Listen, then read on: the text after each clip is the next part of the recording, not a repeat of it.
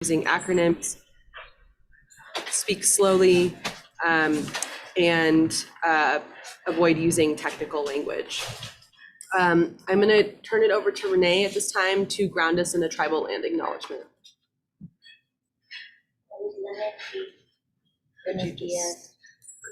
And Renee, could you use a mic?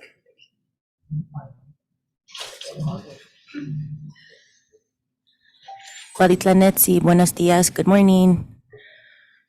Clasokamati ometo, clasokamati atatonatiu, clasokamati tonantinglali, clasokamati abuelitos y abuelitas and all the ones that came before and all the little ones to come. We live on the land of the Ute, the Cheyenne, the Arapaho, the Shoshone, the Kiowa, the Lakota, the Comanche, the Apache, the Navajo, the Chicano, and 48 tribes that still live and travel through this space. May this not be your last land acknowledgement. May this legitimately make you make room for where there has been erasures and trauma. I hope that we were able to hear and learn from those this entire time, and not just in public comment, but last night, in understanding the urgency of protecting our sources of life, our future generations, our connection to the biosphere, and who we're accountable to in reality. I ask that we move with actually living as a good ancestor right now, and understanding that right now we need to have actions in what we do, because enough words have been spoken. We already have heard every data that it takes, and each of us have the ability to do something about it. So as living ancestors right now, honor the lands that you are on, the people that have had to survive to tell you what is up, and do something about it.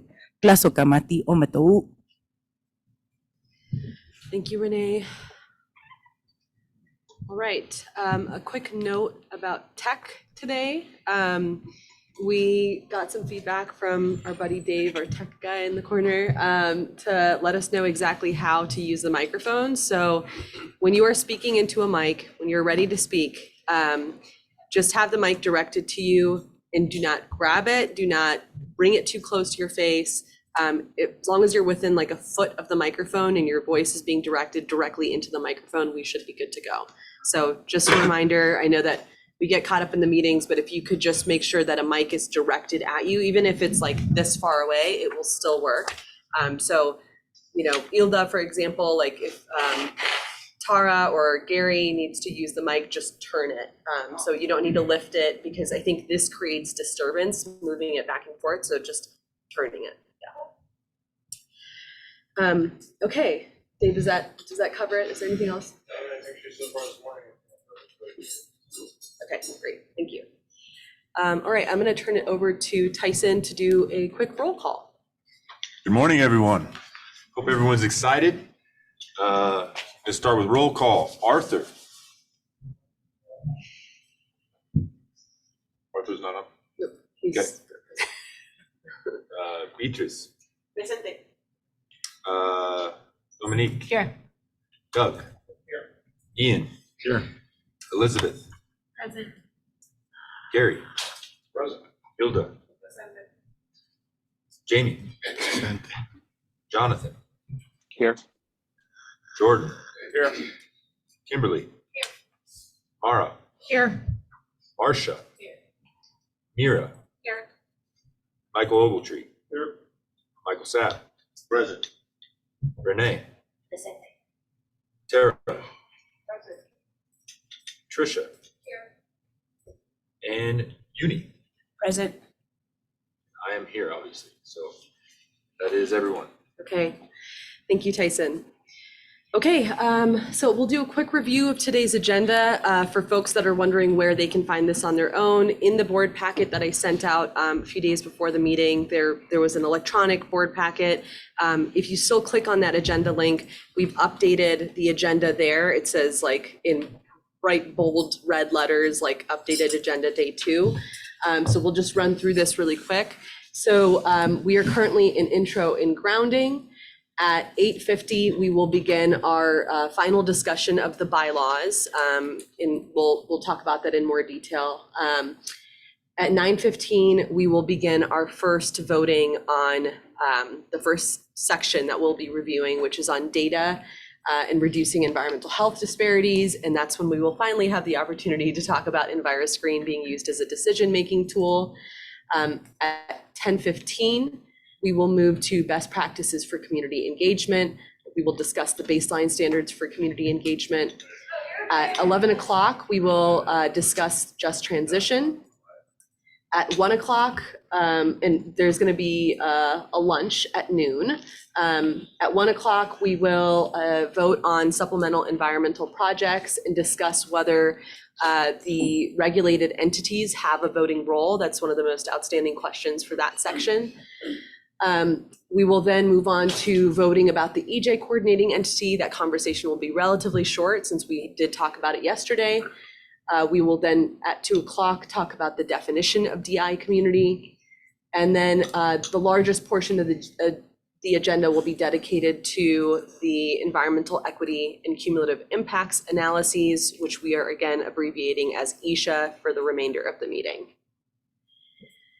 Then at 6 p.m., we will do a final vote on all of the recommendations to adopt them as final. And then we will share with you what us as staff will be doing between now and Monday to really get all the edits in and who we will be sending it to and kind of the plan that we've outlined with the co-chairs. And then we will adjourn. We we welcome you all to stay past 6:30. I think we have some cupcakes and just stuff to celebrate. I brought my speaker today and we'll have a little party. So,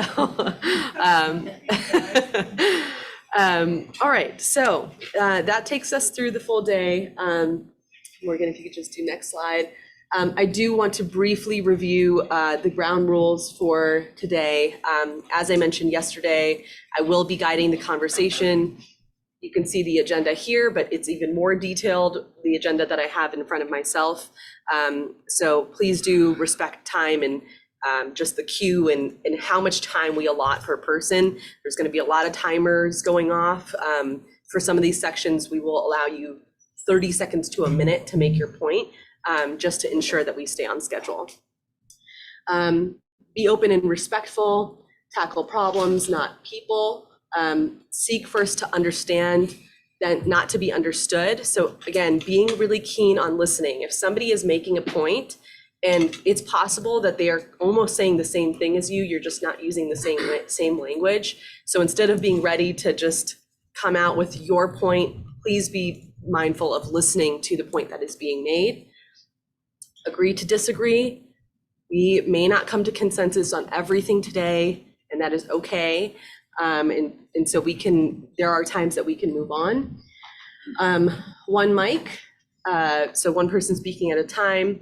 Take space, make space, or the other acronym that I shared yesterday, wait, why am I talking? So I probably will not allow this because there'll be a lot of timers going off, but if you have been talking for a really long time, please take a moment to kind of self-check and ask yourself, do I need to keep reiterating the point that I've already made? Be aware of time, as always. Elmo, enough, let's move on. If somebody feels that, we have belabored a point, feel free to say Elmo. Look ahead, the windshield rule. So we are focusing on the finish line, right? Getting these recommendations finalized. So dwelling on conversations from, April and June, like this is not the space to do that. We need to move forward. Speak from your own experience, and then be present or be elsewhere. On this second to last point, speak from your own experience, I do just want to kind of share a personal note. And Tara, your comments in response during the public comment yesterday really resonated with me, just kind of you sharing your experience as a community member who works for an agency, and just kind of I want to set the tone in this room that we have been working together for the past 11 months, that we've developed a lot of trust with one another, that each one of you has been selected to be on this task force and has a voting role, right? And so I do want folks to be able to feel comfortable expressing their perspective in this room. And I think naturally sometimes there's some polarizing language about agency versus industry versus community folks, but the reality is that there is a lot of overlap, right? That you cannot say that community folks do not work at agencies, because they do. And so I really appreciate you kind of sharing that yesterday, because I think sometimes, there's this kind of stereotype cast that agency folks are a certain way, and just recognizing that there is diversity in this task force in every sense of the word. So I just want folks to kind of come into this meeting with an open mind.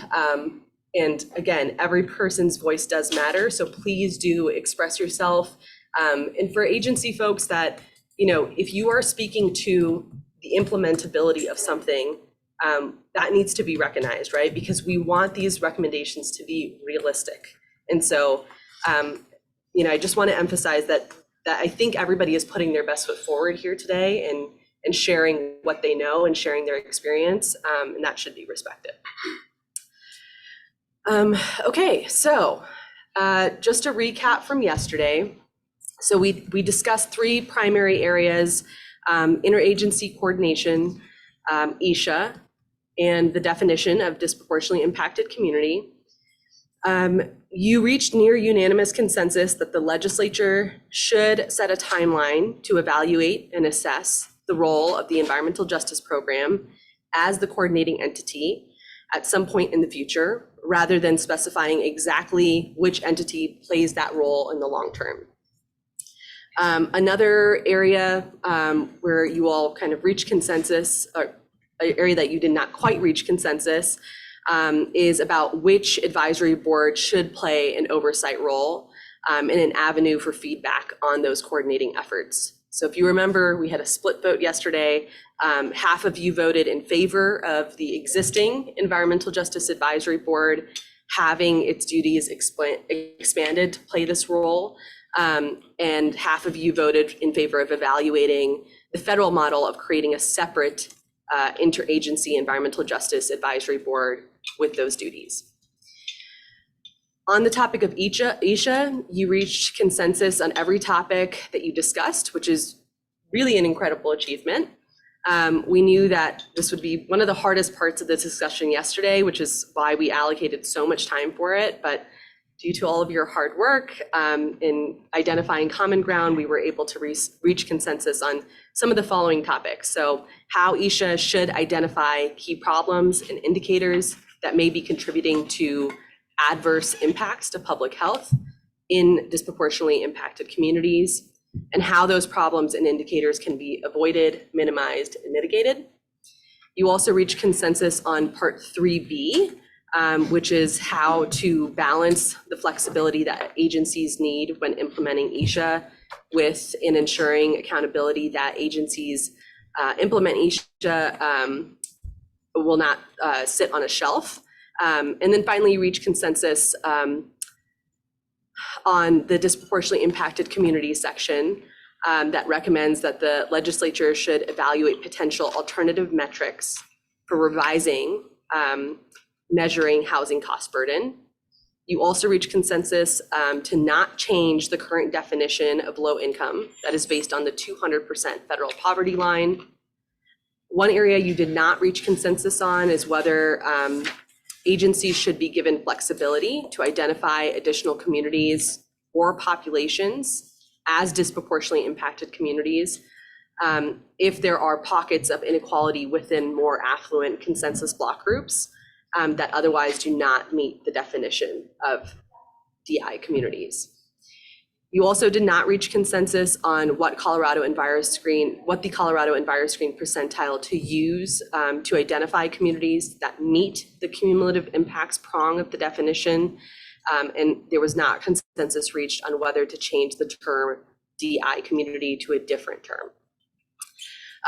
So last night, we as staff, we crafted an updated draft of the recommendations, and it is on the public Google Drive. Joel will be line editing it today.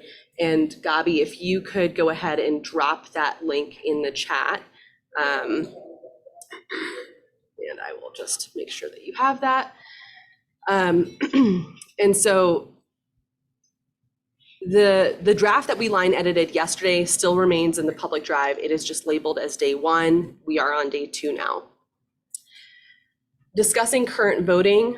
So right now, the way that voting stands is that we have a 2/3 consensus vote. So, and this is members who are present. So there are 21 members present today. that means that 14 people would need to vote for something to go into the final report.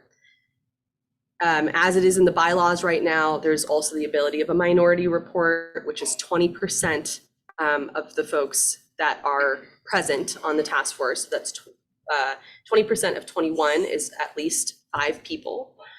And of course, we are allowed to abstain votes. And keeping in mind, when you abstain from a vote, that this changes the denominator. So for example, if there's 21 people here today and let's say 3 people abstain, then that 2/3 majority would need to be of the 18 people that have voted.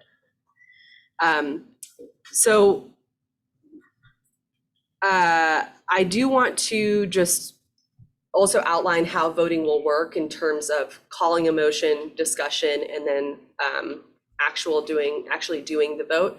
So at a time when we are ready to do voting, and I mentioned this yesterday, while we go through each section, so for example, the data section, just for simplicity's sake, and we don't have to do it this way, but I will kind of look to the chair of that subcommittee to call a motion. And then somebody in the room would need to say, I second the motion. And we need to be crystal clear on what the motion is, right? So I motion to pass Section 1, Part A of the data and reducing environmental health disparities section.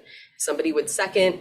If there needs to be any discussion on that, then we can have some discussion. Otherwise, we just move directly to a vote.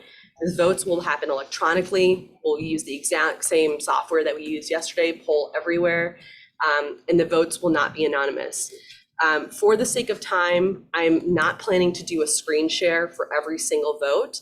If folks really want to see the results up on the screen, I can do that. But between Joel line editing and me doing the polling, it's just going to be, it might just take a lot of time.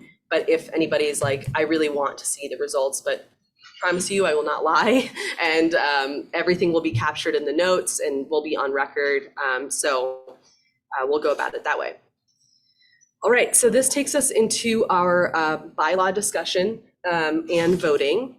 I had a question. Yeah.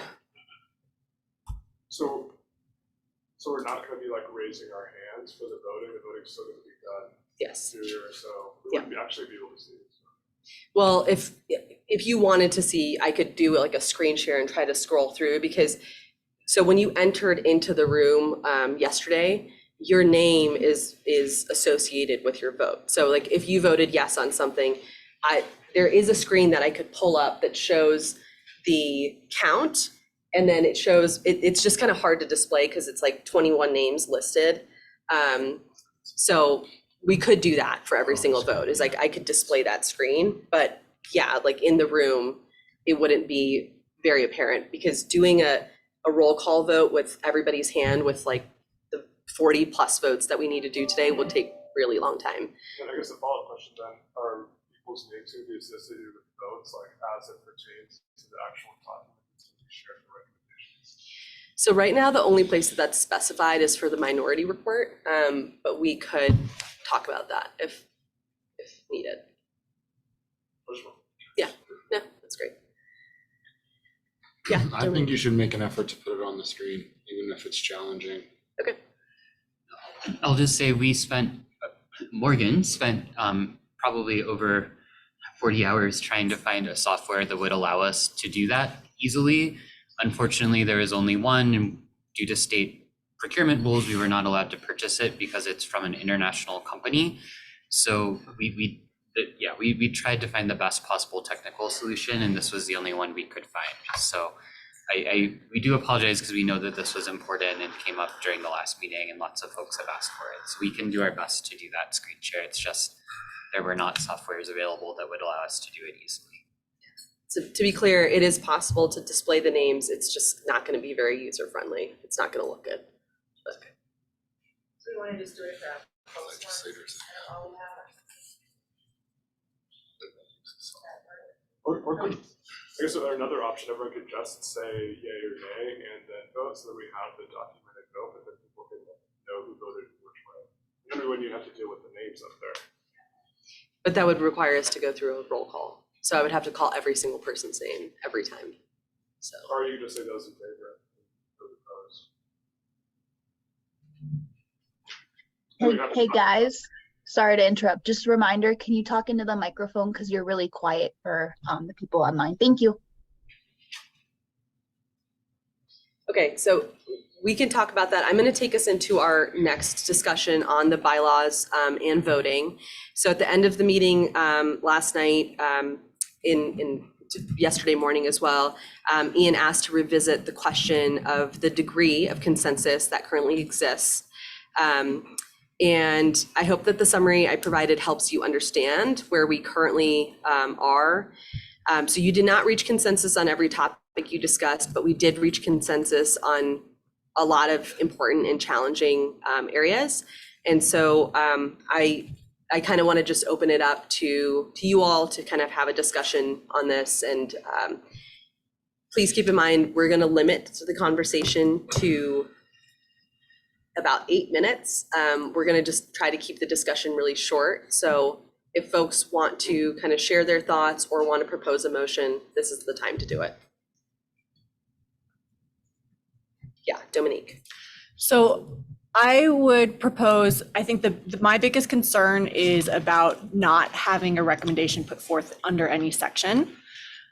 I think that if we, rather than moving to please vote on option 1 or option 2, using the 2/3 majority, if we continue to do these straw polls, I don't think we even need to change the bylaws, but continue to do the straw polls, have a simple majority for the options to get us down to one final set of language using just simple majority. We don't have to get to 2/3 to adopt, option 1 or option 2. That will allow us to then have up or down votes at 2/3. And I guess I feel like, to me, that addresses the biggest concern, which is I would not want to get to a place where we don't make a recommendation under any section. But I feel like with transparent voting at 2/3, there's a lot more pressure on people to find a way that they can get behind a given set of recommendations. So that's just one solution that I to me addresses the biggest concern that I'm hearing and that I share. Stay up all night. From a legal perspective, does that fly? Yeah, I think the idea behind straw polls, we've been doing them all along, is to take a temperature of where folks are in the room. It's not a final vote, just to move the conversation along. So I think as long as you do have that final vote, that's 2/3, and that names are attached to that, you're fine. Okay, and I just want to remind folks that I'm just going to be really clear on who's in the queue, just so we can keep order and move through things quickly. Michael. Yeah, no, I'd agree with Dominique. I mean, in my experience on the Air Quality Control Commission, refining that language so that we do come to a consensus on what that is and is an implementable way to do it. I mean, I think a good example was what happened, yesterday with Mira, where, we had a disagreement on how that language was, but we came to an agreement on the language that met my concerns, as well as Mira's concerns and things going forward. So I agree that I think we can come to a consensus even with the bylaws the way they are right now. And then I guess I'd add that an additional concern I have is if we have, a binary option and, one of those is more or less practical in terms of implementation, and it gets pushed through with a simple majority, it could very well end up in a fiscal note that is so high that even if it went through legislation, wouldn't pass because it's just so expensive to actually do it the way that it was proposed. Oh, good time. Yeah, Ian. I don't think the idea that you're having about whittling down things is a bad idea, but I still want to make clear that doesn't guarantee we're going to get to 2/3. And by the remarks I just heard from Michael, I still feel like we're living in a paradigm of us limiting what is possible because of our experience when things are changing. The legislature's changed, we raised funds that we haven't before, and there's never been a larger national movement with resources to achieve environmental justice than now. So if we get caught up in what we think is impossible because of budgets, that seems unfair at this point to be making recommendations to the legislature. Certainly, we've seen large fiscal notes halt us year after year, but we've overcome them. I don't think it's a place to halt us in recommendations. I am still very fearful, and we heard from the general public, they think a 2/3 threshold is unfair. We can still get past it, but it does not guarantee us that we're going to get a recommendation out of a minority report and into the main one. Yeah, Dominique Victor. So I agree, there's no guarantees, but I just want to say, and I've served on this sort of task force before, that when your name is up there and you are holding back from having a recommendation on a subject, and you know that at least a simple majority has already agreed to it because it got past the options, there is pressure. And that's where you can really get to the, like, what do we need to do to get you here? You know, that's where we find solutions. And there is pressure because you know exactly who you need to convince. So no guarantees, but I do think that will get us very, very, very close. And it would be hard to vote against, everything that we've gone for so far. Thanks, Dominique. Jamie? I just would point out that for me, I would think that there's already pressure based on the public comment we saw yesterday, and yet I don't see that moving folks. And so I don't have a lot of confidence in that pressure moving forward. Yeah, Jordan? I would just say that I actually have a lot of confidence that we will, at the end of the day, we will move all of these recommendations forward with a 2/3 majority vote. I think if we look at the straw polls and what we've taken over time, there's some of these where when I look at it, I prefer one option over the other. That doesn't mean that if the option that I preferred doesn't move forward, that I would vote against the other option. I just preferred one of the two items that we were discussing. And so I think when it comes down to the final vote, I think there really will be broad consensus, if not unanimous consensus, on the vast majority of things that we've discussed. Agreed. Tara, and then Ilda, did you have your hand up? Tara, and then Michael. There is a lot of power. This is the very first preliminary step that we have before we start with the legislature next year. And that's going to be a whole nother challenge that we're going to have to overcome. There's a lot of power walking in to those legislators' offices and saying the majority, 2/3 voted for this to get it through. We need your support to get it past the finish line. So that is a very powerful position to be in. We get this through the legislature, although we are going to have a great legislature to work with next session. Michael? So I just want to respond to Jaime's comment. I'm not suggesting that I'm going to vote against having a majority. I just have concerns that if we do it that way, that it will have unintended consequences on the outcomes. I'm actually planning on voting in favor of switching it to a simple majority. So I would offer that the reasoning, I think, for me, the reasoning to do that is to hear out the public. I still have concerns about unintended consequences from doing that.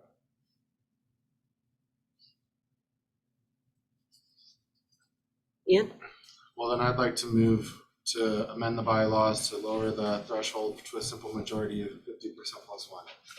Okay.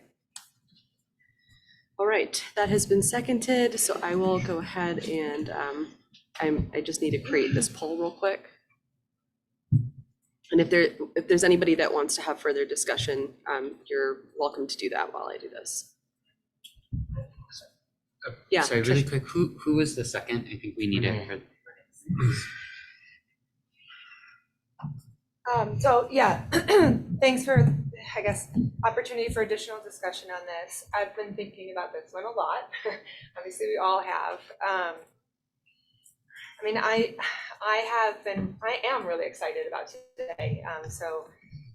Hope that, I think we all are, right? We've come a long way. I think what we have already on the table is pretty extraordinary, and we have an opportunity to be even more extraordinary. I have been all along really in favor of 2/3 consensus, because I think that I want our recommendations to have so much power behind them. And I feel like when they go to the legislature, they're big, they are bold, they're big changes. And here these are ideas, and this is where we need to be, right? right? There is urgency. I feel that urgency, you feel that urgency, it's why we're all here. I also worry that this has become an issue to, if we don't change it, that it's gonna delegitimize the recommendations, and I really don't wanna see that happen. So I think it could be potentially a mistake to do it, but I'd be willing to vote for it because I want them to move forward. I want people to believe in them and to know that this task force is behind environmental justice and improving health disparities and health outcomes in our communities. Thanks, Tricia. Jonathan, Michael, then Uni. And again, if you could keep your comments to under a minute. Sir. Thanks. Sorry, trouble getting off mute. Yeah, I mean, I to keep it short, I echo everything that Tricia just said. I mean, I just worry about this issue taking on a life of the issue of changing the bylaws taking on a life of its own when there's so much value in walking out of here today with a unified report, which I think we're probably going to do. I think Jordan hit it on the head, which is like the few things that, you know, it seemed like we didn't have, you know, clear consensus on, you know, yesterday were things that were like multi-option choices that, you know, I wasn't dug in on. It was just you know, one seemed better than the other, and we've talked about it. And you know, to Dominique's point, I love the idea of that system. So I think where I'm at is, you know, I think. Jonathan, if you could wrap up your point. Sorry, just for sure. I think if we're deadlocked on something at the end of the day, and you know, and there's another motion to you know, cross this bridge at that point, you know, I'd be open to it. But at this point, I think there's just still value in moving forward to try and gain consensus, and just essentially seconding a lot of other points today. So thanks, Jonathan. And again, if folks could keep their comments to under a minute, we'll go Michael, Uni, and then Doug. Question and comment, legal counsel. Let's talk about process precedents and changing bylaws. Michael, you need to speak into a mic. Can you just explain process precedents for changing bylaws last day? Sure. Sorry. It's okay. I mean, I don't think there's anything prohibiting you from changing the bylaws on the last day. I think, you know, if you do that later in the day, it might cause more confusion because some things will have passed by a 2/3 vote, and then later votes would require less than that. So that might be a little confusing. I don't think that necessarily means you couldn't do it, but it would just make it a little bit harder to keep track of. So I don't think there's any reason you couldn't change the bylaws today. No legal reason I can think of, at least. My comment to wrap up, I support Dominique's recommendation. For the record, I'm gonna support the bylaw. I mean, I'm a guy who understands authorizing environment. When I see Western Resource Advocates, Environmental Defense Fund, Conservation Colorado, Sierra Club, they walk in, they comment. If this goes to a minority report, you have legislators that have an environmental justice, like it's a movement to Ann's point. And I know the writing on the wall, so I'm going to support the change because at the end of the day, my name is on it, and I have to have the ability to navigate come to General Assembly. Thank you. Uni? I still have confidence in this group that we will pass, you know, a lot of these recommendations with the 2/3 consensus. So is there a way, I'm going to support, you know, changing the bylaws, let me say that up front. But is there a way that we can still capture the percent of the consensus that we have on the document and still, to Tara's point, use that as we leverage conversations with the legislators? I think that is kind of key to a lot of why we came up with the bylaws the way they were. I think that was a question for staff. So I think the answer, and Emily, please correct us if we're wrong, is yes, we can. Though the bylaws require the final document to reflect who voted and how on the minority report, they don't say what to do in the majority. So there's no reason that we can't just do the document that way and reflect what the vote totals are on each point. So I think seeing a lot of head nods, we don't have to formally vote on that. So the answer is yes, we can include that, probably in the form of like a bracket at the start of each subsection, like we have now, where it says preliminary consensus, just changing it to say, you know, what the percentage and support was in the vote. Thanks. And just a reminder for name pronunciations, Tara is pronounced Tara, Mara is Mara, and Uni is Uni. Okay, Doug. Thank you. I think this is a mistake. I think that we undermine our own credibility. We've been meeting for a year. We've operated under that whole entire year under the idea that we were going to try to work together and come to consensus. There are things that we haven't been able to agree on, but there's also several things in here that I'm ready to move on in order to get to consensus. If we do this, the legislature is going to know about it. How is it going to look when we say that we operated for a year under our bylaws that said we wanted to reach consensus, and at the very last minute, we changed that and said that only a simple majority? That's not going to look good to them. It's going to look like something is wrong, something is amiss. So I would encourage you to oppose this motion. Thank you, Doug. Renee, then Tyson, then Beatriz. I think it's because we've come together for these 11 months that we honestly need to risk it. And we need to be concerned about the legislator, of course, because we're trying to pass these, but we need to be more concerned about community that's already spoken with us about how important this is. We are already outvoted as environmental justice spaces in this space. We need to be mindful, incredibly cautious about how we project to community if we end up being stuck, all the EJs stuck in a minority report and industry is able to pass the majority of this. I'm concerned about that because, again, as Indigenous communities, we've been in councils, we've been in committees, we've been outvoted many times before. So this is incredibly important that if you're gonna actually start movements to move in your own accord and be able to support a simple majority to put your name behind that, when you look at community, you can say you did everything you could, not just the legislators. Thank you, Renee. Tyson? Yes, my thoughts on this are the fact that we are, in my mind, 95% there to this point through the voting that we've done. My concerns are, will changing this cause us to be going back on everything that we've already come to consensus on? And are we unraveling all of the hard work that has been done to get to this point where we find real solutions that are workable? Are we going to go back to editing things that we've already come to consensus on? Those are the concerns that I have in moving backwards rather than forwards. I feel like right now we are on mile 23 of a marathon, and we're going, you know what, let's just cut it to a 15-mile marathon. We've already ran that extra 8 miles. I feel like we need to finish this. And the more we talk about this, I feel the more it damages the integrity of the hard work that every single person in this room has done. Thank you, Tyson. It's got to be, we got to complete this. We got to cross the finish line.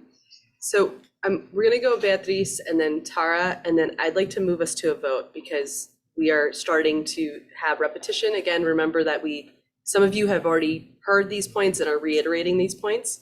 So I think it is time that we need to move to a vote. So Beatriz and Tara, and then I'm gonna move us to a vote. I was gonna say something really quickly, that credibility goes in two directions. We have an opportunity today to have credibility with community, and that is the most important audience. Yes, the legislature is important, and we will do everything to bring them forward with us along this process. But the biggest audience that we need to build credibility with is community. I actually have a question just because I'm so new to the task force. How many items are in the minority report that this would affect with a simple majority vote?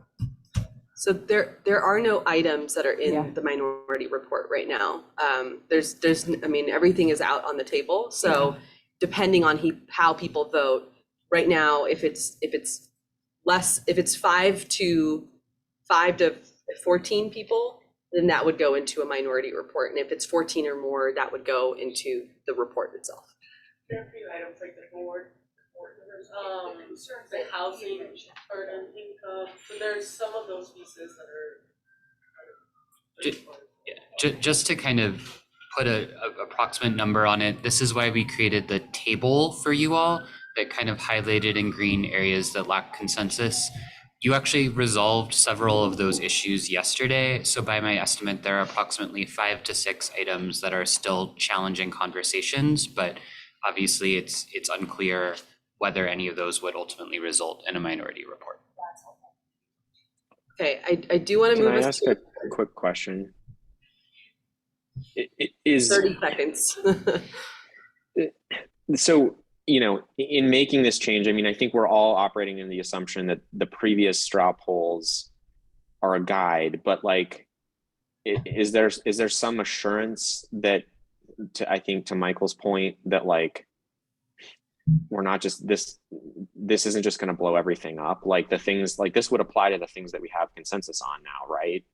Too, not just the things that we don't have consensus on, even though I think our hope and what we're hoping to trust in our fellow task force members is that if this goes forward, it would only apply to the things that there isn't consensus on, that we're not going to start renegotiating language and then have votes on things that we've already largely gained consensus on.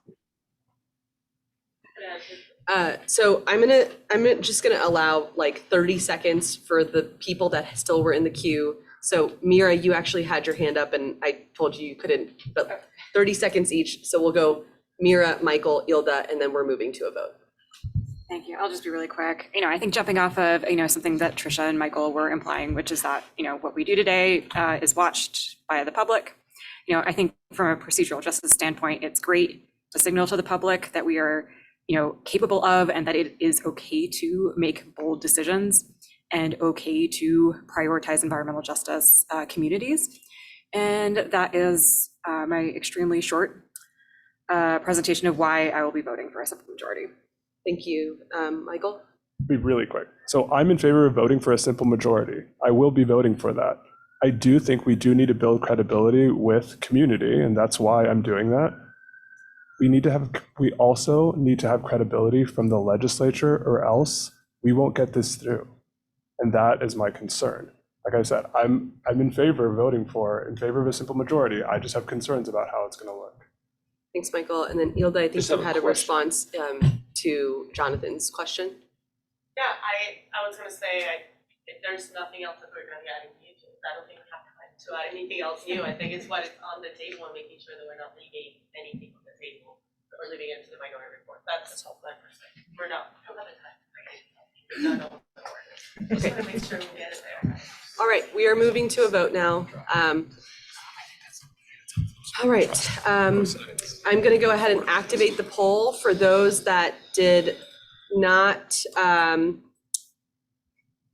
think everybody has the email, but it's the same polling mechanism that we used yesterday. Poll everywhere.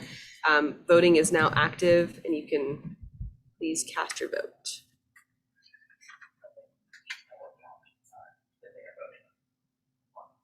Oh, yes. So the motion on the table is to amend the bylaws to a simple majority, which is 51%. And there's the ability, yes, no, and abstain.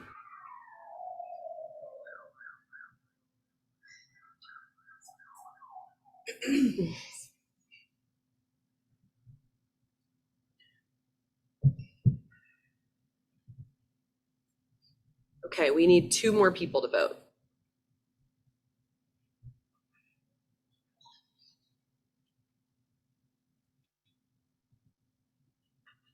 One more person that we are waiting on to vote.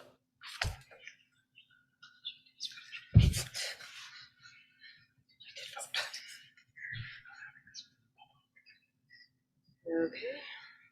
Let's see here. All right.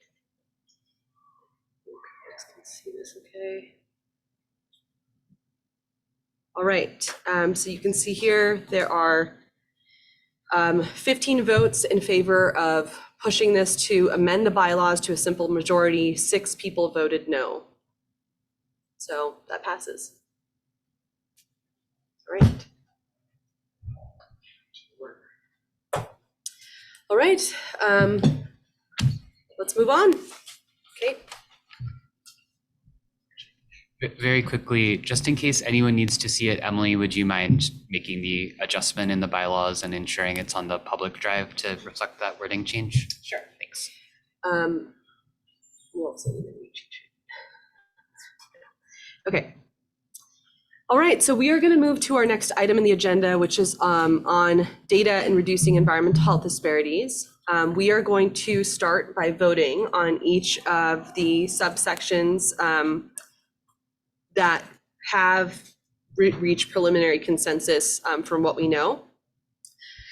So Uni, since you are the chair of this subcommittee, I want to kind of just open it up to you to propose a motion on any of the sections that we were going to go through. So the areas that did reach consensus were sections A, B, D, E, F, and G. And so we will be first voting on section A, and I'm trying to get a page number for you.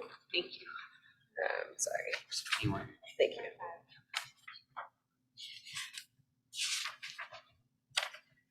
Okay, so this is page 20, if you're looking at the clean version, and this is the version that's also in your board packet, your physical board packet. So page 20, this is section A, data in reducing environmental health disparities. The section A is on measurable goals for eliminating environmental health disparities. So would anybody like to call a motion?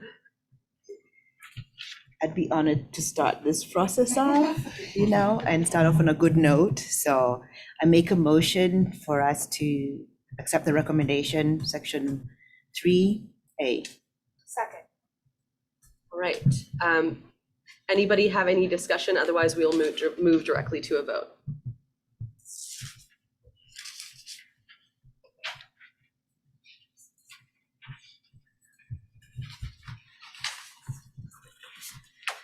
All right, let me get this launched.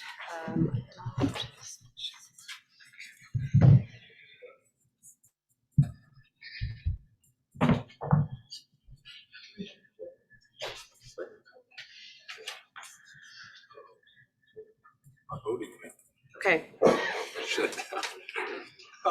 Sorry. So these straw polls are going to be very concise. I am not hearing any discussion on this section, so we are going to go ahead and move to a vote. And again, the motion on the table is to adopt section 3A, which is starting on page 20 of your board book, of your recommendations in your board book. That poll is now active.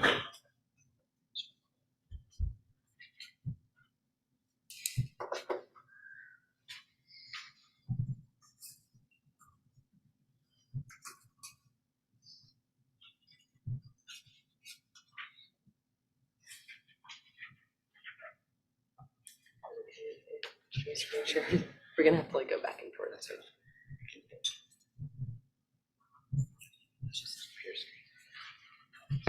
Yeah.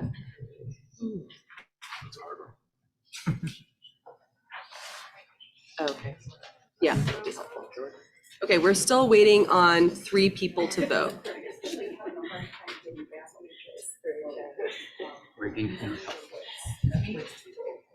Anyone else having tech issues in the room?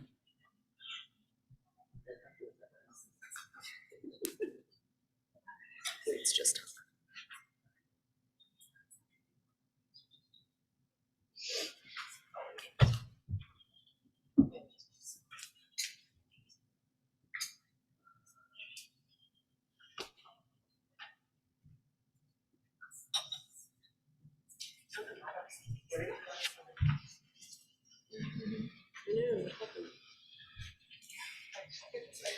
All right, this passed unanimously, 21 folks in favor. So thank you all, and that has passed. So we will move on to section B.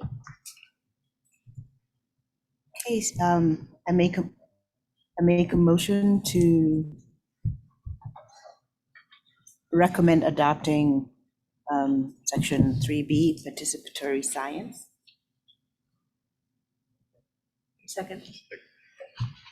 Now that there's a vote in a second for discussion, this is one of the sections where a task force member proposed an edit. So I'd like to turn it over to Michael to discuss his proposed edit for you all to discuss. It is the one that is on the screen. This is also in your red line that you received. And I'd actually like to amend it one step further and just to add freely available to the public and state agencies.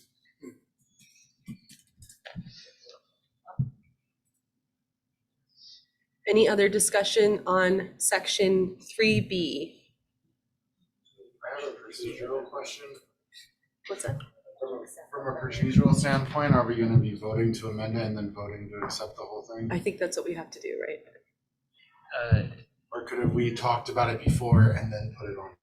So I think forward? Muni's motion is on the table to Yes. adopt it.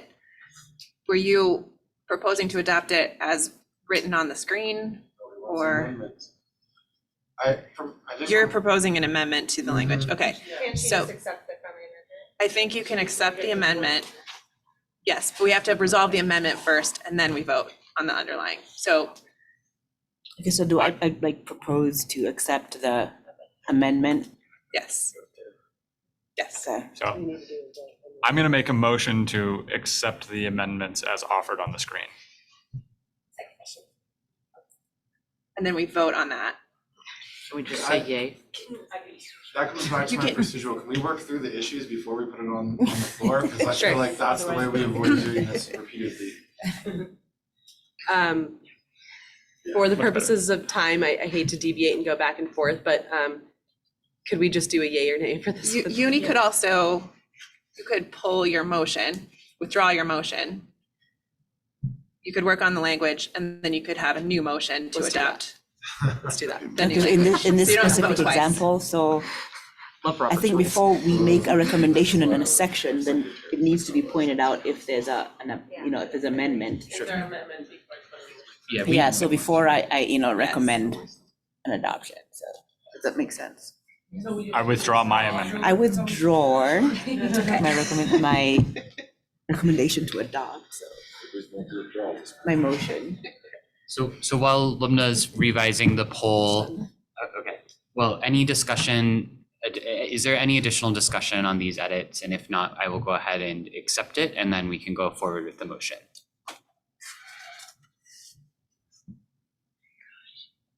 I'll just read it out loud for folks in the back. Projects funded with public funds should result in the data being made immediately and freely available to the public and state agencies.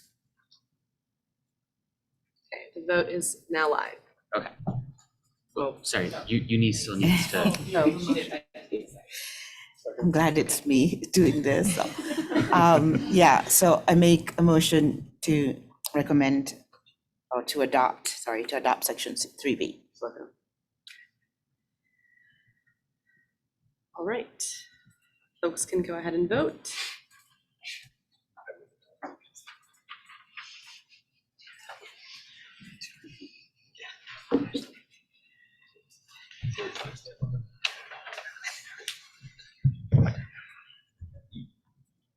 I need you to remind me how to display the number.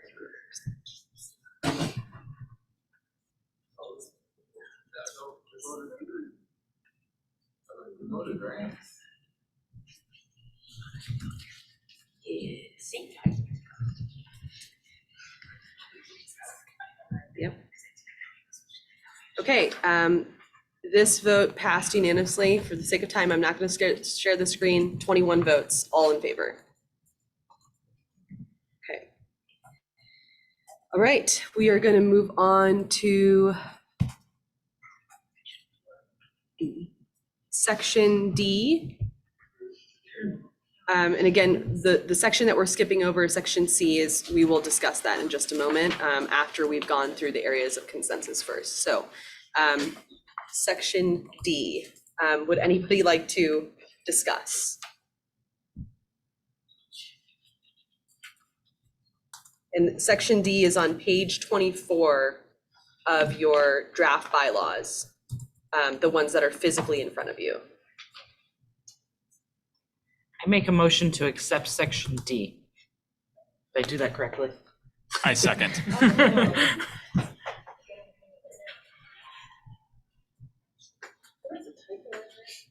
Oh, no. Can you tell us, Marcia? We as staff will go through and fix any typos, but if you would like to let me know, that would be very helpful and look.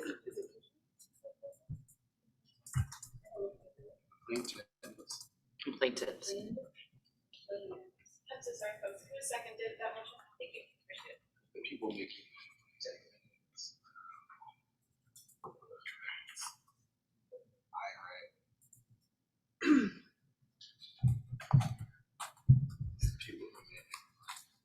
Any, if folks want to direct us to where exactly on the page we should be looking, otherwise we'll move to a vote.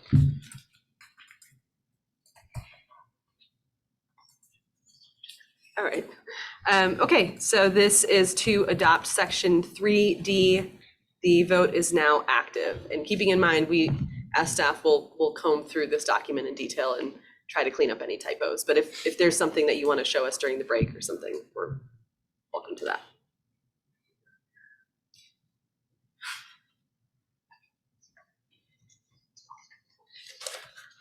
Waiting on 5 people to vote.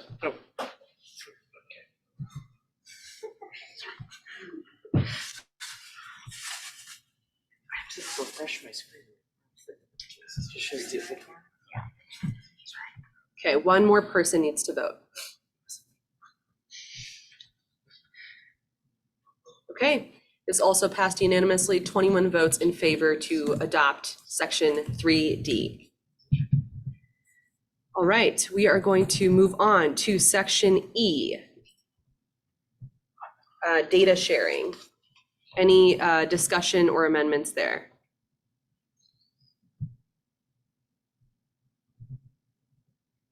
I make a motion to adopt 3E. Second.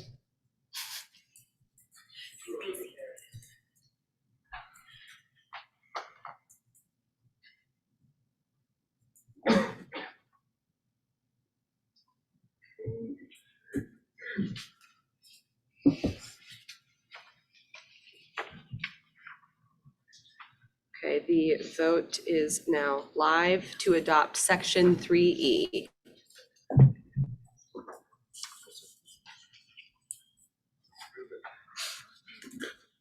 Yeah. Feels good. We're all smiling now. Yes, this is why we wanted to do areas of consensus first. So easy. I feel like it should go back and forth. We do consensus and then do something and then back to consensus again. We all get happy. Exactly. Still waiting on 2 votes.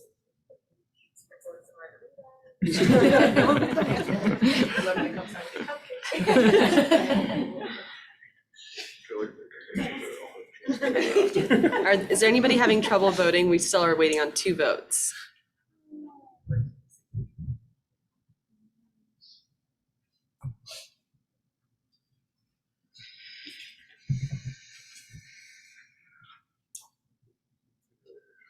right. Yeah.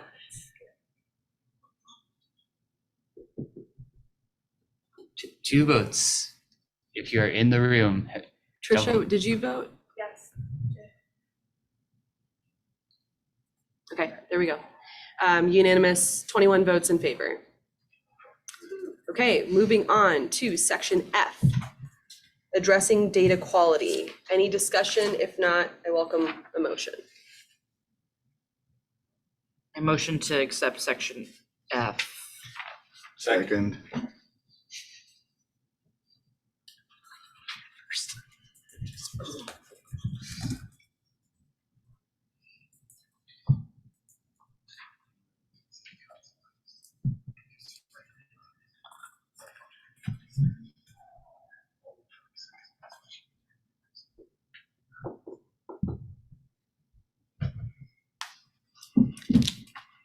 Okay, this poll is now live to adopt section 3F, addressing data quality.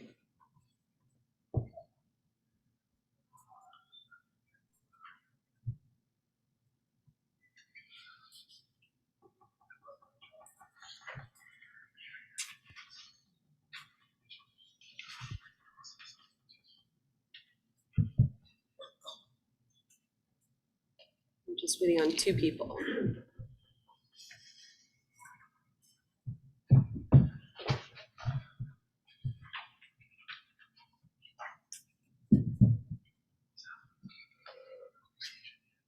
One more person needs to vote.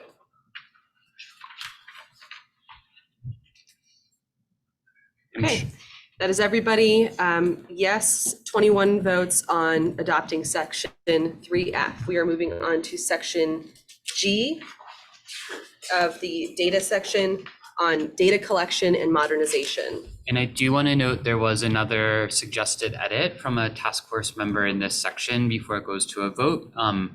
Marcia, I don't know if you want to say anything about this, but the original language did suggest funding CDOT's policy directive 1610. As I understand it from your edit, that has now been funded, so it no longer needs to be a recommendation. But any further discussion you'd like to provide on that?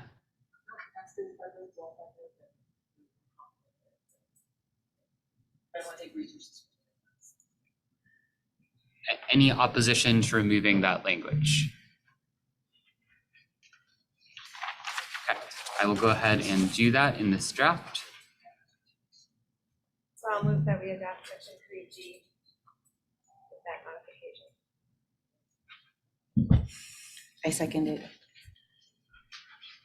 Okay, the poll is now active to adopt section 3G.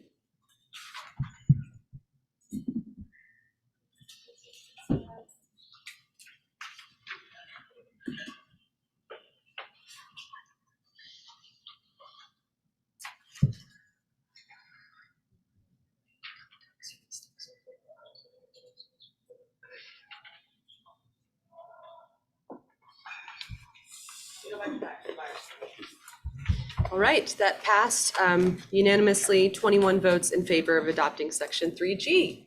Woohoo! Okay, we are going to move on to our discussion portion of the data and reducing environmental health disparities. And the first section that we are going to begin reviewing is section C. This is a discussion on whether Colorado EnviroScreen should be used as a decision-making tool for the data in the disproportionately impacted community section. I'll turn it over to Joel. Sure, and so during this discussion, we'll be going over edits that were proposed by Uni and Kimberly. We as staff talked it over with each of them, and they both provided very similar edits in both this section, the data section 3C, as well as in the definition of disproportionately impacted community section that we saw last night. If you remember, we said we're not going to talk about that today, we're going to talk about it in the morning. Although there are numerous edits, they're all made by both Uni and Kimberly. They are all getting at the same question. And that question is whether Colorado EnviroScreen should be used as a decision-making tool or whether it should be used as a screening tool. So instead of having to go through for every single edit in each section and kind of discuss each word line by line, what we would propose as staff is that you all do some sort of straw poll, essentially, or potentially a formal vote on that question of whether EnviroScreen is a decision-making tool or a screening tool.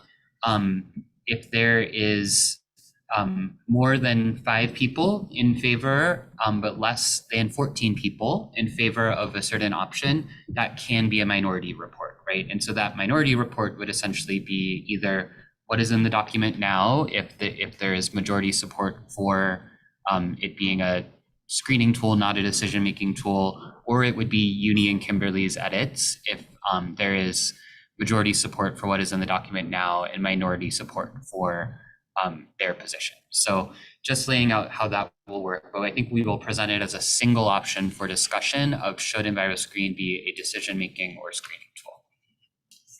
Can I ask a question before we move on to discussion? Just turn the mic on. What is the difference between decision-making and screening? I would love to like really understand each of them before we get into discussion. I don't know if Uni or Kimberly would like to provide their view on it. I would hate to kind of put words in either of their mouths, but. I think I would start by looking at the name of the tool. It's a screen tool, which means it gives you an idea of where to start looking. If it's used as a decision-making tool, there's some kind of finality attached to whatever comes out of it, versus going through this tiered approach of way of looking at different things. And yesterday we had a long discussion about embedded communities and something like that. I'm afraid that if you use it as a decision tool, then you don't have the opportunity to go back and have that second look to understand the community a little bit better. And so I just want it to be used for what it was designed to, because number one, the data that goes into it is not very, some of it is not very robust data. And so that puts it at that level again of uncertainty.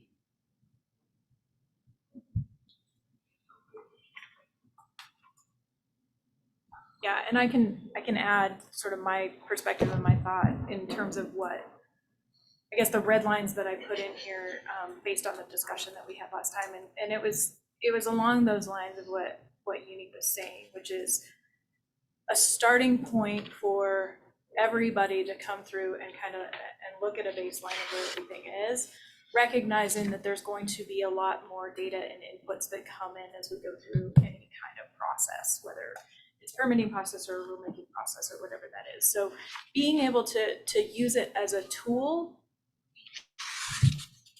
to start kind of a review versus sort of starting at a point and then that's going to drive a decision, like moving forward before you do the full-on analysis. And so I was looking at it as more of like a pre-screen tool, I guess, if you wanted to say decision at that pre-screen point, but not sort of a final kind of this is where we're going to make a decision from, if that makes sense. The other piece that I had, and I wanted to talk about it a little bit, and this is just more of dealing with regulations a lot, is there, you know, we have in there that we're talking about incorporating it into regulation. Sorry, can you not hear me? Okay, and incorporating into regulation. And so I had a concern that if the tool is incorporated by reference into regulation, then it's a point in time into that regulation. And then what does that look like moving forward for updates and things like that? And my experiences with CDPHE and COGCC, and so what does that incorporation by reference mean? Because then that's a decision-making tool if it's incorporated by reference to the agency, in my mind. I don't think that's. Thanks. We'll go Trisha and then Kelly. And likely not, yeah. All right, can you hear me now online? Okay, thanks. So I would start by saying that I think EnviroScreen is the best tool around. There are a lot of tools being built in the country, and I think our tool is outstanding. There are 37 indicators in it. There are pieces of it that are built specifically about how to represent Colorado communities and what they're experiencing here. The process for its development and deciding the indicators and how they'd be applied was incredibly robust in terms of community input, having PhDs and toxicologists involved. And I see the risk of adding language or removing language that would not allow it to be used as a decision-making tool. I think that would make it harder for an agency to make permitting or rulemaking decisions that protect community. So I would not be comfortable with these changes. I think that it would leave us in a position where, I mean, EnviroScreen would allow us to be making our decisions based on a lot of data. I mean, you guys have all seen how we're able to use this tool in a number of ways. And if we are not able to rely on data, then agencies are having to make their decisions based on not on data. And I think that we are moving towards data-driven decision-making. And so I think it's really important that the language stay as is. Thanks, Tricia. Kelly? Yeah, thank you. With the incorporation by reference, I'm fine with the sentence being removed. I think we're okay with that if it's confusing. I'm not a lawyer, but my understanding is, in our rules, we will reference a statute, we will reference an electrical code or a CDPHE process or something like that. We have had people raise, we're going to have to figure out the version control side of that if we do. And we have not, the commissioners have not made any decisions on that point on how they're going to do it. So, that sentence could be kept in or it could be removed. I think other rules or decisions would define how the tool is actually used. It'd be more about referencing the right tool. I guess the only other thing I would say, and I won't take too long, but I think the commission may want to use EnviroScreen in thinking about things. I can't think of a situation in which I think it would be the only thing that we would use.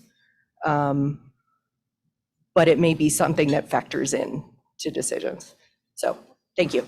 So very quickly, it seems like maybe there's some agreement to remove this sentence specifically about incorporation by reference, which is, it is a good example of the specificity trap. I don't even remember when this discussion happened, but at some point, there is an example of kind of like a use of EnviroScreen that by the Public Utility Commission. So kind of separate from this overall discussion, are folks okay with just removing that sentence to just avoid confusion about incorporation by reference?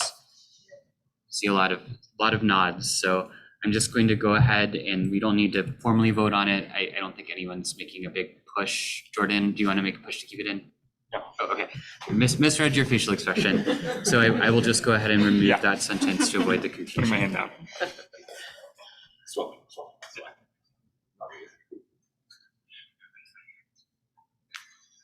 And Joel, if I can just follow up,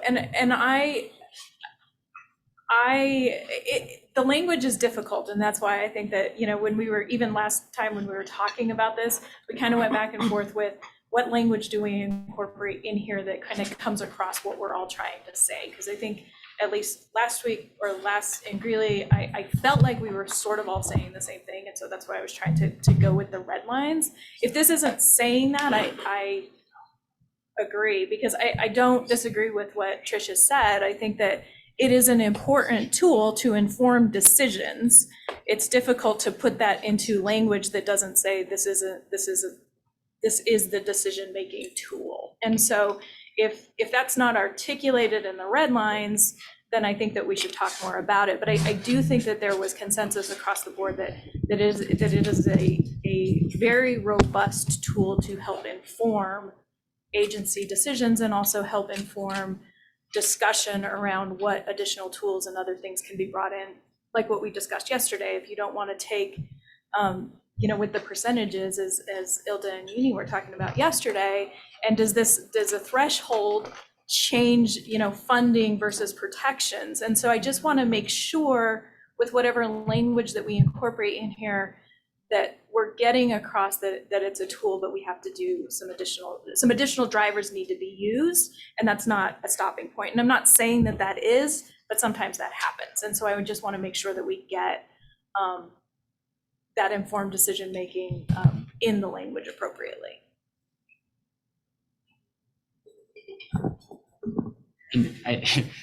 So this actually gets, it's totally fine to go into the weeds on the language. So Kimberly, I think this actually gets to sort of the distinction between the edits you proposed and the edits that Uni proposed. So maybe we can let Uni go ahead.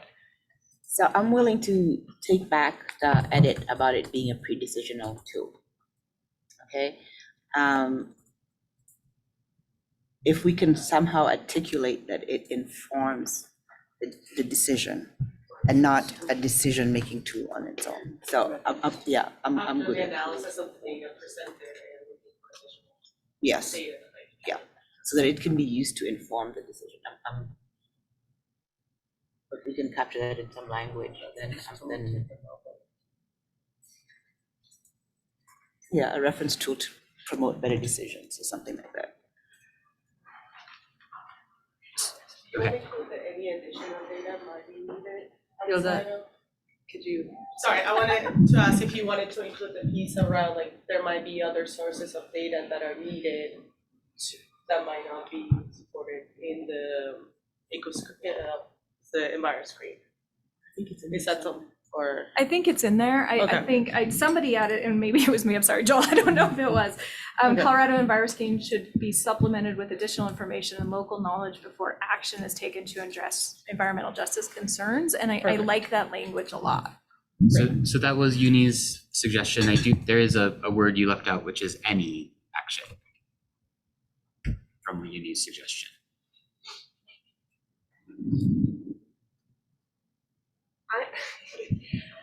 I'm trying to be solution oriented. I feel like this is still gonna make it harder for agencies to take actions to protect community. I agree that with Kelly that I can't imagine a scenario where we ever use just one tool at the end and we wouldn't listen to community input or local government input. Of course we will, but I don't feel like that is what is being said here. Thanks, Trisha. We'll go Tara and then Renee. So what if we And took Tara, if you Oh, could just yeah. bring the mic over. There you go. Free to move it. What if we took out before any action is taken and we just, with additional information and local knowledge to address environmental justice concerns? That also addresses some of the comments we heard last night about local communities having other tools that we might not have already created. I wonder if that would help. Trisha, what do you think about that? Yeah, or even just, like ending the sentence here. Yeah. Seeing some nods. I will go ahead and do that unless Kimberly or Uni, you would prefer to kind of include that as part of an overall package if this goes for a vote. I'm okay with that change. I think it gets it to the point I was trying to make. Renee? Can I add anything in there for qualitative data? Similar to for local knowledge and qualitative data, like legitimately recognizing qualitative data as a form of context to also expand in that space. And then, Sorry, I keep forgetting. Can I Sorry. briefly respond? Well, I would note, so as staff, I would say, if you care for our opinion, we would support that. We are in fact supplementing EnviroScreen with qualitative data. So we've been building in story maps for different disproportionately impacted communities around the state, including one here in Pueblo, that actually use qualitative data to tell the story of a community and what makes it strong, not just, why does it have a higher score? So that is actually something that is already happening, if that matters to anyone for the wording. Thank you. Yes, that goes directly for DIC and Indigenous communities. And then just to ask, can we add or enhance that space? A tool for reference to expand context for decision makers. Because then it puts it on the decision makers, but it also is highlighting how this is just a tool for reference to expand that context. Renee, where would you suggest adding that language? At the last sentence you were at, not this one, but it was like right before that. Sorry. When we were talking about how do we acknowledge it as a tool, it's a tool for reference to expand that context for the decision makers themselves. That way you're not just focusing that it's gonna have an outcome necessarily, the decision makers are doing that. I think that again, it's a little confusing. Sometimes Sorry, it's in different sections. So a tool for reference to inform agency decision makers.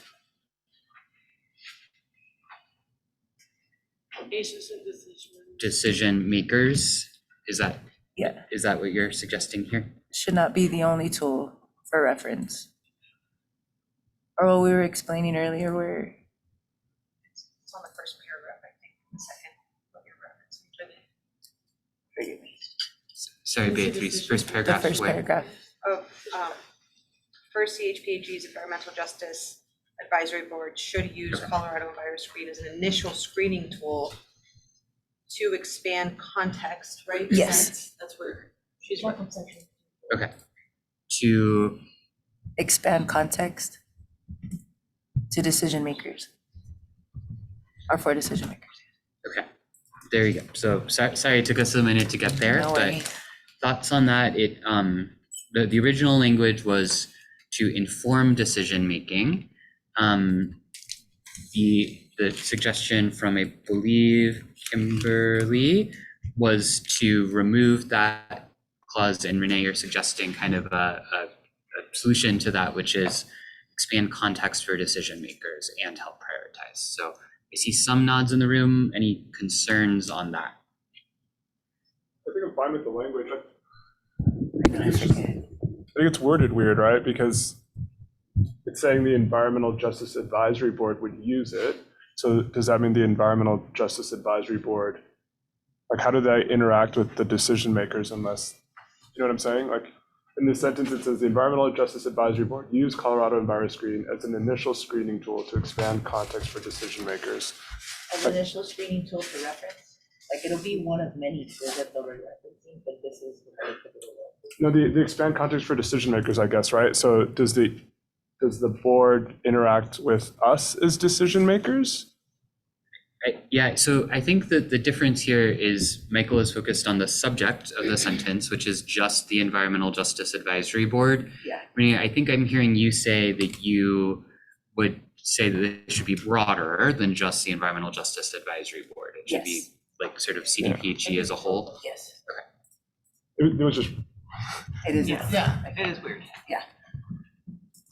Sorry, that's why I got left behind. I was trying to reword it.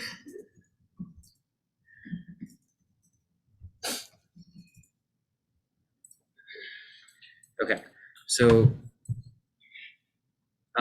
if we do that, then I think we can tell me if I'm wrong, room, but I think we're getting close to consensus here, which is good. So we have this sort of opening paragraph that discusses or sentence that discusses the appropriate use, and then a more specific sentence that provides instructions to the advisory board to do what it is in fact already doing, which is using EnviroScreen. Actually, we don't need screening tool twice, to help prioritize where to allocate grant funding, which is what the advisory board is doing. Any concerns? Does that kind of reach consensus there? Well, to be clear, then we'd be keeping the informed decision-making throughout, right? Oh, yeah, that's a good, so, okay. And informed decision making. And in the part below where it struck out, I mean, and all throughout where it struck out, we would be restoring that.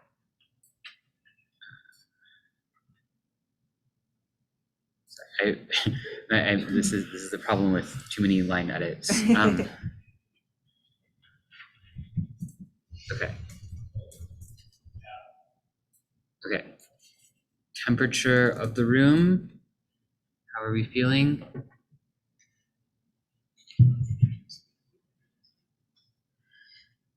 Trisha, I just want to make sure, so in that, when you say second in that paragraph, then we would restore when using the tool for decision-making. then Yeah, Okay. and I you think all restored- throughout in all of the Yeah. paragraphs, yeah. Yeah. So and to be clear, we don't have to reach consensus. We can take a vote on that matter too. But yeah, that's kind of the topic on the table. So I guess I would put it back to Kimberly and Uni. Do you want to go to a vote on kind of the suite of edits, basically, or are you kind of more comfortable with the discussions we've had? I'm comfortable with the discussions we've had. Yeah, I'm comfortable with the discussions we've had too. The only thing I would say is, so in the next strikeout says we're using the tool for decision making. I guess the question I have is it the same language that you put up top when using the tool to inform decision making? I think we can. So I've and seen that's just a some- yeah. question to the room.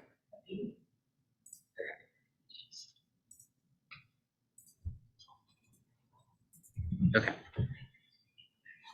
Great, so I think I'm gonna just go ahead and accept that edit.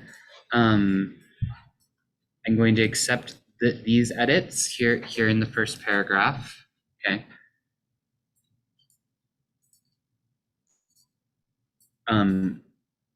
So then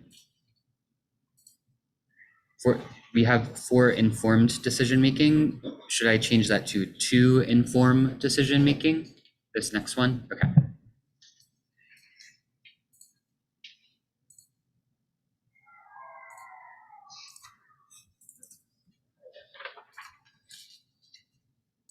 Okay. We'll be having just as much fun at 6:30. I think I will go ahead and accept Renee's qualitative data. Okay. So, and then I know this is actually going into the definition section, but it would be great to kind of resolve this all together. So let's go ahead and go down there. So Which page? sorry, the page numbers are different in the draft that we have here. So give Lubna a moment to get the paper.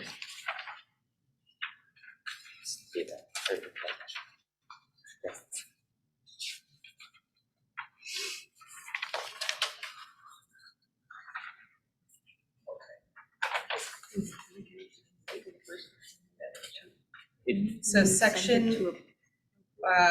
Joel is in section 4, definition of disproportionately impacted community on page 28, which is section C, right? Yeah, section C. In your paper draft, it's the paragraph that splits pages 28 to 29. It's the paragraph that starts with the definition should also include quantified thresholds at the bottom of page 28. So I think that language, and it should not be the only tool to inform agency decisions, is problematic because it could be the only tool. What we have been talking about is that it informs decision-making with information from the public and qualitative information and things, but that's different than saying that we have to have multiple tools to inform our decision-making. Kimberly, this is your edit. Would you be comfortable with maybe, Tricia, am I hearing that you would want maybe only source of information, or Sure. would that work for you, Kimberly? So it's not, yeah, so does that resolve the, okay. Any objections to changing that clause to, and it should not be the only source of information to inform agency decisions? Okay. I will go ahead and resolve that. Okay. Then the next edit is Kimberly's as the primary tool. So adding as the primary tool. So this sentence says the task force recognizes the challenges with using EnviroScreen to make decisions in rural areas where census block groups are very large. Sorry, interpreters, I read that very quickly. I'll pause. Kimberly suggested edit is adding as the primary tool in that sentence. Kimberly, can you maybe explain that addition? I'm trying to think back.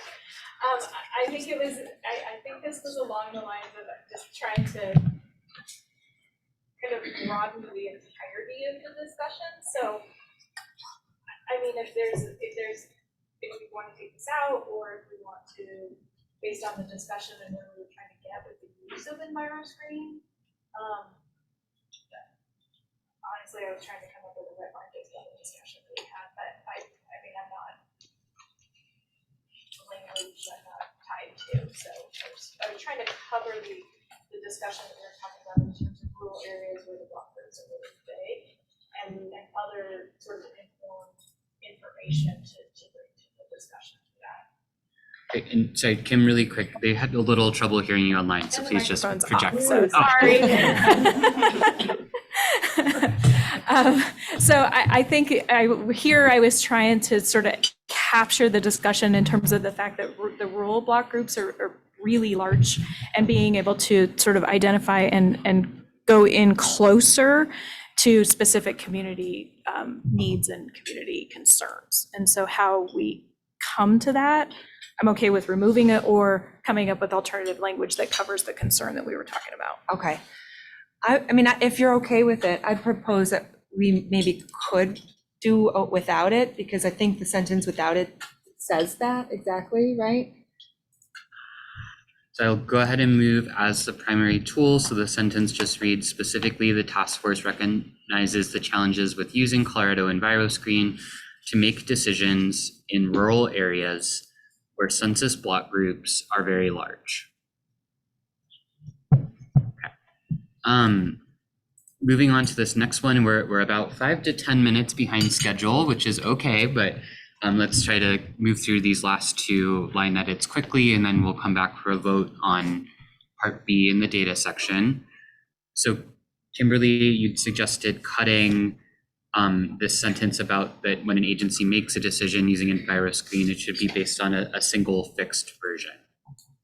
And I'll note that I believe, just from memory, that language was added at Robin Willie's request when she was on the task force because of the sort of concerns about regulatory certainty, and agencies need to sort of use one version. So if EnviroScreen changes at some point in the future, we would maintain an archive of the older versions so that an agency had used that version, they would be able to sort of go back and reference the older version. So that's background context where that sentence came from. And Joel, I think I was looking at this with reference to that we were incorporating by reference, and so the incorporation by reference. So I was kind of along the same lines as Robin. So I think since we removed that, I mean, I'm okay with removing my striker. I'd look to the agency folks to what helps them and what doesn't. Yeah, no, from a regulatory perspective, I would suggest keeping that. So we will leave that one in, and it was originally paired with the confusing language on incorporation by reference. Okay, so final one is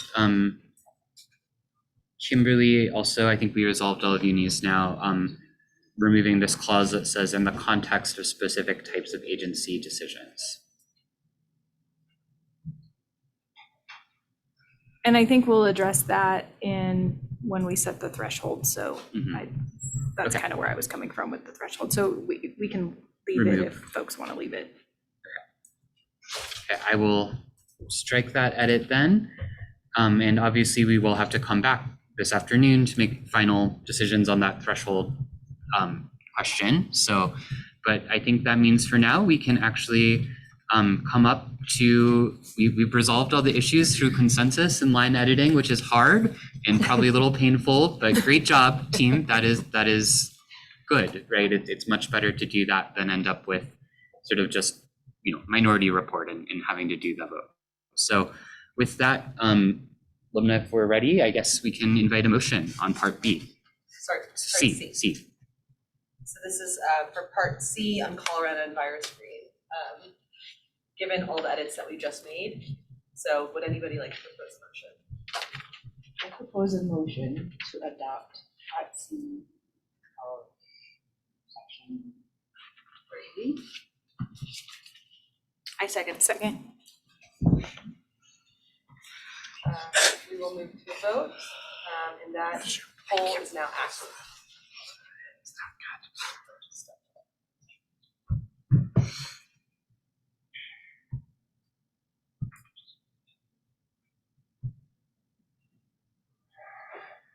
I think Ilda just stepped out and we can ask for her vote, but that is 20 votes in favor, yes, so that passes.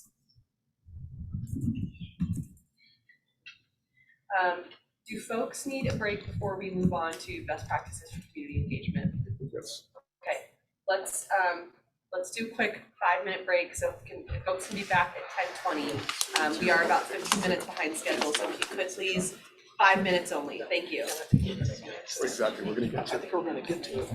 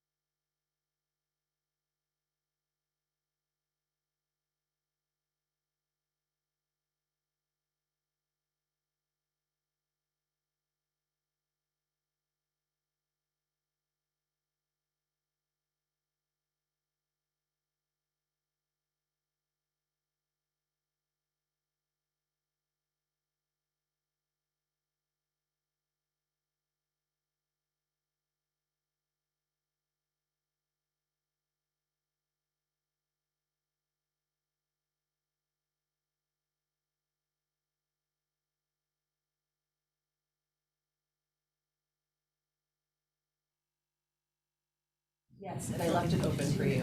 Okay. So that you're. It's a, yeah. You love the arm Thank you. I can go now. Sorry, I was.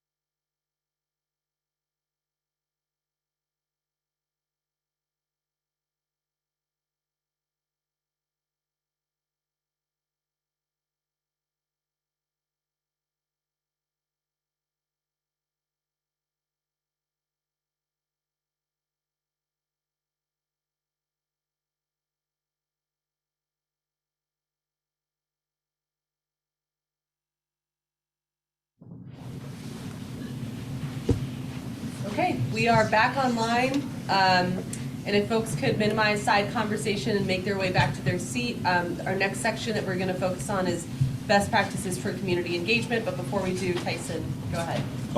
I'm a big fan of celebrating small victories, and I do want to just give a big shout out to Uni and her subcommittee for the work that they did on that Section 3.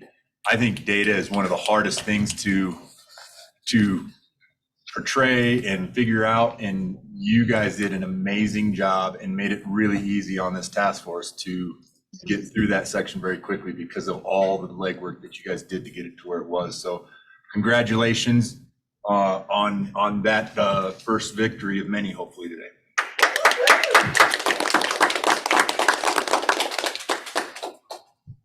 Thanks, Tyson. Yes, I think it's really important to celebrate the small wins, and that actually was not a small win. That was a pretty big one. So thanks for lifting that up.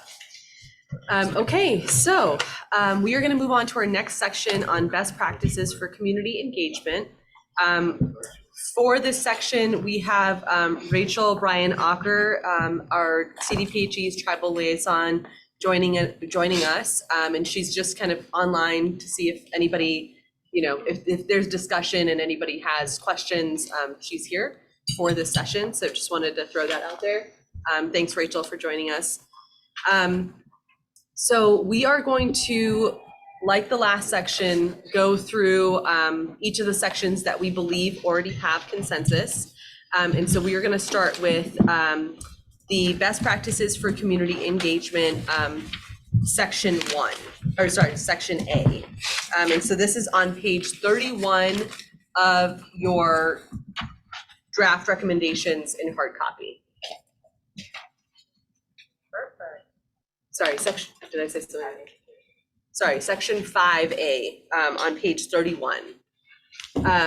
And so Ilda, as the chair of this subcommittee, if you would like to propose motions moving forward, I mean, really anybody could do it, but if you would like to, in the areas that we're going to vote on for this are sections A, C, and then we'll go through every section of section D.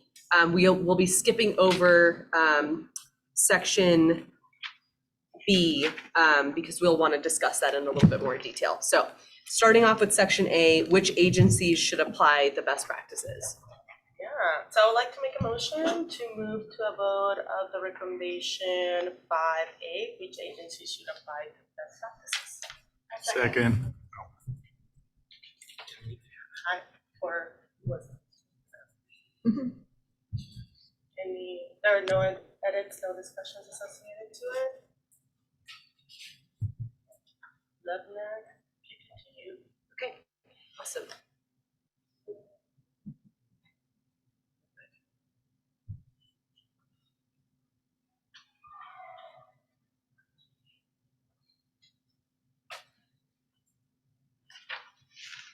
All right, if folks are in the polling software to adopt section 5A, this is now live and you can vote.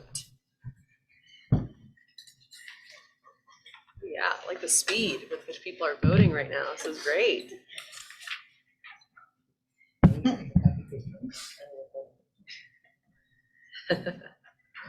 Oh, good.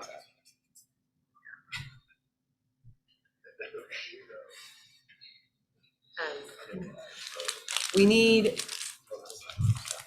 yeah, but, oh, there we go, okay. All right, so that is 20 votes in favor, yes. There's one member missing, and I'll try to keep the poll active until we start the next one. Okay, so we are moving on to section C, skipping over B because we will discuss that in more detail.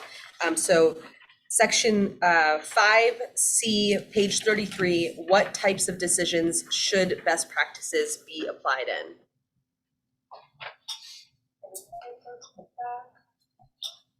If not, I would like to make a motion to move to a vote of recommendation 5C. What types of decisions should best practices be applied? Second.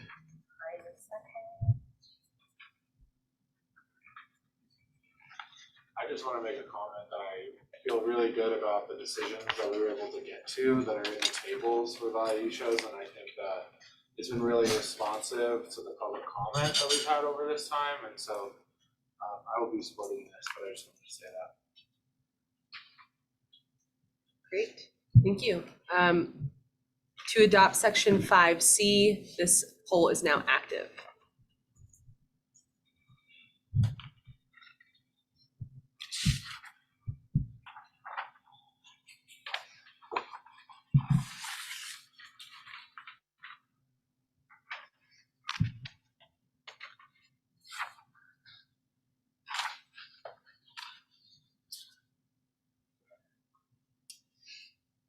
We're waiting on one more person to vote.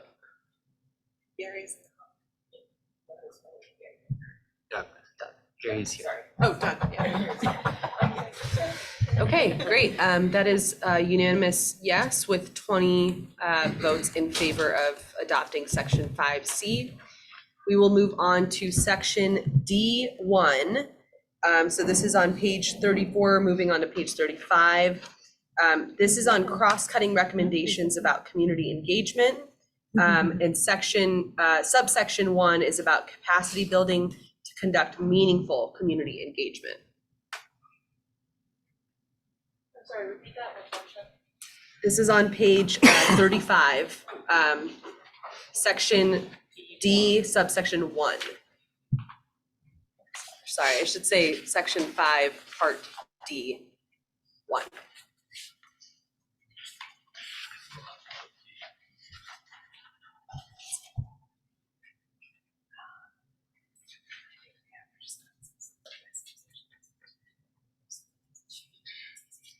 I make a motion to accept section D1. Second.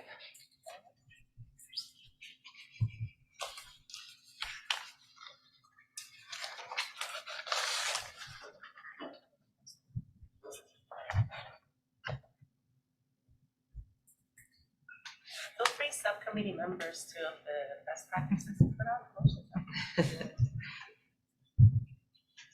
Okay, to adopt section 5, part D1, that poll is now active.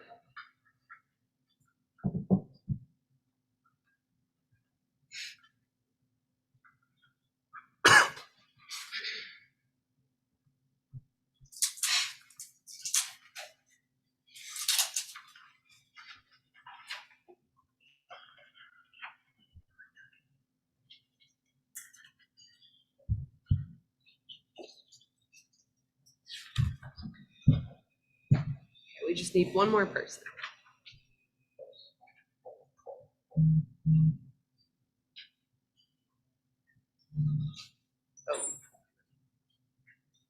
And Kimberly, we are on adopting section 5D1 on page 35. Okay, that is 20 votes in favor and that passes. Okay, moving on to section D2, and Ilda, I can just kind of turn it over to you to go through each of these sections while I do the polling. Perfect, you get it started. I would like to make a motion to move to a vote on recommendation D2, making technical decision-making processes available. I have a question. Can we motion for D2 through 5? Can we? Yeah? Yes. Yeah, let's, end up that. Yeah, I don't see Yeah, any. this was really just to see if anybody had comments on any of the sections, but Can anybody raise their hand if Please, yes, they think they're gonna have any comments in the next Any 4 comments sections? on section D? If not, I would like to move a motion to vote for recommendations D 1 through 6. 6. I'll second. Second. Awesome. Let's put it for a vote. Thank you, love.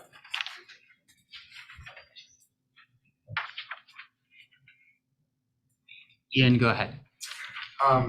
Since we looped in, number 6, again, I just wanted to recognize the commitment by this task force to continue to push it. My co-chair as well, and Renee, and Jaime and Ilda who participated in, did you participate sometime, SAP too, in the Indigenous Subcommittee? I feel like you did. To really say, that first letter that we received saying they didn't want to participate, we weren't going to stop there, that we knew we had more responsibility. And I hope for those, especially working in the agencies, that you can see with the strong commitment that we can rebuild these relationships, that we can be working together and to help ensure the resources make it back to these communities. In particular, this necklace I'm wearing I actually got with the Southern Youth, which was really beautiful. And it was a powerful moment of it clicking, I think, for them, that it's not just about the past, it's about the future. And I'm just really grateful that we were able to put this in here and commit those resources, even though the legislature didn't even direct it holistically. I think it's a recognizing that as a critical component to the environmental justice work we have to do. thanks. Renee? Just to reiterate, this is actually recognizing the treaties, honestly, and the sovereignty of tribes for the first time in a lot of state and federal agencies. So we might think we're making a small step, we are not. So please keep that in mind, that just being able to reach out even to the chairman of the Ute Mountain Ute and how the Environmental Justice Action Task Force is just a stepping stone for other states too, including in Utah and other spaces. So thank you for that as well.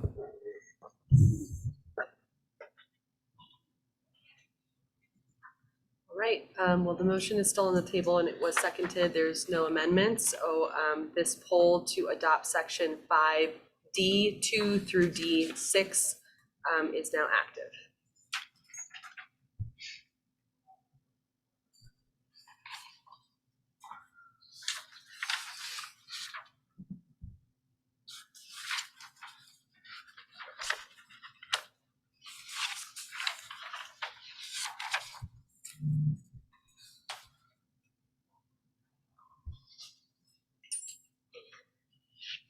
Okay, great. That is 20 votes in favor to pass all of section D. So thank you for that. And now we will move into our discussion portion. The first area that we were going to discuss is section B of the best practices for community engagement. This is on page 32. When should best practices apply? And I'm just going to kind of walk us through this middle paragraph here. During the October Greeley meeting, the task force did not reach consensus on what the baseline should be. 58% supported option 1 below, which is that the baseline should be a minimum standard that is different from, and this includes fewer requirements than, the gold standard of recommendations that the task force has provided in section E below. So that received 58% of the votes. Then there was 42% of the task force members in support of option 2, which is that the baseline should be the recommendations that the task force has provided in section E, the recommendations as they appear in section E. So this is kind of on the table, and Ilda, maybe I will turn it over to you, and I will just keep track of the queue. Yeah, and I think it's something important to look at before then. I think I would love to everybody to actually read in detail section E, because it is a long list, but the reality of it is that it's options. It's not all or nothing, and I do want to elevate that, because I think the vote on section B, if you're not looking at section E, if you're just like looking at this gigantic list, it can be very difficult to make that decision. So I do wanna elevate that as we're looking for this option. And I might just say to channel Dominique's point earlier, and really in like the interest of us as staff, sometimes we create binaries that may be false binaries for you, right? To kind of force straw polls and figure out your temperature and figure out where to go the next meeting. So though we have presented the two options as a binary, and maybe we do need to kind of vote on them, to Dominique's point, there is also, they don't have to be a binary, right? I think that sort of a blending of the two options could involve either adjusting this paragraph at the start of part E to Ilda's point, or adjusting some of the language in part B, but just want to be clear that it doesn't have to be a binary between those two. Yeah, and I do want to elevate on paragraph 1 on section E. The task force does not envision that agencies would apply every one of these best practice in every circumstance. Instead, as discussed in section B above, the recommendations will be used to establish baseline standards and guidelines for agencies to follow when possible. So I do want to elevate that piece in the paragraph as we're looking at. And I just want to recognize that we will be likely toggling back and forth between section B and E. We probably do need to talk about them simultaneously. So just for reference, section B is on page 32, section E is on page 40. We're going to go Kelly, Elizabeth, then Uni.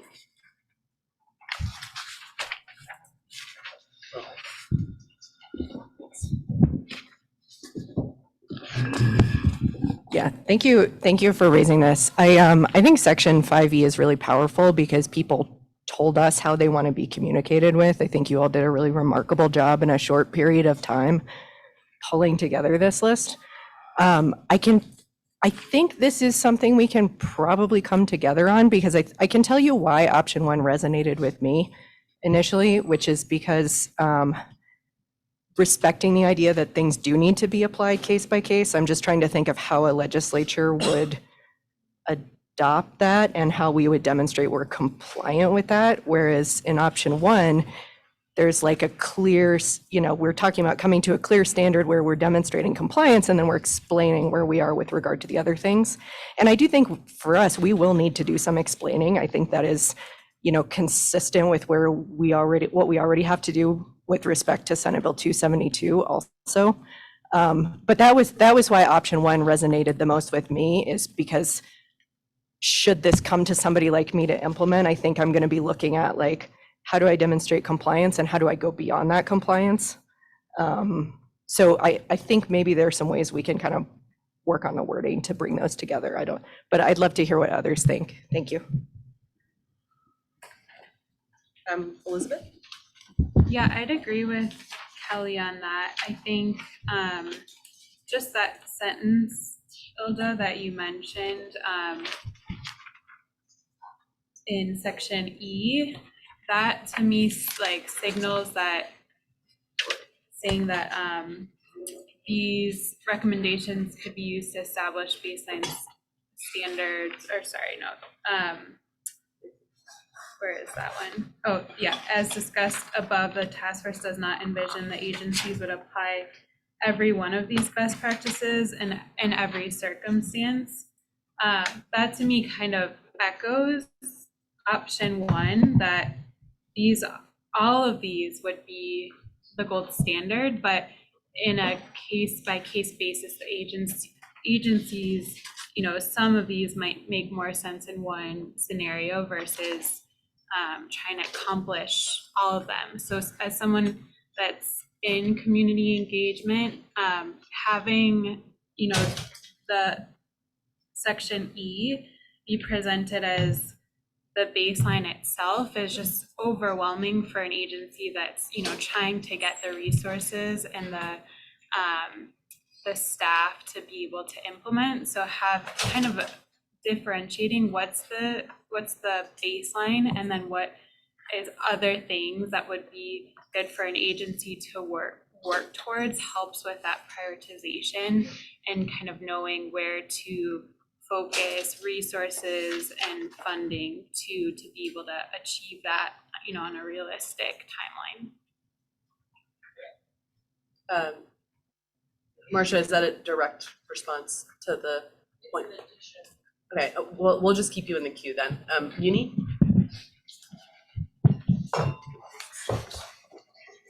I'm taking a cue from what I heard yesterday. Can you explain the difference in simple language between the two options? Between the two options, so if we are determining that this is the gold standard, it is gonna be very easy for, in many of these processes, for agencies to say, it is too hard to achieve. We're gonna require the minimum necessary to do it. If we're thinking about this as a baseline and as a menu of options that is elevated, because it's not elevating each one of them, but like the timing of meetings. If you're missing one of these points within any of the subsections, you're gonna be missing a whole block of individuals to engage. So you're missing completely the methods for receiving input from communities.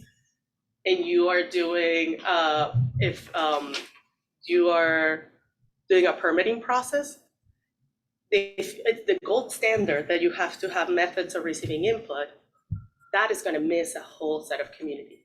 So that is what I'm saying, this specific points, the timing, the meetings, there are some different options that are elevated here that can be followed. But this being a baseline guide for agencies to follow. And if they're not able to meet one of these ones, being able to explain why not.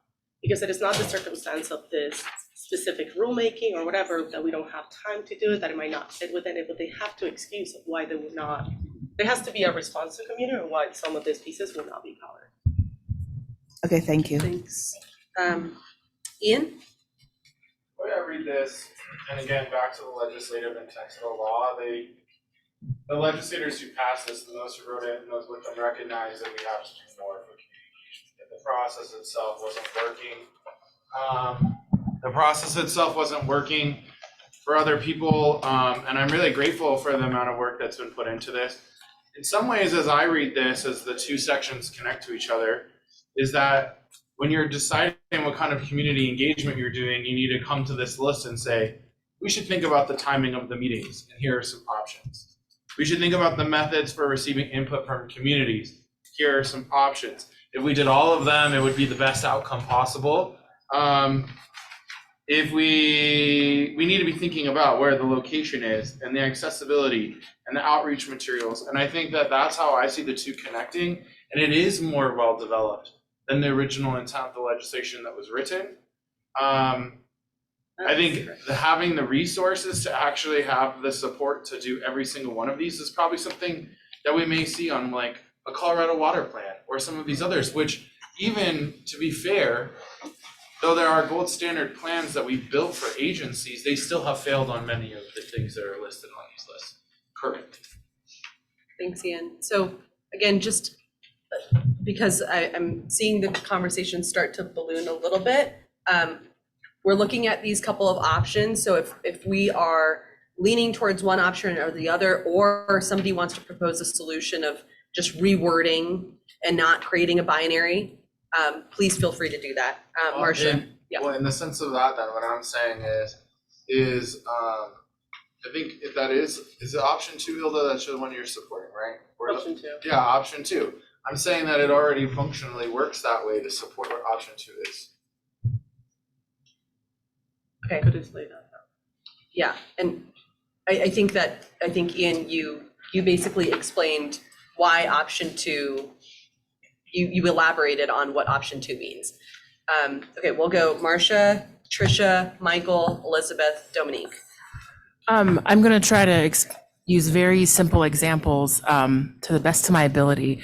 I definitely see both options and I can see sort of both perspectives. So maybe my recommendation is a baseline minimum guidance for agencies to utilize because, and I sat on the outreach committee, I'll be clear about that.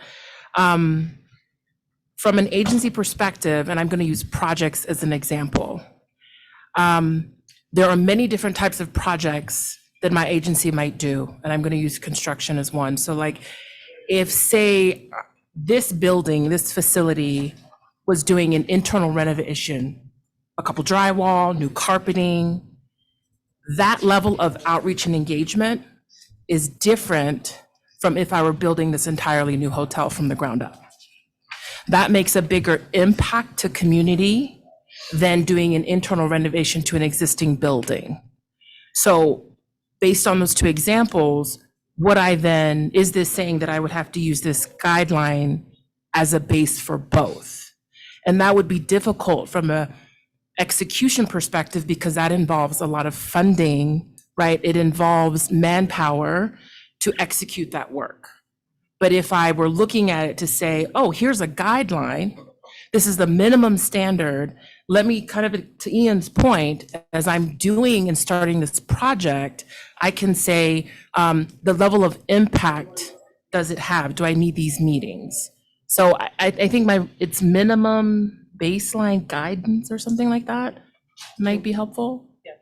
So if I can clarify, so Marsha, I'll come back and maybe see if we can get a friendly red line to kind of maybe move us to consensus. I do want to ground everyone that section C that you just voted on defines what types of decisions these best practices would be applied in. So you unanimously agreed that this would cover only, sorry, let me get the exact wording, that these best practices would be applied only for decisions that could significantly impact or potentially harm the environment or public health in a disproportionately impacted community, with examples of significant rulemakings, permitting actions for very large facilities, significant funding decisions, major planning decisions, developing ISHAs, and tribal consultations. So it is just to go back to your example, probably that would already tell the hypothetical agency in your example to apply the best practices for the building the new hotel, not renovating the hotel. That said, I think your point about guidance outside of the context of that example could be added in. Would you suggest adding it as,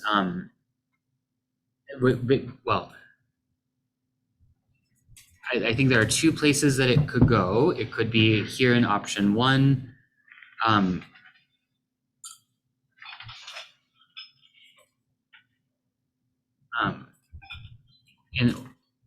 Or here in option two, right? So one could be sort of framing section E as guidance. The other would be saying that maybe I didn't do that well. I think there's a lot of places the word guidance could go, but I would welcome input on where that would be. Yeah, more specific guidance on what kind of projects this will apply to specifically, or are you referring to more specific guidance from the coordinating agency? I would maybe turn it to Marsha actually and see maybe let me take that out. Where do you think that would fit in best? Because it doesn't have to be in the options, right? So that this paragraph, but let's just I'm gonna dissect section B really quickly so we can all think about changes. So it starts by saying that agencies should have discretion to apply the best practices on a case-by-case basis, depending on the unique needs of a community and the nature of the agency action that the engagement is about. Right, so recognizing that that's renovating a hotel is different than building a hotel. However, there should also be baseline standards that are mandatory, which agencies must follow to limit that discretion to ensure that disproportionately impacted communities are not overlooked or left out of decision-making that impacts their communities. So it then goes on to say that individual agencies should develop their own baseline standards, so what their own minimum is for the actions that meet that significance threshold in Part C, through their own processes with input, guidance, and support from us, the Environmental Justice Program, in our interagency coordination role. The task force recommends that the baseline should be a standard that doesn't include every requirement for community engagement It should instead cover basic requirements to effectively engage disproportionately impacted communities. And then the question on the table, which is what is that baseline standard? Is it what is currently listed in Part E, or is it something less than that? And then finally, what happens if the agency doesn't follow those practices? This is what I think was referred to as the accountability mechanism in the final best practices subcommittee, which is the recognition that not all agencies can do the full suite of engagement right away. And therefore the task force would recommend basically a phased in timeline of 2 years that is discussed below. And that agencies would essentially have to report on why they did not follow certain of the best practices that are part of the baseline for a decision in a public report. So that was a long time going through the wording, which hopefully everyone's read, but hopefully it grounds us. And I know there's a lot of folks in the queue, so I'm sorry I went so long there. Okay, so our queue right now is Trisha, Michael Ogletree, Renee, Elizabeth, Dominique, Kimberly. So I also just want you to be cognizant of, we've had a lot of conversations since you already raised your hand. So keep in mind all of that. And if you know, if your point is now moot, then please, okay. Michael, did you? Yeah, so the concern I have with having very prescriptive language for requirements, being that this is the baseline, right? Because that's what we're talking about, right? If the baseline is everything on here, so everything would be mandatory, versus it having be, something that we look to achieve when possible, is that in some cases, some of these technologies may not exist in the future, and that would put us out of compliance, out of legislative compliance with meeting these. A good example is like newspapers, right? Newspapers are specifically called out in here, right? And there's local bulletin boards. What if there is a community that doesn't have a bulletin board, right? And having it be very specific and a requirement that's in legislation could potentially put agencies at risk for being in violation of legislation if it's as prescriptive as a baseline and a requirement for every agency to do. Hilda, do you want to It's just a respond? direct response to it. That's where the paragraph that indicates if the agency cannot meet it, they need to explain. For example, this community doesn't have bulletin boards, thus we wouldn't have it. Newspapers have died off, they don't exist anymore, we just have online blogs. That's a new reality we face. And that's why there's like an option of it, because if you're not meeting them, you should be able to say, we didn't have translation in 3 different languages, actually, because their highest percentage of population only speaks Spanish in that area. We had very little in that community to manage it to be languages. So that's what that more like that document is like, here's what we didn't do, but we're being conscious and cognizant of what are the steps that we need to do as an agency to make sure that we're spreading this information and making it as easily and democratically accessible to all community members that are going to be affected by it. Thanks. Renee, did you still have a point that you wanted to bring up? Just to support for the baseline, it addresses embedded populations. So there are some communities that only have newspapers, that only have bulletin boards. And if that's the current reality, that's the embedded populations that we're currently needing to meet first. So I understand preparing for the future, and I'm wondering if there's any way that we can combine the two to some degree, because we need both aspects in duality, in all honesty. So again, I'm going to push people to kind of come up with, if you have language, please do propose it. We're going to go Elizabeth, Dominique, then Kim. I was just gonna bring up, and Joel kind of covered it, that in that first paragraph, it says, however, there should be some baseline standards that are mandatory.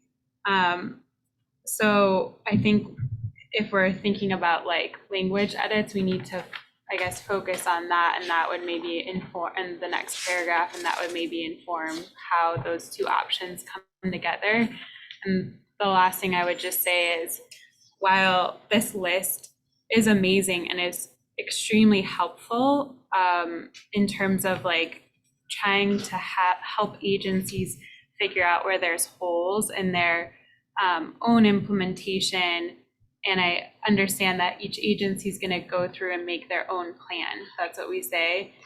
I think the risk in saying that all of these, with the flexibility, is the baseline and therefore the mandatory thing is just the amount of money required is enormous for this list. And that fiscal note might be an impediment to moving the legislation forward for this section as the task force envisions it or is trying to push forward. Thanks, Elizabeth. Dominique? Yeah, I think we're making this way too complicated, and I would move to strike most of this section and have like 2 or 3 or 4 sentences sort of in line with what Ian was saying, which is that agencies should use this as a guide, should look at every section, should do the most it possibly can under each section, and maybe should report in the SMART Act every year on their adherence to this list. I don't like this Seeing a whole lot of separate head nods, so planning let's regime start and to do that. their own baselines and all that stuff. Like I feel like we're all on agreement, but we just have way too much complication here. So Dominique, I hate to make you do this. Could you repeat your Yes. point and I will actually type it out this time? Okay, so Or Morgan, did you already type it? Can you just chat it to me really quick? One moment, sorry. Sure. This is why we have redundant note taking.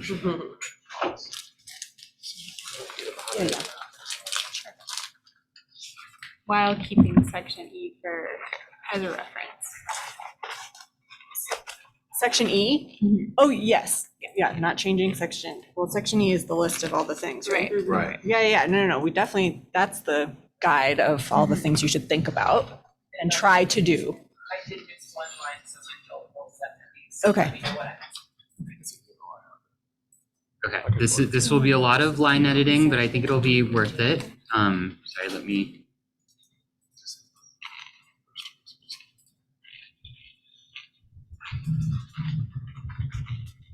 Okay, so part 1 is that agencies should use the best practices listed in section E as a guide. Agencies should Review each subheading, because I do think, there was a point about like, let's think about location, let's think about timing, let's think about outreach. So review each section.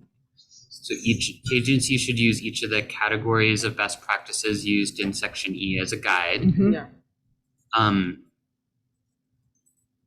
Actually, I'm sorry, thinking of future audiences for how to conduct community engagement. Let's be specific about what we're talking about.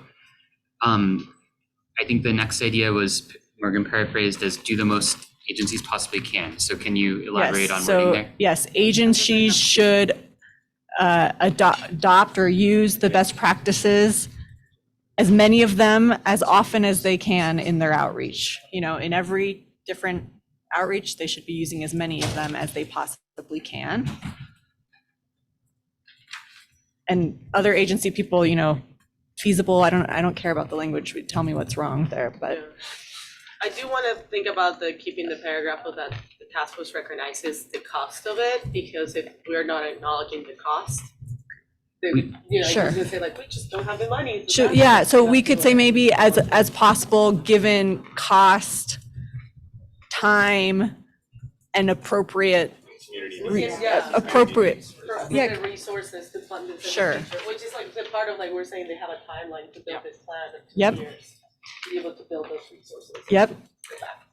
And then I do just like that idea of accountability. Agencies should report on their community engagement efforts and results each year in the SMART Act hearings. I think we have some specific language on Somewhere that. Bill. else. Do you mind if I pull that up here? Just Yeah. So it's,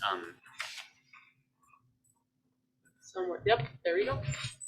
I'm just gonna pull up that whole paragraph. We can see. Yep. Maybe we don't need it all.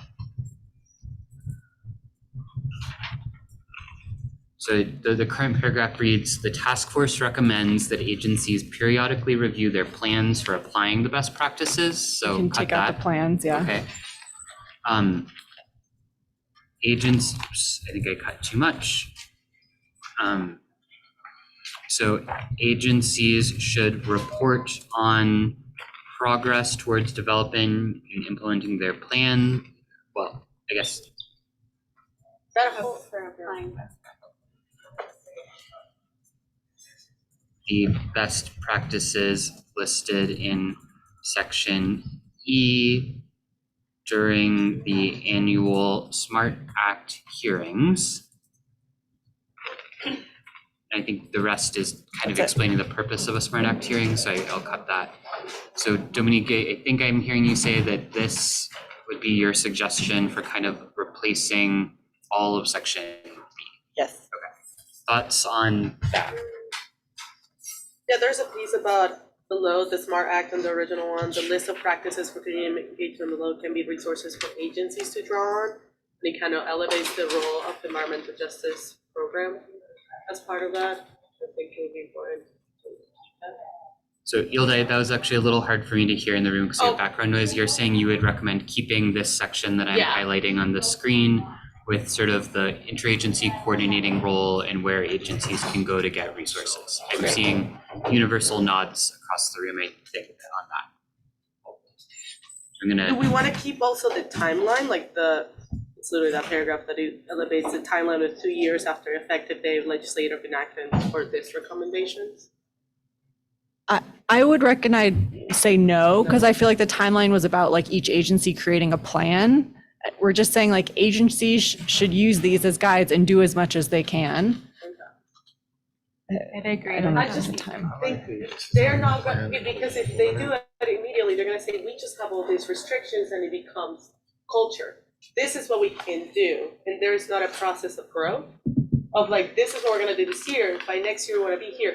Year after, we're going to be as close as possible to be able to meet some of these pieces. So should we amend the report to the SMART Act about showing progress each year?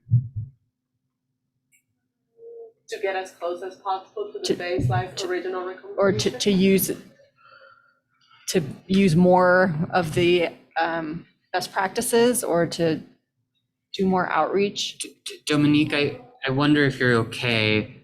I think there could be a world where these sentences at the start of that paragraph are cut. So I know it makes it harder to read if I cut them, but these are the sentences discussing the plan. And then the latter paragraphs are just discussing the phased in implementation timeline. Would that sort of resolve the question of not referencing the plan, but still talking about phased in, or is that still more prescriptive than you're thinking? I think that it's fine to have a timeline. I guess I like the idea that agencies should be improving. I completely agree. I guess a timeline seems sort of arbitrary because some agencies will be so close to this already. Like some agencies do so much of this already, and not to say the names, but other agencies don't. And So that's where we're at the 2 years, because I know there's some that already are there, that's that was the 2 years. I just want to give other folks an opportunity to speak, so we'll go Tara and then Elizabeth. I love this list. It is fantastic. My only concern, and I just need someone to walk me through how this is going to look with the funding, because again, I'm fairly new. I'm worried that our budget restraints in the next 3 to 4 years are going to be brutal. I don't think we're really prepared for it as a state. So what I'm worried about is if we have to show growth in the next 3 to 4 years and the departments don't have the funding that they started off with, are we putting ourselves in a challenging situation? So if I don't know what we're looking at, and I know we're going to depend on Ian and the team to help us get that funding every year. But when we were looking at fiscal notes for long-term, that's the only thing I'm concerned about, really locking us in. And then people are coming to the department saying, why aren't you doing more when we don't have the resources that we need to do more over time? I'm sorry, Do we Elizabeth? wanna put as budgets accommodated, or is the? There you go. According to like this, like a. Because then you're just giving them an out. Just giving it an out. Okay, so the queue is gonna be Elizabeth, Ian, Gary, and Beatriz. I also agree, like, with having agencies show progress, and I'm wondering whether that's captured, or we could put some language like it's already captured. Agencies should report on progress towards developing these, so that captures the progress thing. The concern I have with putting in like a fixed timeline in 2 years is just knowing a little bit about how the budget process works, and you're putting in things that you're hoping to get past like next fiscal year, and like it just 2 years sounds like a really long time, but then when you're trying to apply for a budget for next year, it just like stretches that timeline, or it like really tightens that timeline in terms of and then also the hiring process of like hiring people, how long that takes at the state level is just another consideration why the 2 years, I think, makes sense for a lot of agencies, but for others, I worry that that's too prescriptive, and what we should be focused on is just them showing some type of progress in this area. I think that's all I had. So I just want to do a time check. We are about 10 minutes behind schedule. We are cutting into the conversation of just transition, which is next. And we would really like to have that conversation before lunch. We can keep the queue, and I would just ask, keep your comments to a minimum. And please tell me what to edit in the red line. So for timeliness sake, so do we want to remove the 2 years and maybe do benchmarks of improvement? Okay, so I'm gonna start timer of 1 minute max per person. Ian, go ahead. Okay, first of all, we're making a lot of changes here, so I hope that we don't just go through this and then all of a sudden vote. I would like some time to be able to like read through it as a larger section instead of being able to see this with so much changing. I think it's really important that agencies come up with a plan.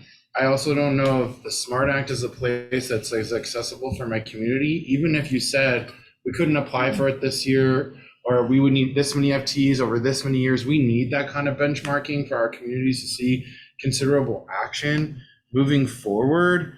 And I think the other thing I'm hearing is agencies that are concerned about this, like this comes back to the interagency coordination. And I want to be clear, there are already agencies that are implementing a lot of this. Not all of this is going to cost money. It's about making you think about it differently, of where you're already committing the resources you have. Thanks, Ian. Gary, and then Beatriz. I'll pass.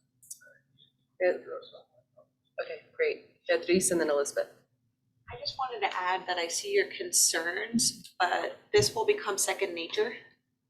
And maybe at the beginning, it's just gonna be a little tighter, but then it's just gonna be like a normal way of operating. And I think it's just gonna take a little bit of time, but. I totally hear the paradigm shift, and that's been brought up a lot, and I hear that, I respect that. I guess just in the interest of time, the other sentence I just wanted to bring up, it's agencies that have limited staff resources should also consider partnering with community-based organizations. I think that's right above the SMART Act paragraph.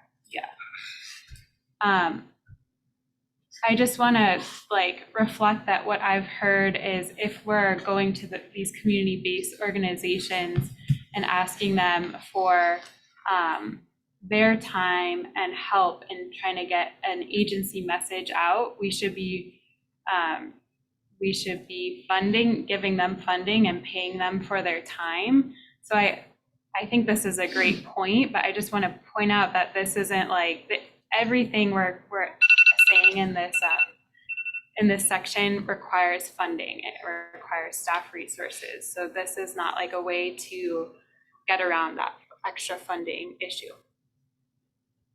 And so I would say, in terms of like a line edit, sorry, Rachel, like should recognize limited staff resources, consider partnering with community-based organizations to increase capacity.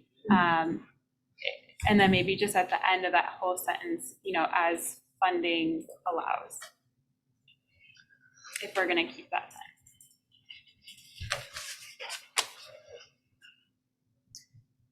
All right. So I will confess I'm usually very good at figuring out what we need to do. I am very confused right now. So I want to, it seems like we have potentially like an array of options, and I just want to take the temperature of the room. So one option is what is I'm going to call it the Dominique option, though it reflects input from multiple people, is replacing section B with just this paragraph and this section that is currently at the end, sort of talking about how agencies should get resources, and then cutting the rest of the section. Is that an accurate characteristic of what you're proposing, Dominique? Yes, it is. Is there anyone who would prefer not to move forward with that? And this is on page 32 through 33. So this is. Though amended a lot. Though amended a lot. So this is the new paragraph that you see at the top is not in your draft recommendation. So if you're looking at the hard copy recommendations, the only paragraph that would remain is the paragraph prior to the bullets and the bullets themselves, and then this summary paragraph that was just written. Ian, go ahead. I'm not comfortable with moving forward. I need to be able to really see it, what it looks like before and after. This is challenging. Okay, Kimberly and then Jamie. Yeah, I agree with Ian, and I think part of my concern is that this isn't putting forward a proposal to put a plan in place the way that I read it. Now, that's not to say that we can't incorporate language in here, that agencies can use each of the categories as a base, as a guide on how to conduct community engagement. I'd be more comfortable with as a guide to put a plan in place. Because I think what I'm hearing, and maybe I'm hearing inaccurately, some of the agency concern is that they can't incorporate everything in C. But I think from my perspective, I think agencies should start working immediately on a community engagement plan incorporated for those things that are listed, for those certain actions that are listed below. So I think my concern with this is not driving that a plan has to be started and put in place. I'm not saying that it has to incorporate everything in E, but a community engagement plan should be started to get put into place after this comes forward. Okay. Jamie, and then just for all the comments moving forward, we really need to focus on the text on the page, not what is important and what's not important. So if you're able to kind of read through, and if there's anything here, then go ahead. I just wanted to say I'm not right at the moment. I'm not comfortable cutting all of that text out. I might be agreeable to cutting some of it out, but I think we would have to discuss what is being cut. And I also just wanted to point out that as we went through the process of putting this best practices section together, I think we built in considerable amounts of flexibility so that agencies don't have to feel like completely bound by a lot of this stuff. And so I would ask that folks make sure and read some of the paragraphs and, look for that flexibility. It is below what's on statute of the EDA. We went a little bit lower. She checks it was like, I want to elevate that. Sure. Yeah, go ahead. I agree. And I just think that B is muddying the waters by talking about baselines and gold standards and separate plans and separate timelines. And I want to just say, like, the agency should be doing as many of these as possible, wherever possible, reporting on it, progress, and then get to the recommendations. I mean, I agree with you. I just think that B, we're getting like convoluted in how it's going to work. Okay, so I'm hearing people don't feel ready to make a decision. I just want to remind you all, you do have to make a decision today. Every time we put something off, that means you are deciding that you do not want to spend time dealing with a different issue, right? Which is effectively going to be the Isha section. So just keep that in mind. We do have a limited time available with the Office of Just Transition staff who have been here for 15 minutes already, and we are 15 minutes into that hour that we have with them. So what we are going to, People are looking around, they're online. they are not physically here, they are online. So I am going to propose that I will compile two very clear options that I will put in the public draft. One will be the Dominique option. The other will be the sort of existing draft. You all can look at that during the lunch break, and then we will have to have a final vote after lunch. It will in fact probably not be immediately after lunch, because again, we have people lined up to come in then to be experts on a certain section, but we will build in a time for that. So does that work for everyone? Yes. Okay. All right, we are going to table this discussion, and as Joel mentioned, the updated draft, the kind of two different versions, will be available in the public drive for you all to review at the lunch break. Okay, we are going to move on to Just Transition, and we have about 40 minutes here before lunch. So I just want to point out that we have we have Wade Buchanan from the Office of Just Transition with us here today, just to kind of chime in if anybody has any questions for him, or just to provide commentary. We thought it would make sense, if we're talking about Just Transition, to have somebody actually from the Office of Just Transition. So with that said, I do want to just go ahead and open up the conversation, and a couple of things that are on the table, and I'll reference you to a page number here. 49. So we are on Just Transition, section 7. So the last section of the recommendations, page 49. And so a couple of the things that we wanted to discuss that came up during the last meeting is what it means to fully fund the current plan recommendation, and whether or how to frame the language of expansion. And so we would open it up for discussion, or if anybody has questions for Wade. Yeah, Gary. Thank you, and always a pleasure to see you, Wade. Appreciate all your hard work at the Just Transition Office. Just to kind of start off the conversation, I was hoping you could share with the task force, what is the current funding status under the existing scope at the Just Transition? Great, Gary, thank you. I also want to point out my colleague, Terry Livermore, who is our policy and engagement manager, is also online for us. And if the questions get hard, we'll pump them to her. So we have several sources of funding now. It's important to understand that our challenge is a long-term challenge, probably well over a decade in front of us, to assist the coal communities that are transitioning away from use of coal for generating electricity in the state. And those closure dates, there have been a few closures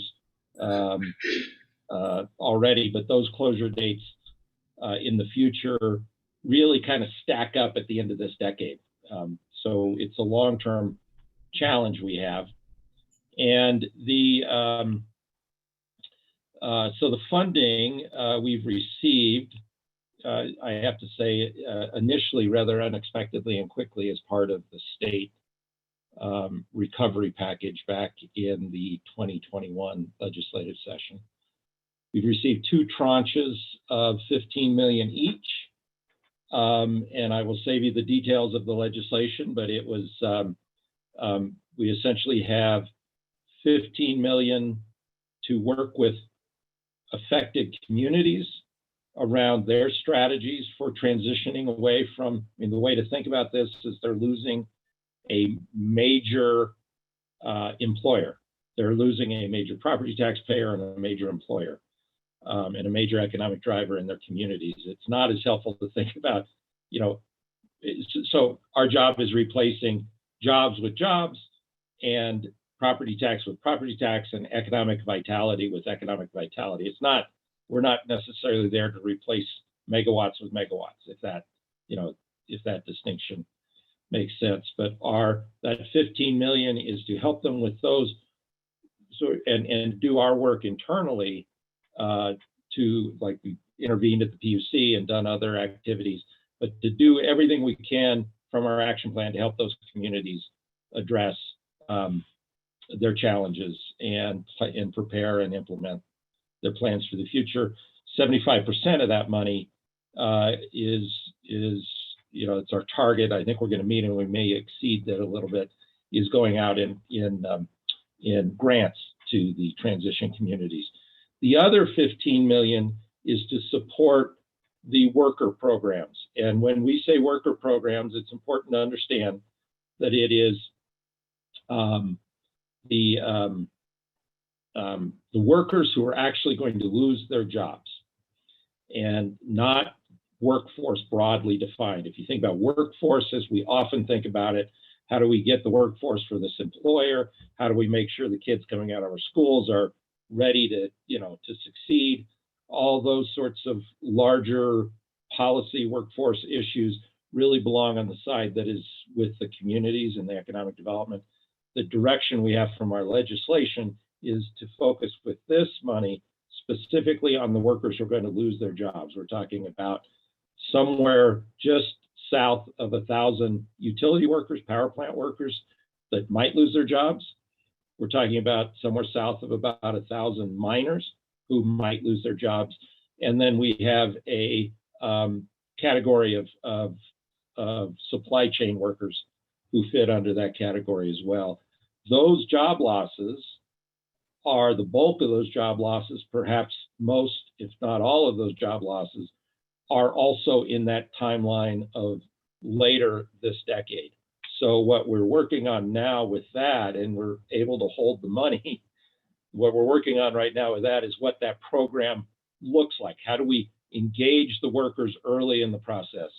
And how do we, you know, get upstream from the job losses, the specific job losses, and work with them on their individual transition. So that's that 2 tranche of 30 million. I will add quickly that OEDIT, the Office of Economic Development and International Trade, has also received 5 million. So if you're keeping track, we're up to 35 million that they are to use for economic development activities in transition communities. We are actually talking about and likely to do a unified grant program with them so the communities don't have to figure out, should I be talking to OJT or talking to OEDIT, that they would come through one door and we'd work with them together. And then finally, we are starting to receive, there was a bill, I want to say it was in 2021, it might have been 2020, I think it's 2021, 1312, which did changed a lot of tax policies. But one of the things it did was phase out one exemption and one tax credit in the coal severance tax. And as that phases out, the delta, the change in revenue, is deposited in our cash fund. And when that is fully implemented, when those are fully phased out, probably around 2027, we estimate that we'll be receiving another about 2 million a year.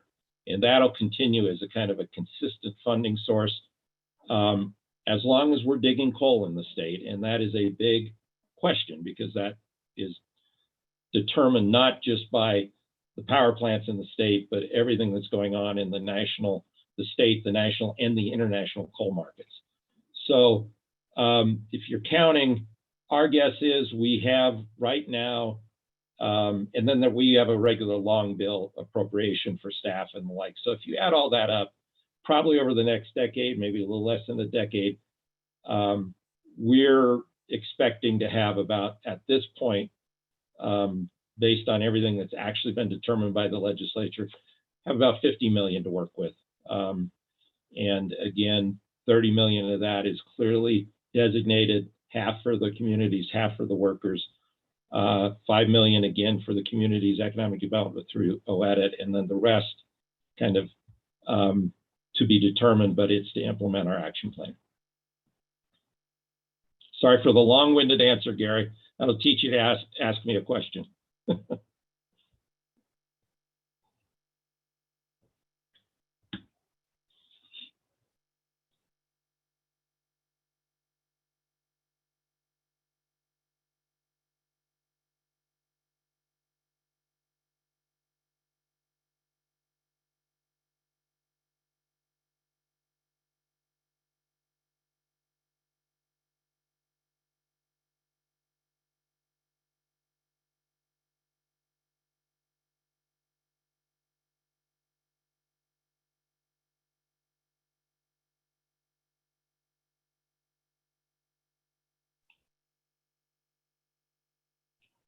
Excuse me, is there conversation going on? I'm not hearing a thing.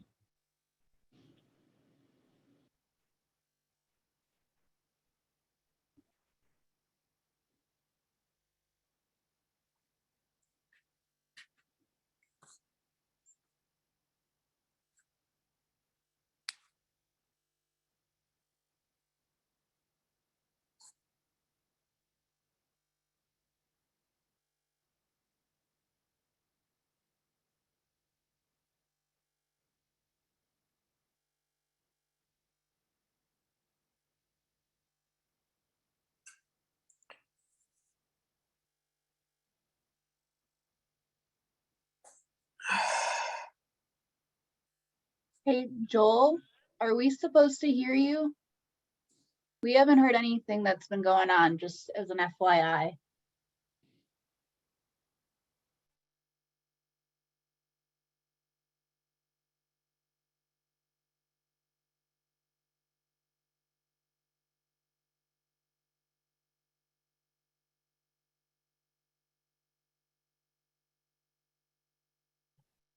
Just for the people online, they're just figuring out the audio issues right now.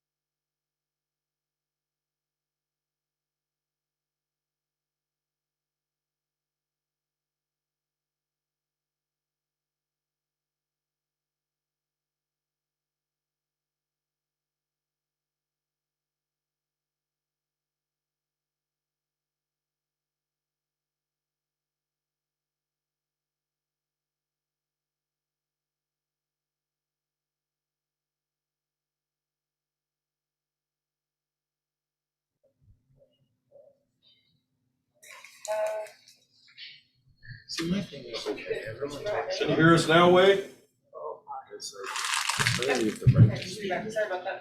Okay, so, yeah, apologies for the delay. We had an audio glitch in the room. And Joel did make an announcement that the section that we were previously talking about on best practices for community engagement can be found on the public drive for task force members to read during the lunch break. That document is clearly labeled as options for best practices for community engagement. Part B. So that was the only announcement that was made. We will drop a link to that document in the chat. Thanks, Joel. That document is in the Zoom chat for anybody that's having trouble finding it, but it's on the public drive in the area where we keep our drafts. Okay, so resuming the conversation, we were talking about just transition. Wade, thank you for your answer to Gary's question, and I believe, Gary, you were responding. Thank you. Wade, just a quick follow-up. Out of the 50 million that you outlined in your response, do you think that's enough to accomplish the program goals at the Just Transition, or is there additional funding needed to accomplish everything that's laid out? Gary, that's a great question. And I guess I would start the answer with a statement that I'm not sure we know. Well, I'm sure we don't know. This is an iterative process. We're learning as we go. We're the first office of our kind in the country. We are trying things, seeing what works. Don't mean to have that sound as random as they are, but we're trying to learn as we go. My very strong guess is it will be desirable to have more money over time. But looking at the language here, if someone were to ask me what fully fund means, I would not be able to answer. I could not tell you what fully funding this means. We think more in terms of consistent support over the long term for these efforts. Now, very clearly, we received some of our funding in very unique situations of recovery from COVID. And we recognize that the fiscal situation for the state is likely to be very different. So we don't know what that looks like either. But I think, in terms of just kind of how we think about it, we think about it in terms of some level of consistent funding over time. Again, if someone asks me, give me a number, I can't give you a number. We're not there. Thanks, Wade. Jonathan, I saw you had your hand raised, and I wasn't sure if that was from earlier or if it was regarding just transition. Yeah, no, I appreciate it. Haven't spoken in a while, so no, it's regarding this. And I think Wade just answered my question. I think in listening to him, I was struggling to understand what, from a technical perspective, our text meant from fully funding. So it sounds like we might need to kind of change that. Thanks, Jonathan. Trisha, and then Renee. Thanks, Wade. This has been really helpful, so really appreciate your time. Do you have a sense yet of what impact expanding the program to include other industries would have on the work that you're doing? Thank you. The conversations we've heard and we've kind of participated in a little bit. Again, the short answer is no, don't have a really clear picture yet. And I would say, just as a frame, it's really something that we're not ready to really consider in any immediate way. I think we are interested in kind of walking before we run, figuring out what all of these different strategies mean and what works and doesn't work with the coal community before we expand to others, if we expand to others. And of course, that's a question, kind of a policy question for our elected leaders to really decide.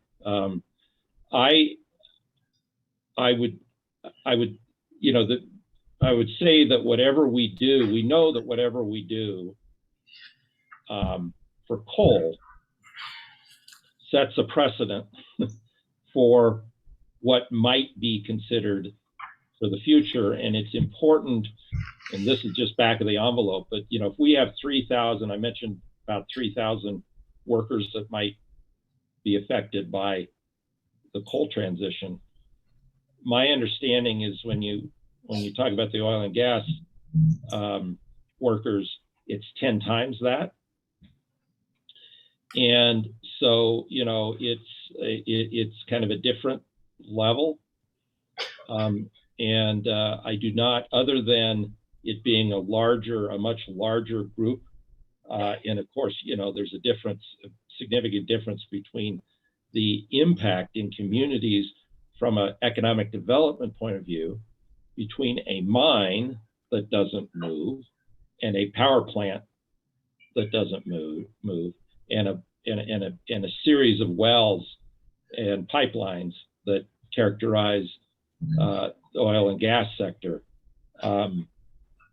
So not everything we do with regard to coal will have a direct corollary to what happens with oil and gas. But, so obviously we've thought a little bit about what it would mean. Not ready to say exactly what it means. Our expertise is not that far along. But from a policy point of view, I think we're very anxious to stay focused on coal right now, and figure out what this new kind of line of work and new way of relating to energy communities and workers, what it means and what it looks like before we try to expand to any broader challenges. Thank you, Wade. And Renee, I'll turn to you in just a second. I just want to direct people back to the recommendation right on the page. So right now, the way it reads is that the legislature should fully fund the Just Transition Action Plan as it exists now to ensure sufficient funds are prioritized to communities and workers currently undergoing the transition away from coal for economic development, workforce development, public benefits, and infrastructure. So we need to talk about this time whether this language should be amended. And I have Renee and Ian in the queue. And we obviously have some added context now from Wade. So Yeah, and just to be clear, I think as your facilitators, we would like to maybe first resolve any language edits in this first paragraph and then talk about the expansion. Because if we try to talk about both at the same time, we will not ever get this done. So please, if you can limit to the first paragraph edits, and once we're happy with that, we can move on to the expansion beyond. Thank you, Wade. Thank you, Joel, too. Honestly, to add to the first sentence, capacity building, because that's kind of what I'm lacking seeing in the IRA, and if Just Transition can help there too. Hopefully that can address data gaps or funding gaps, because we don't have any capacity building, especially for nonprofit or equity framework in the IRA. So if Just Transition can include some aspect of capacity building there, would be really helpful. And then I would hope that it would actually expand eventually for DIC's health and safety, but most of all, equity frameworks into new sectors in education as well. So it's not just addressing just oil and gas workers, but also the equity framework of disproportionately impacted communities being able to help develop their own communities and localize it too for new sectors that are coming into. Is there any way that the IRA, the new funding that's coming in federally, can help with funding in this space as well for Just Transition? Sorry, that was for Wade. Yeah. Sorry, That was a lot. Yeah, I So was writing. Renee, I'm gonna just call facilitator privilege here. We do not have time to answer those really big picture questions, right? So I think I would put it back to you. I added the word capacity building. Do you want to add a sentence that says basically the legislature should explore the Inflation Reduction Act as a funding option for Just Transition? Yes. Okay. And then Wade, maybe you can reflect on that sentence to respond to Renee's point. Okay, several quick things. Number one, just to register a little, just to be clear about our role in this. This is your report, not ours. happy to respond and provide thoughts about what you're writing, but we don't want to get in a situation where we're negotiating, language. That's just not a comfortable place for us. So we'll answer your questions and provide as much. We appreciate what you're doing and largely support what you're doing, and we certainly have an environmental justice mission explicitly in our language. But we're not, I don't want to have come out of this process something that people point at and say, this was OJT's language. This is your report, your language, not ours. So with that caveat, we are working hard as a small staff to understand the opportunities, not just in the IRA, but also in the infrastructure bill. There are a lot of resources, there are a lot of opportunities. This is happening already. So that's I guess one of the questions I have is whether that guidance, that direction, or that recommendation should go to the legislature or just to us, because that's a question I have in my mind. Good use of the passive voice there, Joel. That's probably the right way to do that.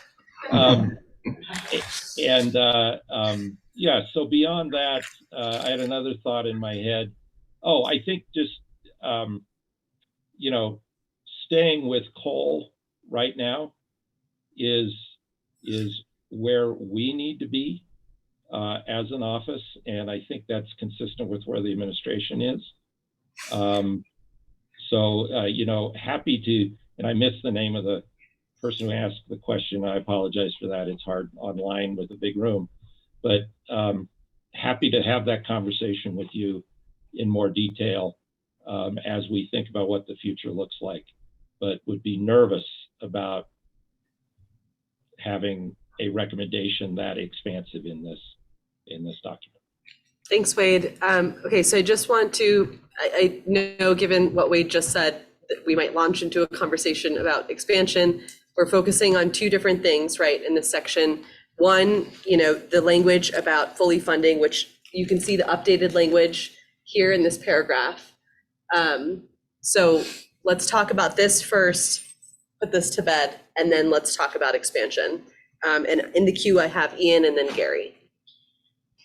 So yeah, for the first part of it, questioning the fully funding, isn't that the same thing as the sufficient funds that's in the second line there that just becomes as ambiguous of a word? I'm wondering if we want to say we don't want to see the funding where it is now drop and possibly more, right? I feel like that's much more descriptive than sufficient. That really opened my eyes, hearing him say about fully funded, and I think we might want to be more prescriptive than even the word sufficient. Thanks, Ian. I feel like you gave that a first shot at language, but do you have? I know I gave it a first shot, but maybe there's somebody else that I have an idea that does budgeting with the government more than I do.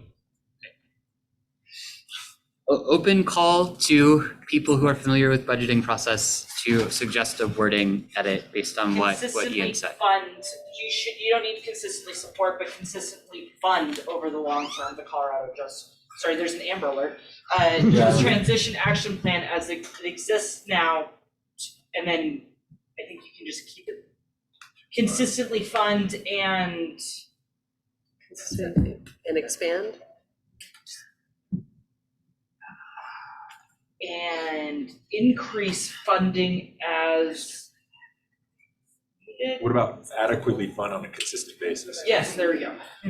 Adequately fund on a Adequately the consistent same basis. thing as sufficient? So yeah, I think to Ian's point, That's you're saying Yeah. that if we're here, we need to keep increasing the funding. So So we have adequately fund on a consistent basis over the long term. I don't think we need over the long term. Yeah, Okay. Any other wording amendments there. Ian, did you want to amend this to say increase? Is that, because that's what I just heard you say. It's hard, I have really bad eyesight, so it's hard for me being all the way across the group.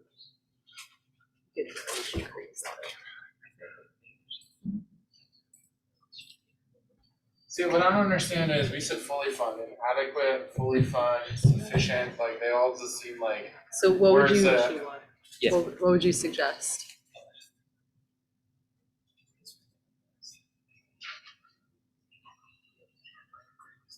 Well, that's what I was trying to get at with like, we should, like, they're funded now, right? We don't want to see a reduction, we want to see an increase. So it's like. Not reduce funding too? How about maintain and increase? Maintain and increase current funding levels, something like that. Incremental. Until the plan is completed, right, like.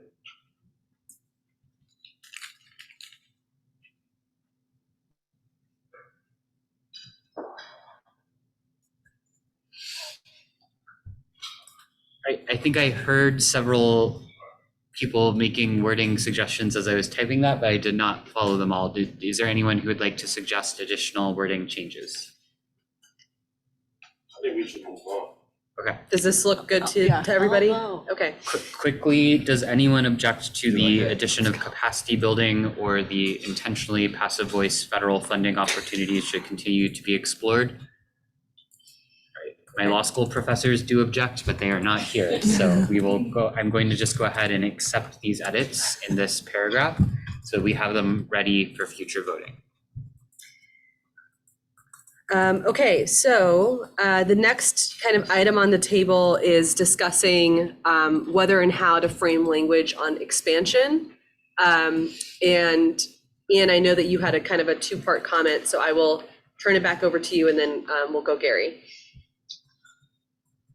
Well, I like some of the way these are written, but again, they come into fully implementing the plan, I think is good. But fully funding just transition initiatives, like we're back in that with the text, but I just, for anybody who might be suggesting we don't want to do it, and I understand the just transition office is nervous, but what I heard loud and clear over these 11 months is that the environmental justice community is highly concerned about the impacts to their community, both from a revenue side and from a toxicity side. And I would agree that this administration doesn't seem bent on necessarily stopping fossil fuel extraction anytime soon. In fact, we've seen more wells driven every day, but there are many, many wells that are now dried up or empty, and the impacts on the community are happening as they move from one place to another. So it seems very relevant for us to be moving to that, especially because we have planned closures for coal. It's time to be suggesting to the legislature to take the next step. Thank you. We have Gary and then Jonathan. So, thank you. And I said this at the Greeley meeting. Right now, I would be strongly opposed to expanding the scope for the Just Transition Office because I think it's irresponsible to the coworkers and communities that we've made the promise that we're going to try to figure this out. And I worked all the way through the development of the legislation and the passage of the legislation that created the Just Transition Office. That was one of the reasons why I asked former Representative Galindo last night that all those stakeholders agreed at that time that it should be limited to coal impacted communities and workers because we still had this major funding issue to figure out, and we still have that. And the fact that we don't fully understand exactly what amount of resources we need for those communities and those, it doesn't feel fair to them to just automatically move to expansion without trying to solve that issue. I think you also run the risk of signaling to communities and workers that their jobs are going to be eliminated prematurely. And that is unfair to those workers as well. And so until we understand it, I would be and consistently will be adamantly opposed to the expansion of the current scope. Thank you, Gary. Jonathan? Thanks. I think the concern that I think the administration generally has is fairly specific to expanding the scope of the Office of Just Transition. I think, if we're looking for solutions, the language that we kind of have here in the second bullet, is not specific to the Office of Just Transition. So, I think worth considering a conversation kind of on that.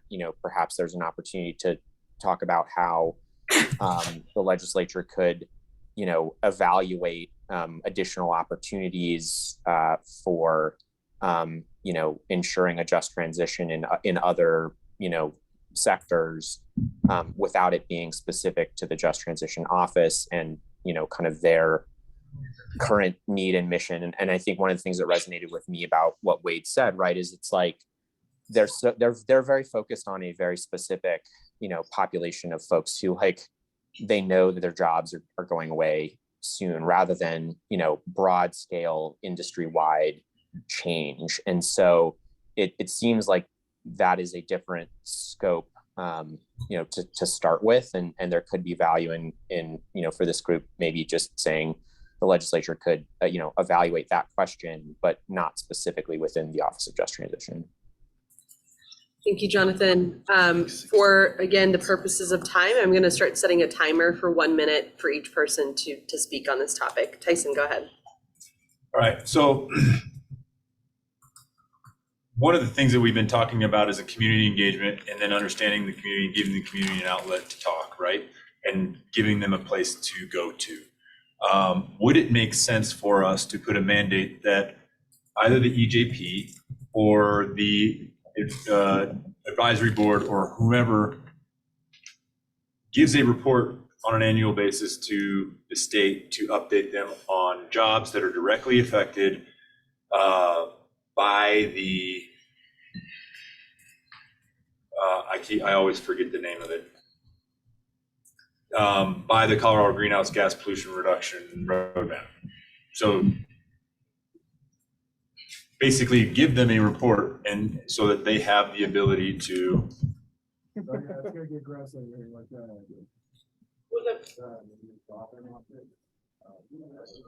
Bobby, can you please mute Sam Brash? We're hearing him through the Zoom. Got the recorders on. Does that make sense?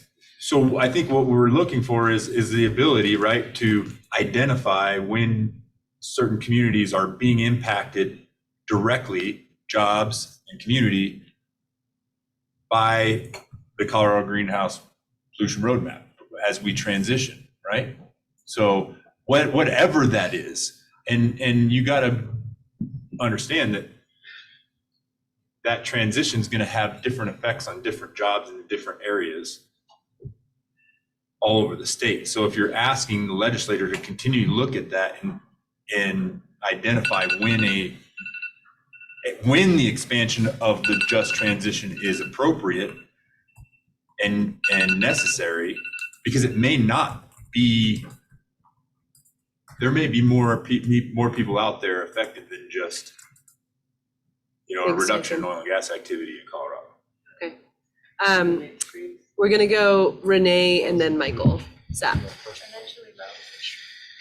Well, yeah, I think we'll need to kind of lay out some options based on the conversation, so. I feel like we're not rewriting anything for the just transition, but we also need to expand because it mentions fossil fuels. If this is just baby steps and we're starting with coal, then that's kind of being exclusive to only one set of workers. And it does expand to transportation, and in Commerce City, many different spaces, literally thousands of extractive industries in that space. So I understand being mindful of taking those first initial steps to see how that's going to impact workers and socioeconomic statuses in those spaces while we just transition, but it's just transition. So it needs to be expansive eventually to oil and gas, to fracking, so that we can actually start bringing in new sectors and more incentives that way too for workers. Thank you, Renee. We'll go Michael Sapp and then Jonathan, and we're going to kind of reframe and talk about how we're going to vote. Joe, can you scroll up, please, to the expansion? I would recommend to strike that expansion language, that whole bullet point out.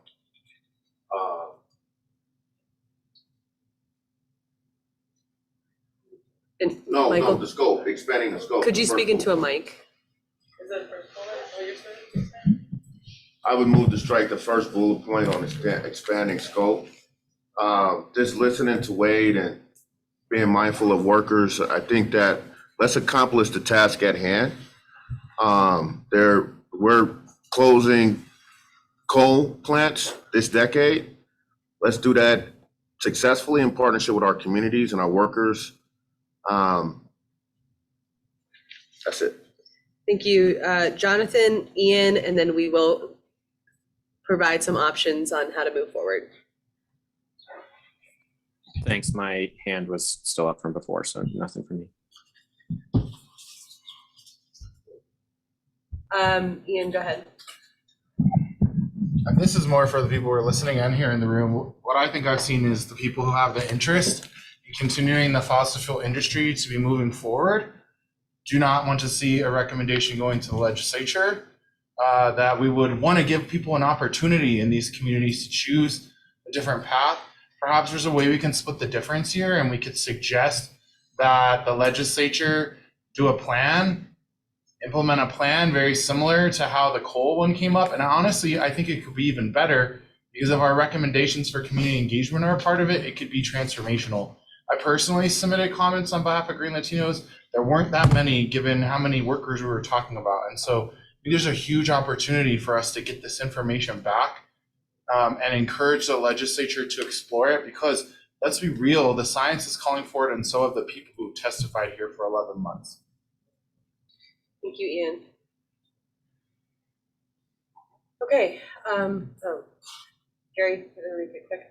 Thank you, yeah. I think it's one important, everything that I spoke about has nothing to do with trying to continuing a fossil fuel industry. It's about thinking about the actual workers that we made a promise to when we passed the original just transition legislation.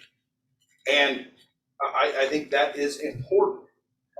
To Tyson, respectfully, I think looking at it as it comes in is too late. At that point, you're behind the 8 ball and it's hard to provide a just transition because it's already happening in that point. So I'm fully supportive that the legislature, making a recommendation, the legislature study this to understand it on what to do next. I'm just not comfortable saying that we should expand it as the full recommendation. Okay. I wasn't even directed So we're Ian, one at a time, okay? So we are going to go ahead and move into a voting and straw poll phase because we are at the end of the time allocated for this on the agenda. What Lubna is going to do is she is going to first put up a vote that is a actual final formal vote, assuming someone is willing to make a motion on whether you agree that this first paragraph that I think we reached consensus on earlier should be part of the task force's final recommendations. After that, we will move through straw polls on, to Dominique's point, to each of these 4 bullets that have been created, right? So one is about ensuring that expanding the scope does not interfere with the existing plan. The second is a recommendation the legislature accomplish how to accomplish a transition that could be expanded beyond coal. The third is Jonathan's suggestion, recommending that the legislature should evaluate additional opportunities for just transition in other sectors. Pausing for the interpreters to catch up with me there. And the fourth is Tyson's suggestion that the Environmental Justice Program should provide an update to the legislature on an annual basis on the jobs impacted by implementation of the Colorado Greenhouse Gas Pollution Reduction Roadmap. So I said that all because I'm guessing now that everyone's looking at the words on the page, you have a lot of changes you want to make. So think about those changes, scratch them down on a piece of paper, and then we will get to line edits before we do those straw polls. So think about that. And now we are going to go back to a final vote on just transition. I see a lot of hands, guys, but this is why we laid the ground rules that we need to be the facilitators to get through this meeting. So sorry, I'm sure you have input and we don't necessarily have time right now to get input. Trying to make the motion. Okay, thanks, Gary. I Gary, make can the you? motion to approve the first paragraph in section 7.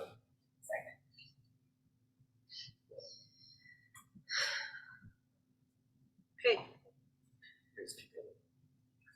That poll is now live to adopt this first paragraph in the just transition section. Please vote.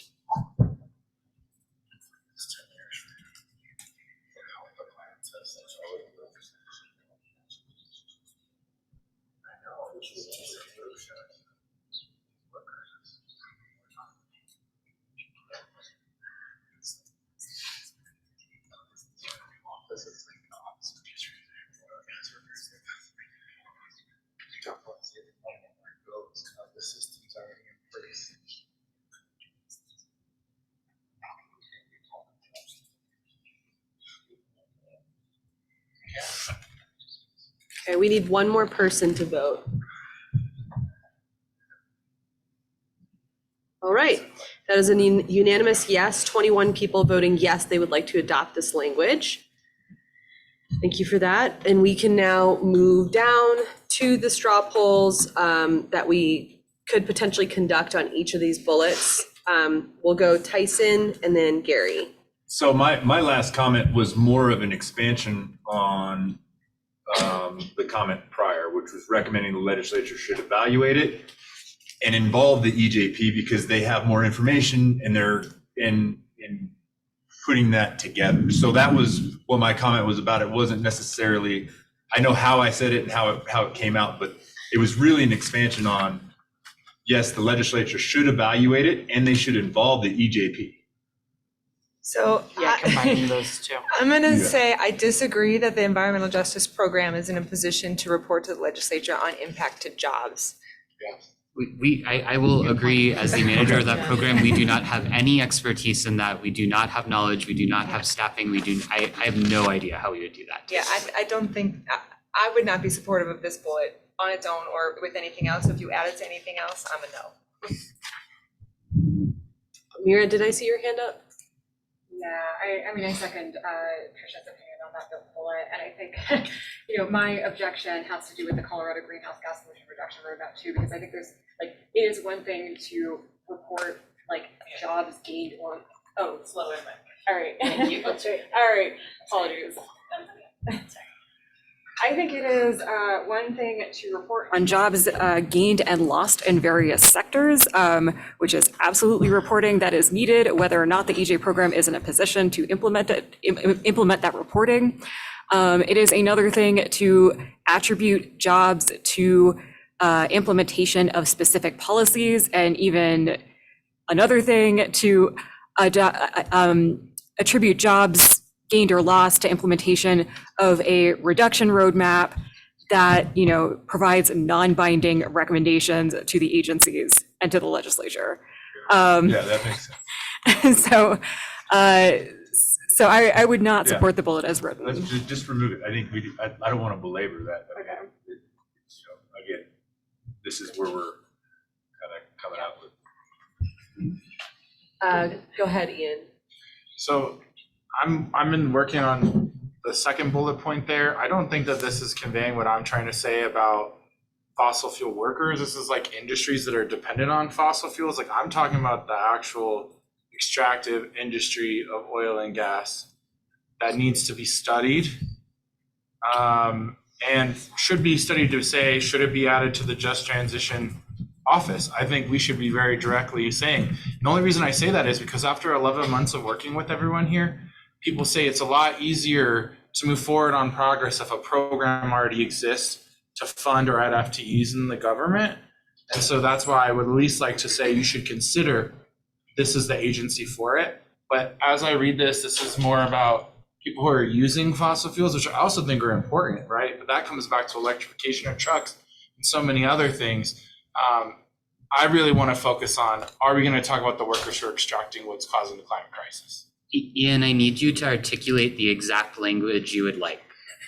I thought I was doing that. I wrote down verbatim what you said, the actual industry of oil and gas that needs to be studied and considered. I recommend that the legislature should study the just transition of workers in the oil and gas industry.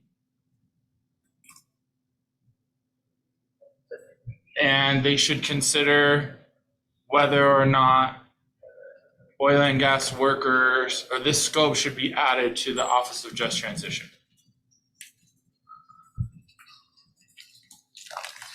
Beatriz? Can I just add communities, workers in communities? I can't hear you. Can we add communities? Yeah, I'm fine with that. Yeah, of course.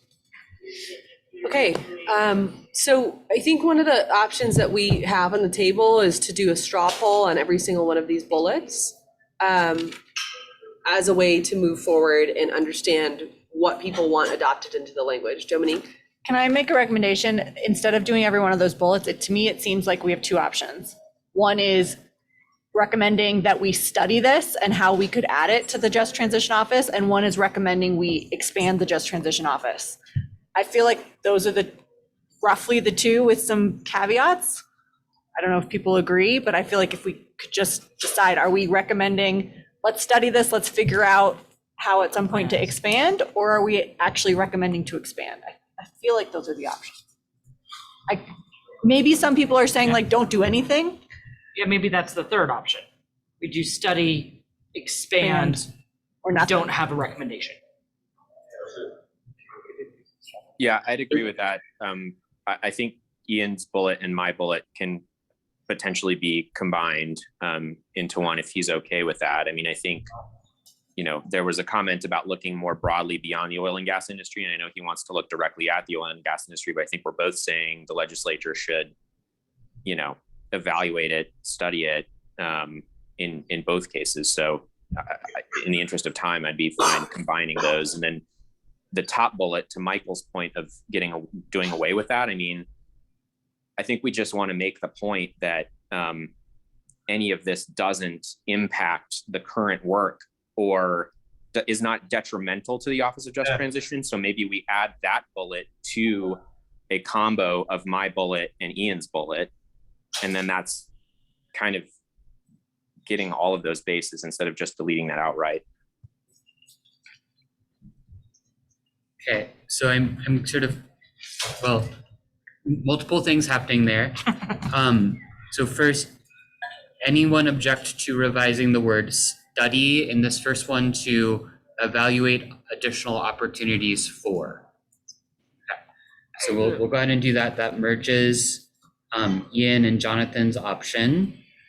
I have now added the first bullet. I'm just going to change the opening sentence so that it's a complete sentence. The legislature should ensure that expanding the scope does not interfere with or prevent the legislature from adequately funding on a consistent basis an agency is fully implementing the existing Just Transition Action Plan. So with that's now a combined option. So I guess as an alternative to, so I think this is, so question for the room, we could do just a straw poll on, do you agree with this? Yes or no? I think I see a lot of yes for that. Dominique, you're okay kind of taking the Yes, I think variations off that's the great. table? Yeah. Great. So Lumna will work on launching that as a straw poll. And this is the language. Do you agree with this bullet point? Yes or no?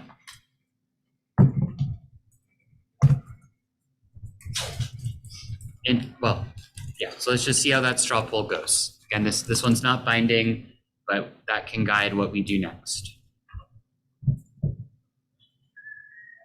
Okay, this is not going to be a descriptive poll. It's literally going to say, do you agree with the language on the screen? The poll is now active.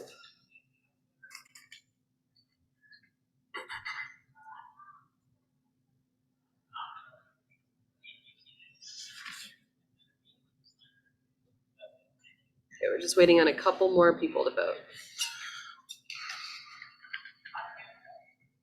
One more person. Okay, there we go. 17 yeses and 4 nos. So I think we can adopt that language into, well, yes. Okay, so given that that was quite high percentage yes, I wonder if everyone is comfortable just with moving forward with someone bringing a motion for a final vote on adopting this language in section 7 and then essentially deleting the rest of what's there now. I see Jordan's hand, but I'll turn it to Lubna to facilitate. Yeah, go ahead. I was actually just going to make the motion that we accept the last bullet point and delete the first 3 bullet points from the report.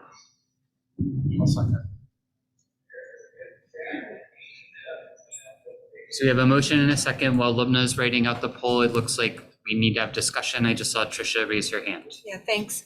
I just want to hear Gary's perspective on this variation. So I appreciate where everybody's thought and I think their motivation. The only reason why I voted no on that straw poll and still would like to see this language figured out a little more is when I see communities in oil and gas industry and a study that's going to be very comprehensive, we leave out a tremendous amount of workers that ultimately I think are going to be affected tremendously. Because when you say oil and gas, I don't understand exactly what that means when you define oil and gas. Is that upstream, midstream, downstream options? Does that include distribution workers? Does that include everybody that's involved in that?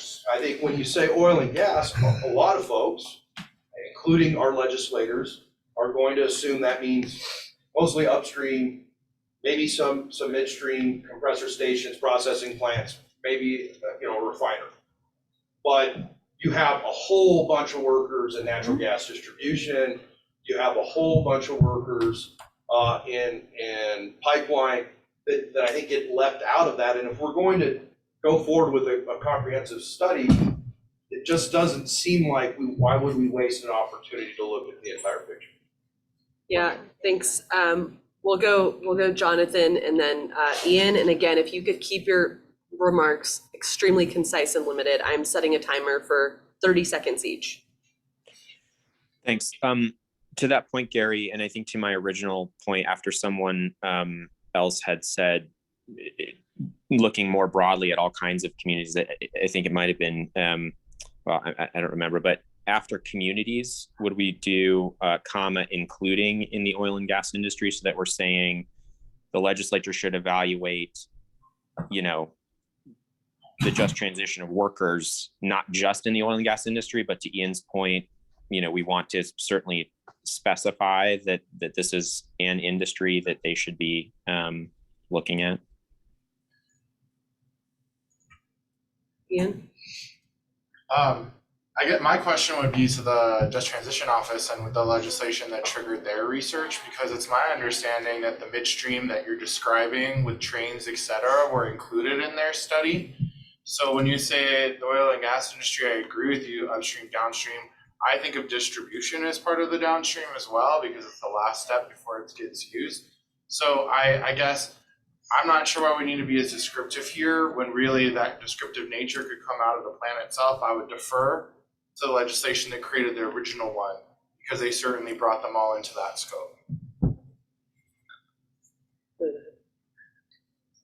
So I would love to let Wade answer that question, and I think we are falling into a specificity trap.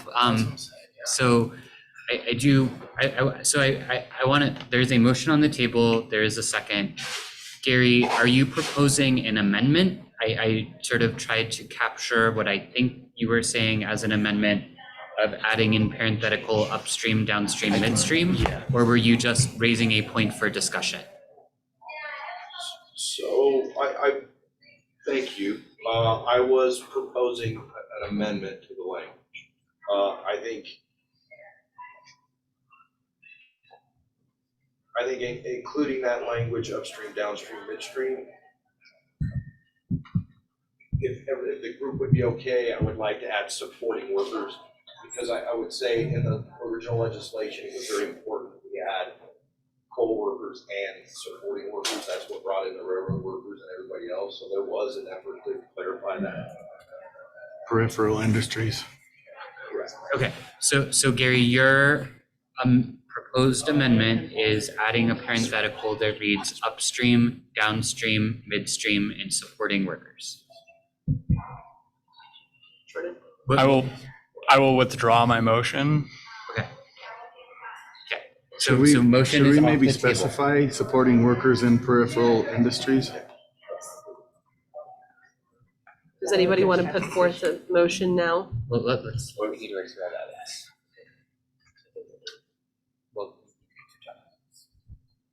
Oh, did he? So Jonathan, I added language based on what you said that says including in. Would you still like that to, now that the motion is off the table and we are back to just editing, are you still recommending adding that including language? I am, based on the other comment from someone who was, also talking about it not just being the oil and gas industry, but also trying to bridge the gap where, I know Ian wanted, focus on that. So I support including that, but I'm not like die on the sword over it. Wade, go ahead. And again, we're on a time crunch. Yeah. I appreciate, just very quickly, the language in our original legislation is supply chain, transportation and manufacturing supply chain.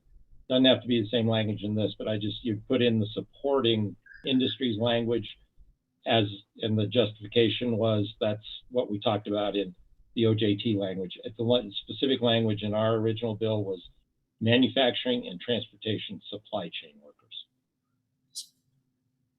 Thank you, Wade. So just to be clear, would it adequately address what you were saying to change the word supporting to supply chain here? I'm not proposing language, I'm just clarifying. During the debate, they said this was what we did in the OJT bill, and I just thought it appropriate to share what that specific language was. Thank you, Wade. Gary, this was your proposal. For those who can't see on the owl, he just gave a thumbs up, so we will leave that in the document. Thank you, Gary. I move to accept the language on the screen. Thank you. So, okay. So this is a formal vote. We have a motion. Who was the second? Michael Sapp. So the motion on the table is to add the language that is on the screen that I just highlighted as a final recommendation of the task force. Do we have to delete the other language? Thank you, Jonathan. I was about to ask for clarification. Mara, does your motion include deleting the other language? It does.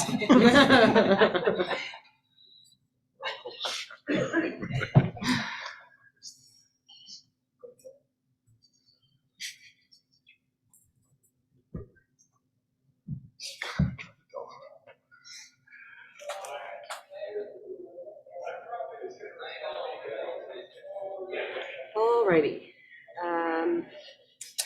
That poll is now live. So this is a poll to, the vote is to accept the last bullet point, which is the language that you see on the screen, and deleting the 3 preceding bullet points before it.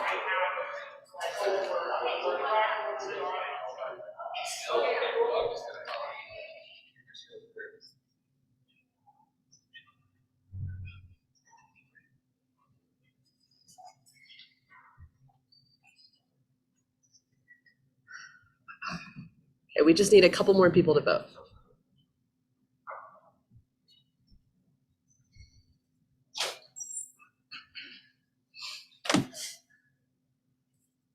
Waiting on one person.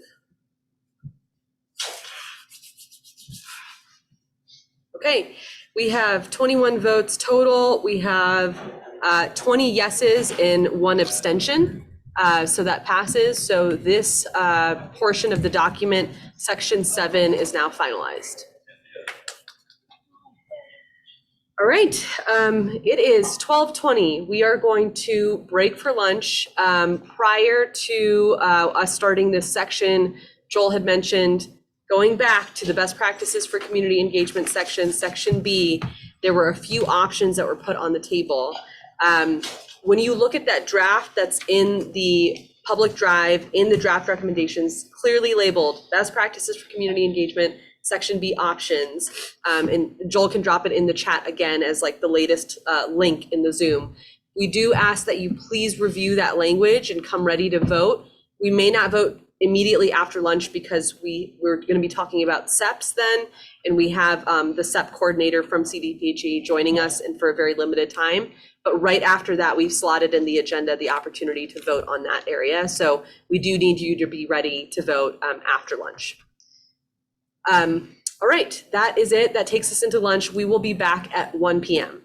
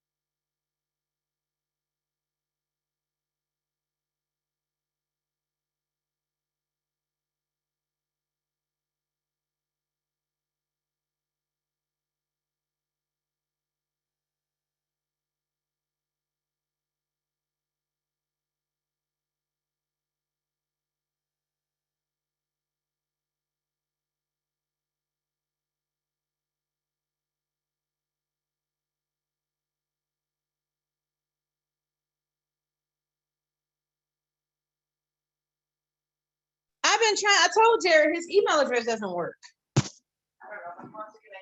Total, but these people are like, okay, my only fear is again, Father already gave you wisdom. I don't want us, I want us to be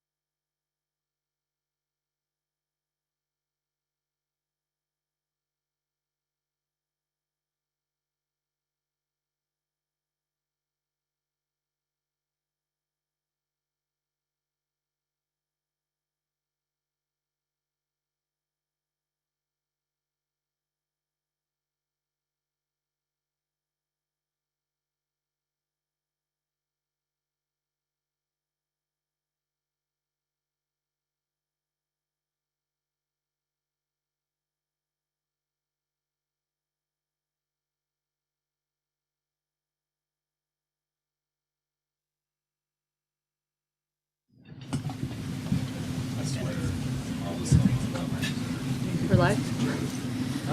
All right, welcome back, everyone. I hope everybody was able to enjoy their lunch, and we had a little bit of a longer lunch break today than we did have yesterday. So hopefully people got a bit of a break and also an opportunity to read through Section B options for the best practices for community engagement.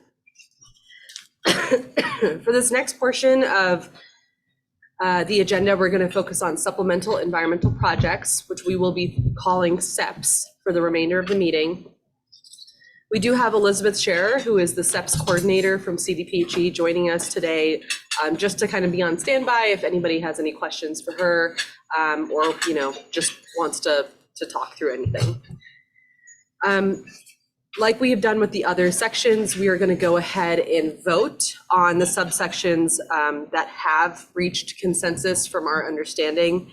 And we are going to go ahead and start with Section A of the SEPs. We'll have a page number for you, just a moment.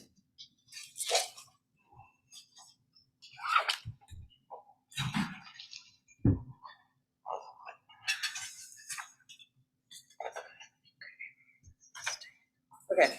So this is Section 6 on SEPs, page 44, and we are looking at Part A, raising awareness about SEPs and the IDEA library within DI communities. So I recognize that this did not have a subcommittee for there to be a chair or co-chair to put forward a motion, but I welcome anybody, unless you have amendments to the language in Section A, to put forward a motion. I move that we accept Section A of the SEP section of this draft. Great. I second. Love that. Love that. Any discussion of Section A? I'm not seeing any in the room, so Lumna will go ahead and get that called up for a vote on the motion to accept Part A of the SEP section.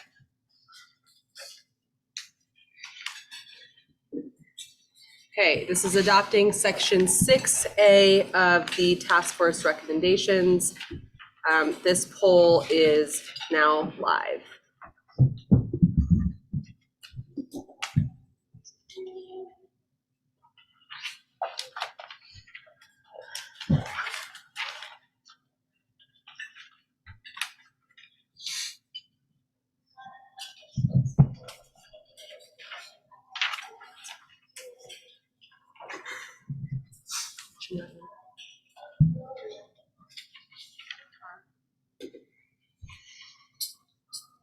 We're just waiting on a couple more votes.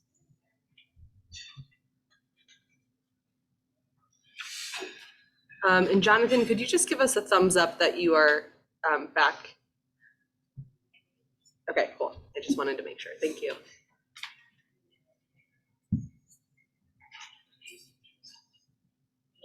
Yeah, we're waiting on one more person to vote.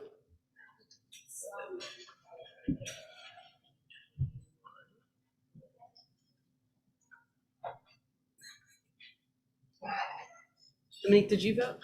Tara, I was looking for Tara. I voted, yeah. Did anybody accidentally not hit submit? Tara's not here. Yeah, I know, but we're missing one more. Okay, well, are we missing one more person? Oh, Renee, okay. All right, well, 19 people voted and this is unanimous yes, so that will go ahead and pass. All right, so moving on to Section B of the SEPs. So this is on page 45, ensuring SEPs benefit impacted communities. And so this is, we'll be voting on Part B, 1, 2, and 3. Any conversation that folks would like to bring up before somebody puts forth a motion? I move that we accept Section B. I'll second. I'll second. Okay. So, Gilda. Thanks. Yeah, it was me. Yeah. Thank you.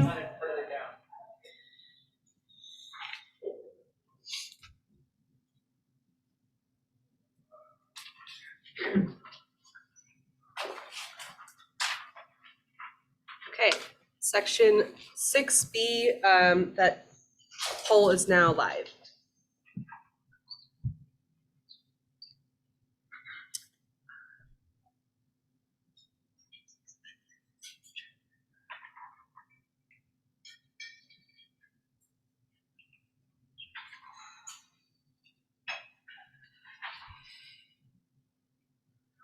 And we're waiting on a couple votes.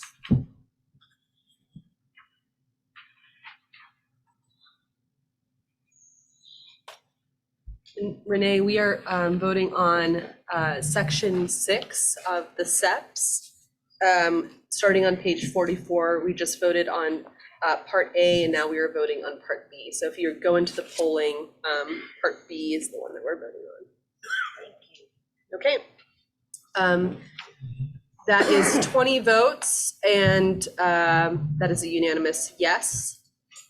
So we will move on. So we will now move on to part C, procedural requirements for community SEP selection processes. This is talking about how to increase clarity and accessibility of community-based SEP selection processes for the community members participating. Tara, if you have a second and want to vote in the previous poll on part B, you are welcome to while Lubna gets this called up. Would anyone like to discuss part C? Seeing none, would anyone like to bring a motion? I'll motion to vote on part C. Hear Mira's motion, any seconds? I see Kimberly's second. So we will go ahead. Any discussion? No? Lubna will go ahead and launch the poll. The poll is now live.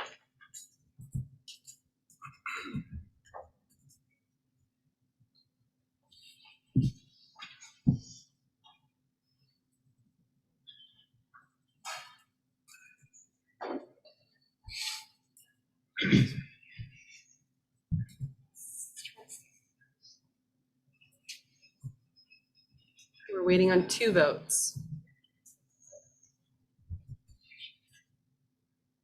All right, that's 21 votes yes to adopt section 6C, and we will move on. Okay, we are going to skip part D for now and come back to it after just a moment because it is one of our areas that does not have consensus currently. We'll move on to part E, simplifying SEP applications. This is talking about ways that we can make the application for receiving SEP funds simpler and easier for people to fill out when they are submitting applications to be funded through a community-based SEP process. Any discussion? Would anyone like to call a motion? So moved. Okay, Jamie has moved to accept part E as part of the final recommendations. Any seconds? I heard Renee. Any discussion? Lubna will launch the vote. That's now active.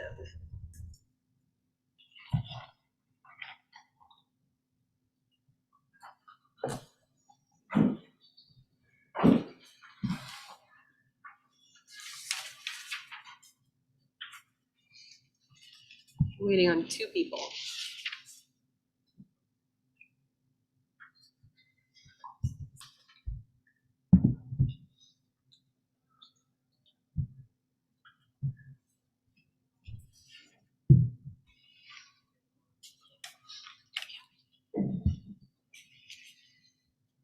Okay, we're just waiting on 1 person to vote. Is anybody having a hard time submitting?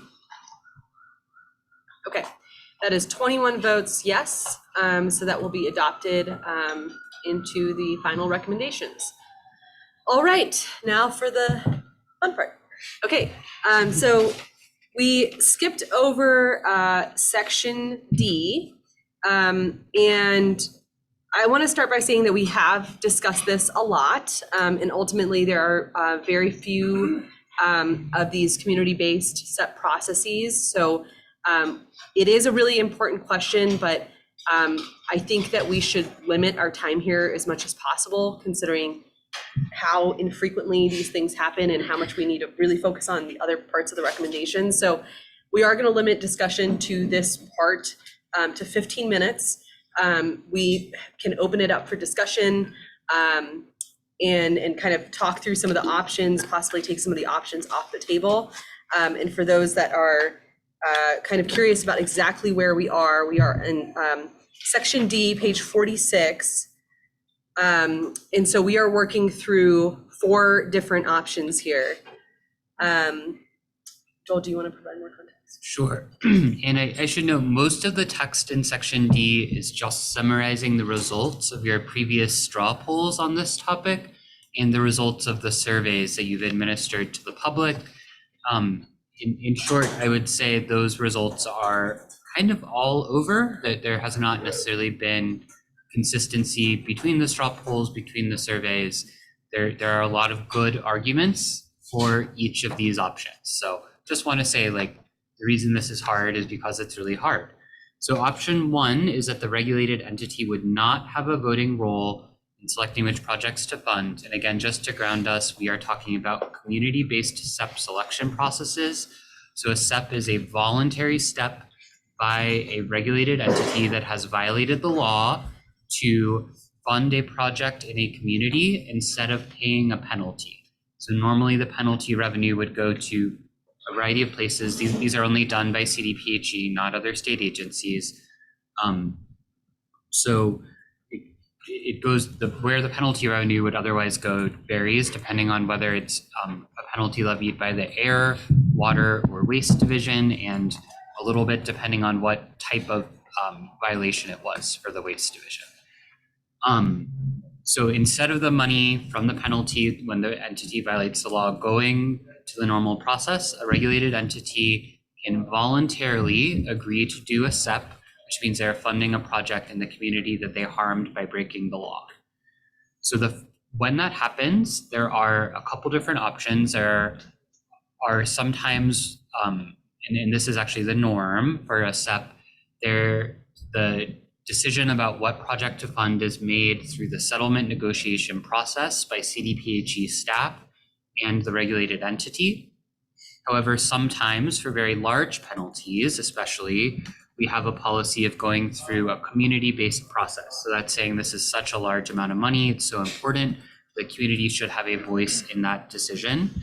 And so community members who live in the area where the project is are part of basically a funding committee who decides which projects to fund. So an example of that is the process that happened for Suncor a few years ago. That's the one that we've talked about a lot.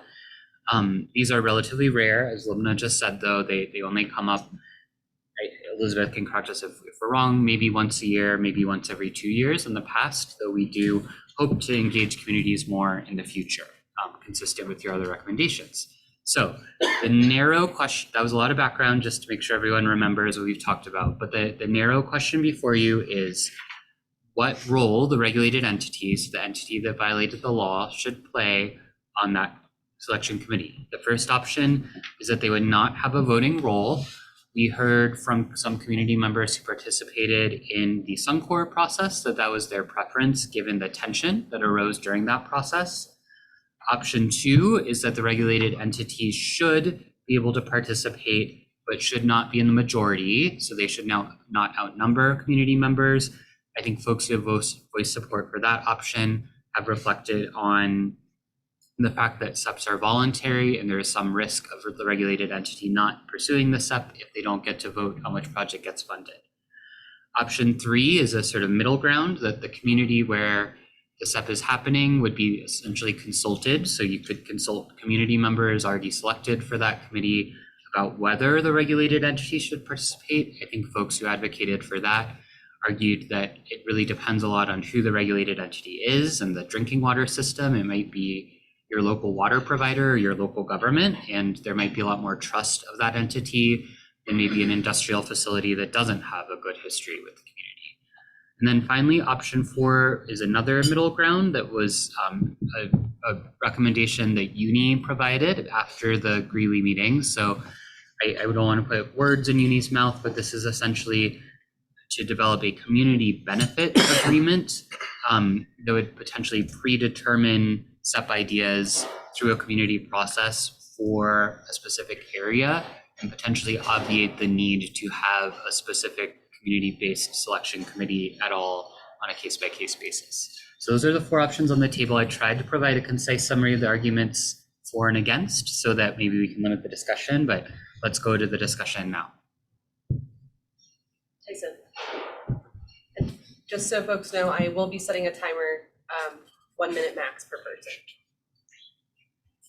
So I think we've heard the public, and I think we've also heard from the department regarding SEPs and the potential for companies not to participate. I go back to option 3 as being that common ground, because I think there are times when industry and community work very well together, and we don't want to discourage that. We want to keep encouraging more communication, more working together, regardless of an incident or not.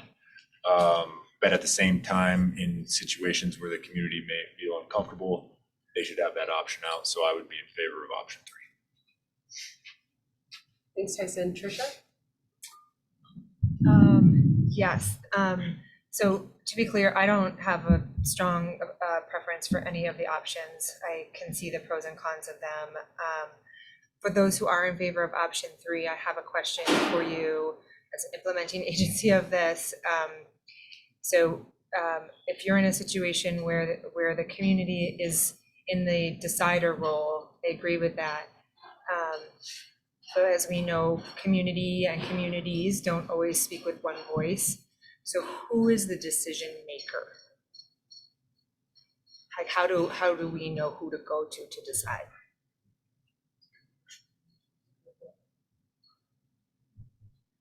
So Tricia, I think when that question came up before this clause was added, saying meaning community members participating in the selection committee. So it sort of assumes the creation of a selection committee that is then consulted about the role of the regulated entity, So but they're that does convened seem, first and then, okay. yeah, but if you think I there are didn't read it wording that way. changes Thank needed, you. yeah.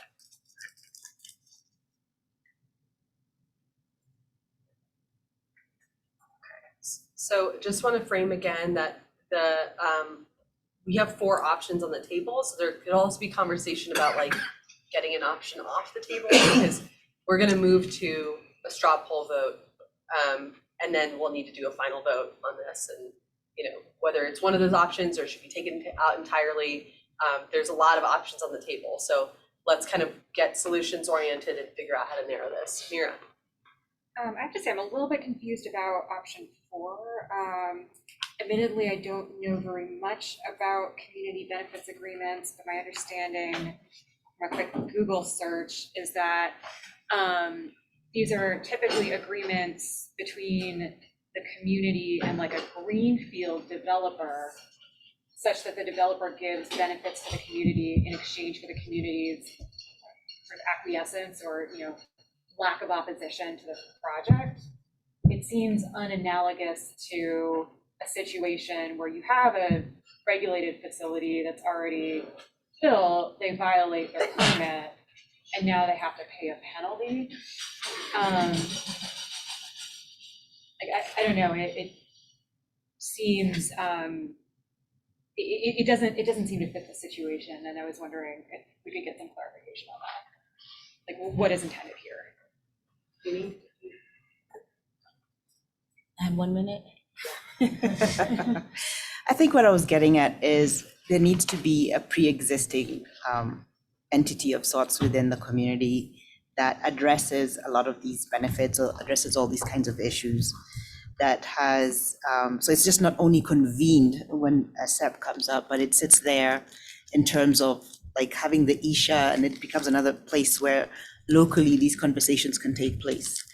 Having said that, then the decision is made within that entity on what to do. I know using the CBA was kind of a stretch, but it was a way to show that there are ways that these kind of financial issues have been negotiated within, like the federal structure.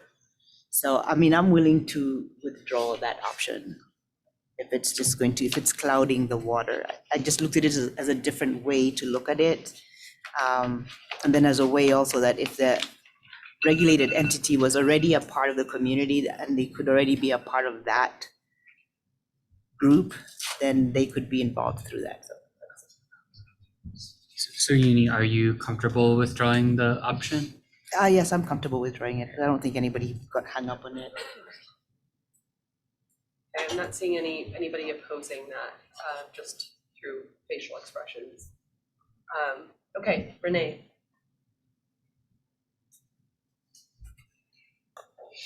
In an effort to combine them and also to recognize where Uni's kind of coming from, either having some type of community, already a consistent board in that space to where we already know where those community members are, because there are community grassroots members that live in those spaces that could help develop that type of model for instances like this.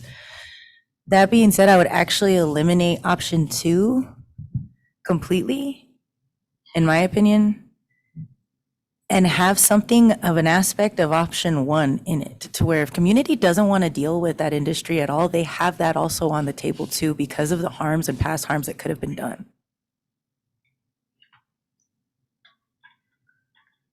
Is that possible? Or did that make sense? Option 3? I think what you just described is option 3. Option 3, yeah, I was maybe describing it's- option 3, yeah. or- So or I think you were just essentially voicing your support for what is already option 3. for what is option 3, also having option 1 or an aspect of option 1 to where if they don't want to work with them at all, that can be included. Is it in there I too? think Sorry. that's just what option 3 says. Okay, yeah. sorry. Okay, do you?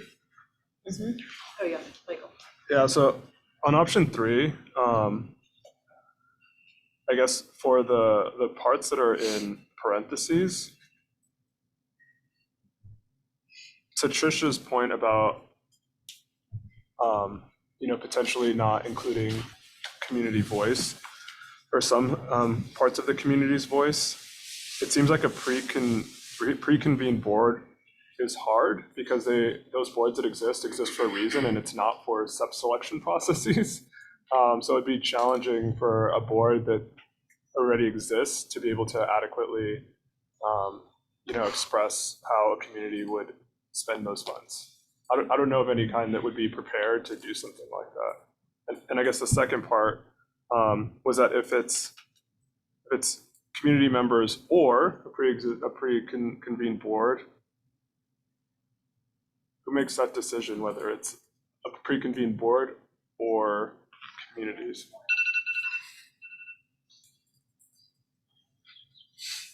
Yeah, sure. There's EJ coalitions now too, of community members and several organizations that already work. Right now, we're working in clean transportation, but we worked in other spaces before for years, and some even generations, a couple of them. So being mindful again that there are those boards that are already there, already doing those work, and it's being able to have a safe container for those boards to convene, that we can help build that capacity structure to help in that space and also to fill that gap. And on the second part of that question, who makes that decision? I'm hoping that's where CDPHE can come in that space too, to maybe the advisory board can help establish that capacity, bring in that capacity, mediate that space, or help provide that container. Or the EJIT program. Or the EJIT program. It almost sounds like you're saying, like, groups choose themselves whether or not to intervene in this decision. If they're impacted, they're probably gonna already be wanting to. We're gonna go to Jonathan, and then we'll just raise your hand if you want to be in the queue. Jonathan? Thanks. Just to Michael's comment, it seemed like the text in green was kind of Joel's attempt to bring up some level of Uni's comment there, right? Like the DOE example. So just one, I mean, I think it would be like whoever is deciding who the community members participating in the selection committee would also be the ones deciding who, a potential existing pre-convened board or like an ongoing existing board, which I think was kind of Uni's point. So that's just a clarification point. And then my only potential suggestion would be, instead of saying or and, you could say, committee, well, never mind. I've things have changed now, so I'm good. I was just trying to flag that. Yeah, so to try to narrow the discussion, I just realized, so I think these are sort of 3 different options for who the community is in option 3 that we've heard. There is the Environmental Justice Advisory Board. There is community members who CDPH has already selected through the normal process to participate in the selection committee, or some kind of existing pre-convened board of community members. I think that it sounds like those are 3 different ways of defining who the community is. So maybe this helps everyone.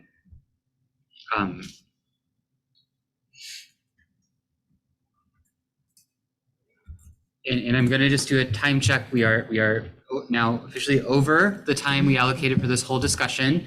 So instead of adding options to the table, we really need to take them off. So. Does anybody want to propose removing an option from the table? Otherwise, we can go into a straw poll. Just to gauge kind of. Jamie, go ahead. I would just reiterate Mira's suggestion to remove option 2. Is there anyone who plans to, who would oppose that, who is going to vote for option 2? Okay, I see some in the room. So we will not remove it. Okay. Should we do a straw poll? Okay. Yeah, let's do a straw poll, and let's just say that if option 3 carries, we may need to kind of investigate those multiple options for who the community is before a final vote.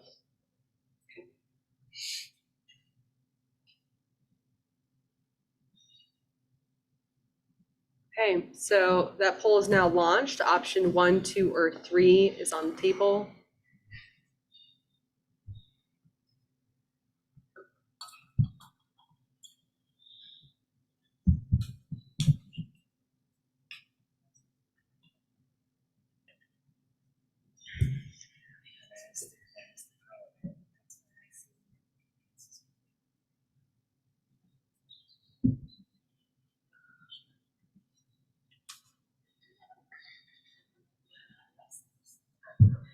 Okay, we need 3 more people to vote.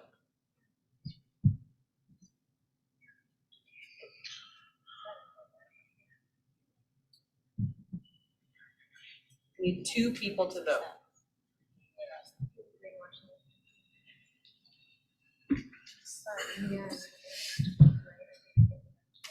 Waiting on 1 person. Oh. That makes a difference. Did anyone notice if Kimberly left to take a phone call or? Okay. We are. I will, Well, Lubna can just take over the screen share and show. this is where we are. So this is not a simple majority still. We would need 11 votes for a simple majority. So this is, yeah. I would say though, there's a lot of people, like, I feel like there's some options that are similar more than others, so I don't know. Yeah, we need to only have 2 options. Based on this, can we remove option A because it has so little weight, and then those 4 people are forced to vote for the other 2 that have the majority? I agree with that. Does anybody oppose that? Okay. So Lubna will redo the poll with that. That's why we're doing this. So we will redo the poll with option 1 removed. So we are just choosing between option 2 and 3.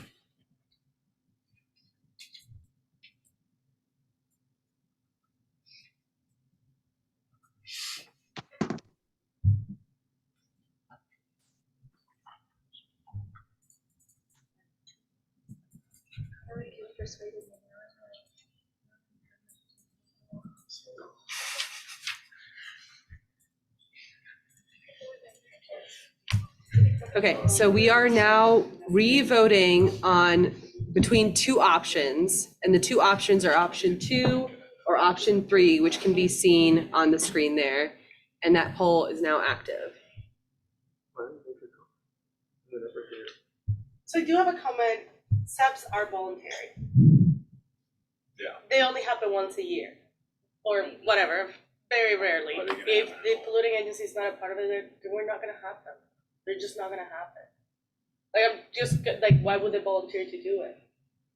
I do wanna make that case. I know it wouldn't be my regular SEP, but the reality is, like, why would they spend the money?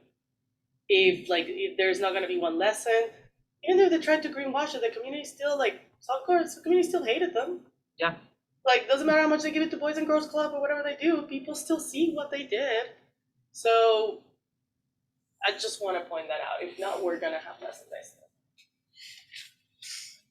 Okay, we're still, the vote is still live, so we're waiting on 3 people to vote.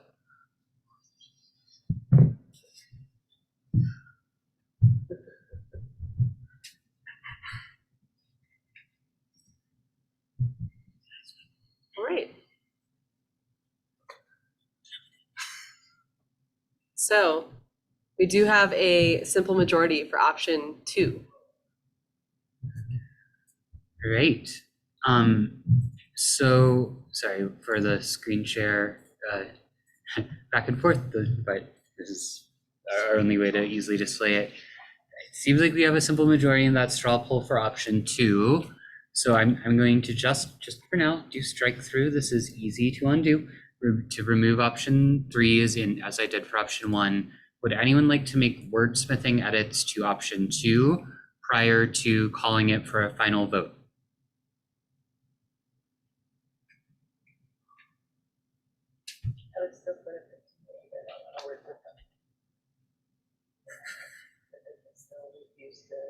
I can't hear you, Renee. I would still put that if the community wants to refuse to work with that entity, they can. That was option 3. Was that option 3? Can we ever put that in there If with that option refuses to work with them, then there just wouldn't be a SEP. at all? Yeah, or maybe not. It's a gamble. So Renee, I think what you're saying is essentially making a case for option 3. What I might suggest actually is that we call a formal vote on option on essentially option 2 as the majority task force recommendation. We can then call a second vote on option 3, and that could be included as a minority report. Because again, I mean, it was a close vote, right? Like 11-9. So there, at least in that straw poll, that would suggest that there is majority support for option 2 as the main task force recommendation and option 3 as a minority report. So does that work for the task force? I just want to say that for the record. I would move to vote for option. Okay. I would like to motion that option 3 be a minority report, or can we call it? I'll second that motion. Okay, so Sorry, let's- motion was first. I don't- There's There was a two motion different on the scenarios here, and so Emily is gonna walk us through. There was a motion on the table from Michael, correct? What was it? Motions We for couldn't hear 2, it. for option 2. So that's the motion on the table. We'll vote on that, and then we have your motion. You can renew your motion. That's right, thank you. Can we hear from Michael about, like, more about why he's opposing this? He's opposing a minority report. I just want to clarify on the voting side. If you vote for option 2, you can't vote for the minority report, correct? Or can you vote for both? I think the answer is you can only vote for one. So if you are voting for option 2, then you cannot vote for option 3. Does that make sense? Because it's sort of, it's one or the other at this point, right? Because otherwise you might end up with both option 2 and option 3 getting a majority vote if people are allowed to vote for both of them. Yeah. I don't think we I think what vote we're for just minority seconding was the report. motion. Hey guys, we need Lubna to call on people in order. This does not work.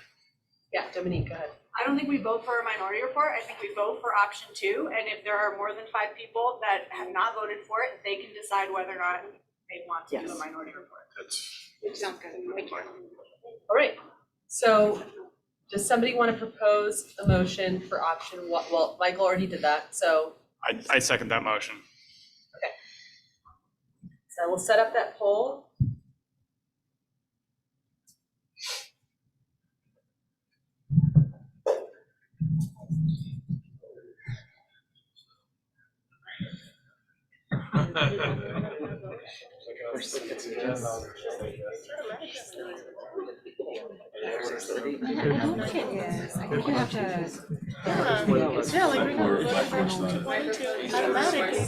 Hey everyone! Proactively make it a minority. Sorry, can't be talking. Side conversations do not work on the Zoom. All right, so for section 6D, the vote is to adopt option 2. That's the vote that's on the table. So you can vote yes, no, or you can abstain.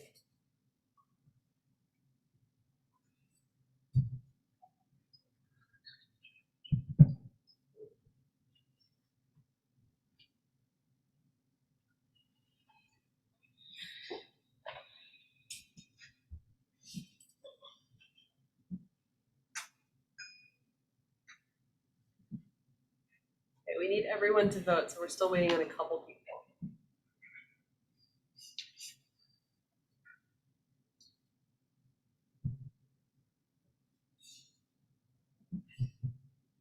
One more person. All right. I will do the screen share.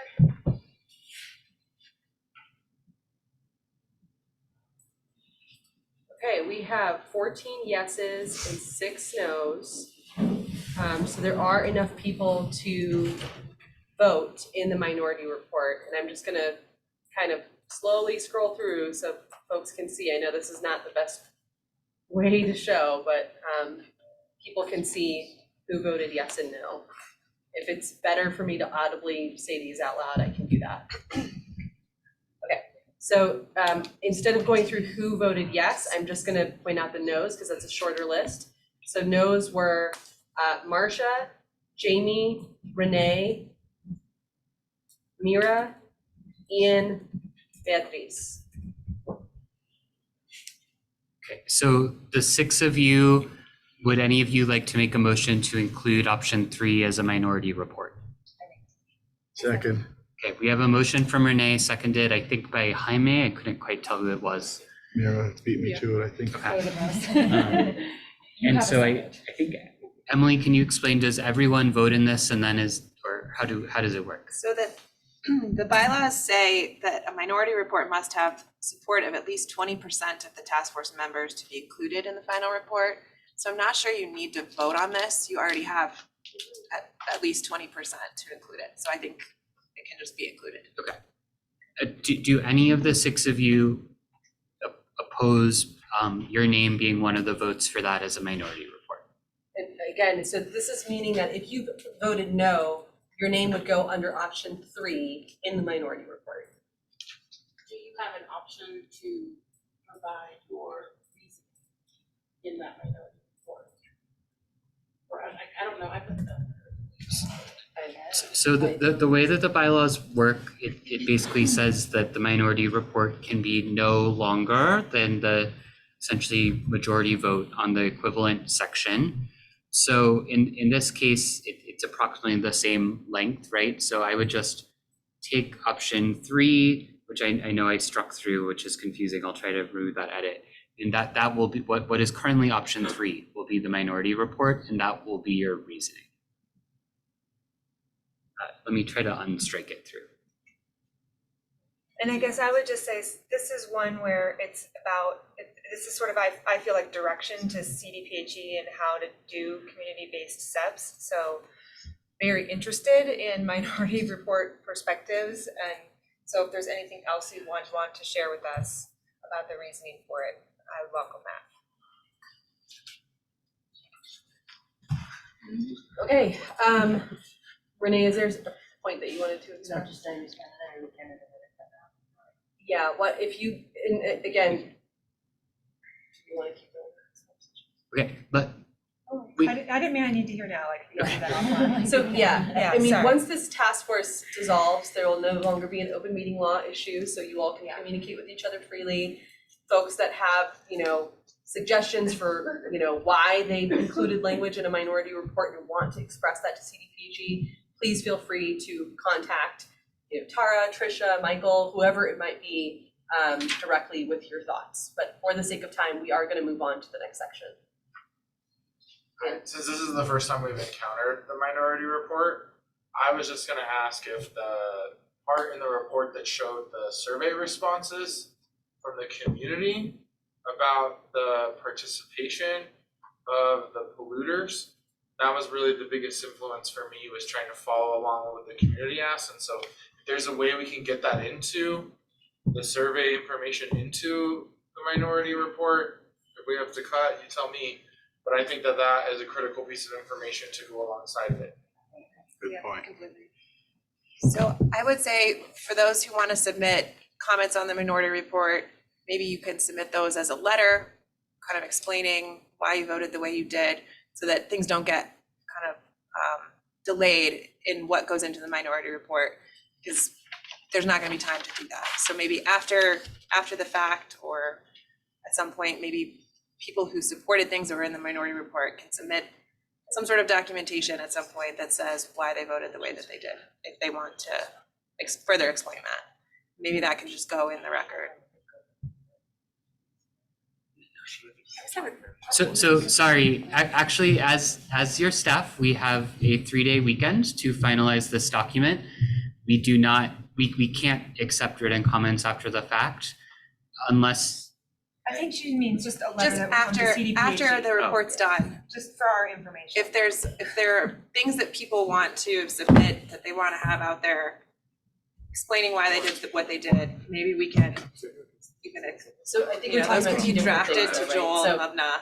Yeah, so we're talking about two different things, right? Emily, I think we understand the point, and that's kind of the point I made earlier, is like folks can share their thoughts, whether it's via letter or an email or anything.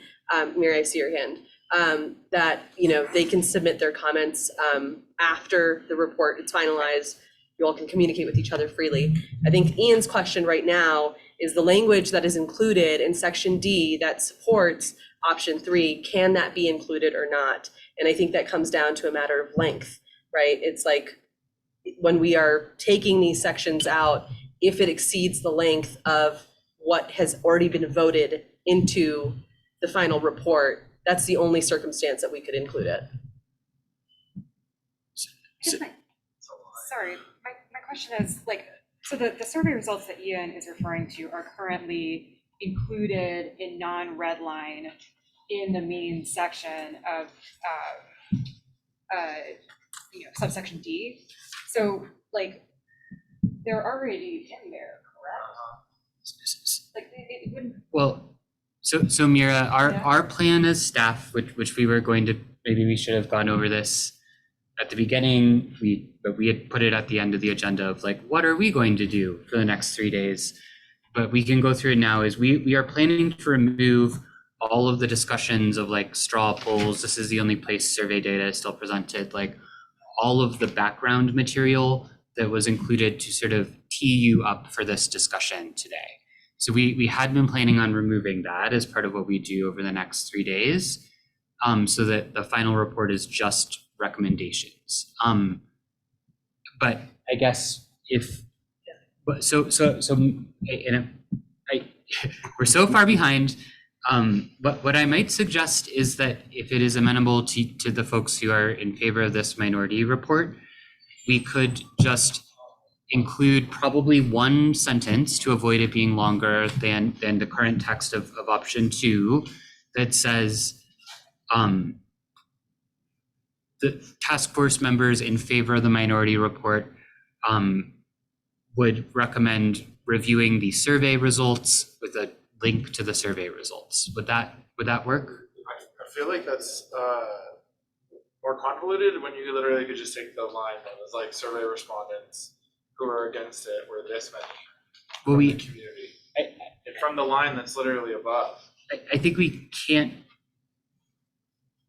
I think this just gets into the issue of length, right? It's like, if we can try. It's like 12 characters. Well, it's in the bylaws, so it would require an amendment to the bylaws, so. I feel like I shouldn't have seconded, you know, like I shouldn't even brought the vote forward. it's Well, okay. That's fine, because, I mean, we had to vote, so, yeah. Okay, how about this as a solution? So, okay, there are a couple options. One thing we could do is just leave the survey results in the main document in this section. Does anyone have an objection to that? Really quickly, I know we're behind. The bylaws state in the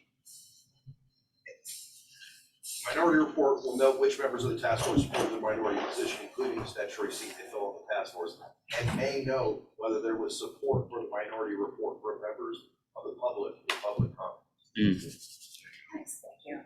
Thanks, Gary. Dying, I didn't want to interrupt. I can see he was about to start shaking over there. He's like, the answer, it's right at my fingertips. So, okay, so what we will do as your staff is we are going to work on the minority report.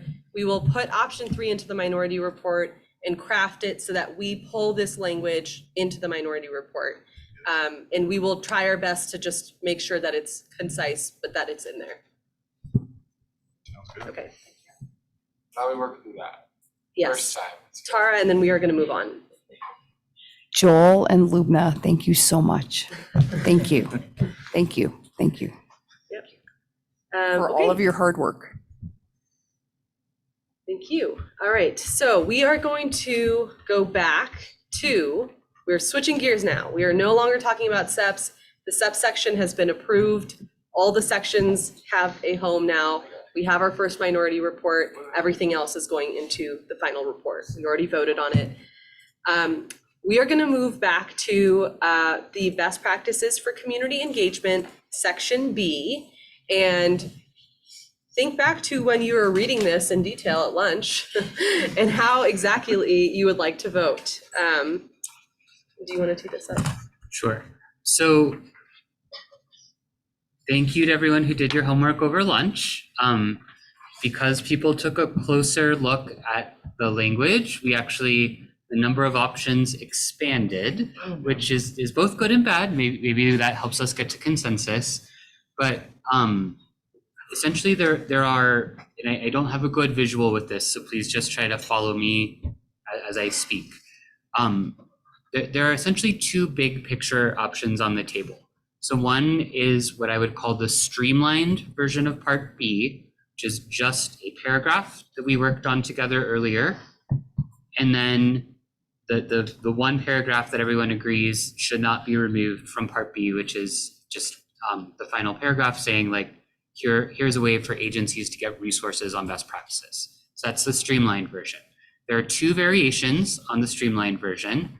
There is this, what I call version 1 in this document, which is the paragraph we all worked on together that was initially proposed by Dominique.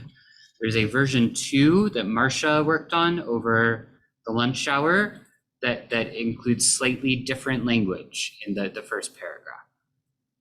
So everyone can look at that on their own screens. It is in the document, but it got added towards the end of the lunch hour, so you may have missed it. Just do words. So it's essentially wordsmithing the first paragraph to be slightly different. So that's big picture, the first option, which we're going to call streamlined version. So some combination of those two sets of language.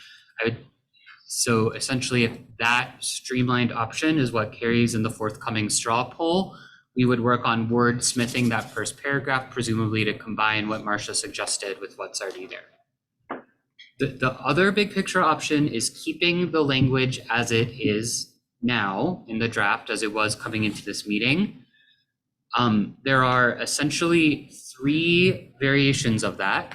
There are the 2 options we already discussed, and those go into the relationship between section B and section E. So the first one is that there should be, that the baseline standards agencies would follow is something less than the standards in section E. The second option is that the baseline standards that agencies would follow is the same as what is in option E. So option E is, or section E is the baseline. The third variation is is new language that Jonathan worked on over the lunch hour that is sort of a compromise version that I think kind of maybe finds middle ground between those other two options. So I wish I had like a nice whiteboard, or I was more visually oriented, but essentially we are going to need to make two sets of decisions. Just the first decision is between the streamlined option that we discussed before lunch. So that's just like one paragraph outlining the overall intent of the section, plus the paragraph saying how agencies can get support in the work. Then the option 2 is keeping the language as is, and one of the three options for the role of section E. So either of those first decision trees that we follow down, a streamlined version or the existing language, will require further discussion after we decide. But we do need to decide first whether we are which of those two paths we are following, streamlined or not streamlined. Any questions about what that means before we put it up for a straw poll?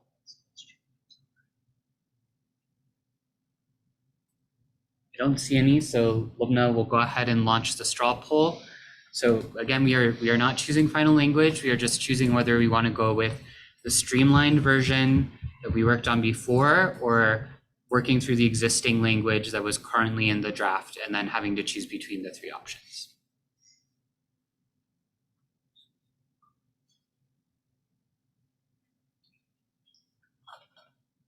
Okay, that poll is live.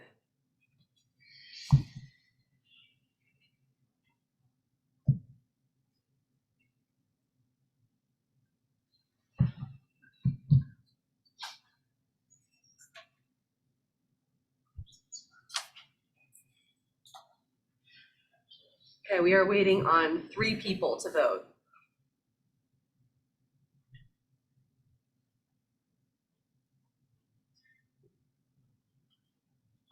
We need one more person.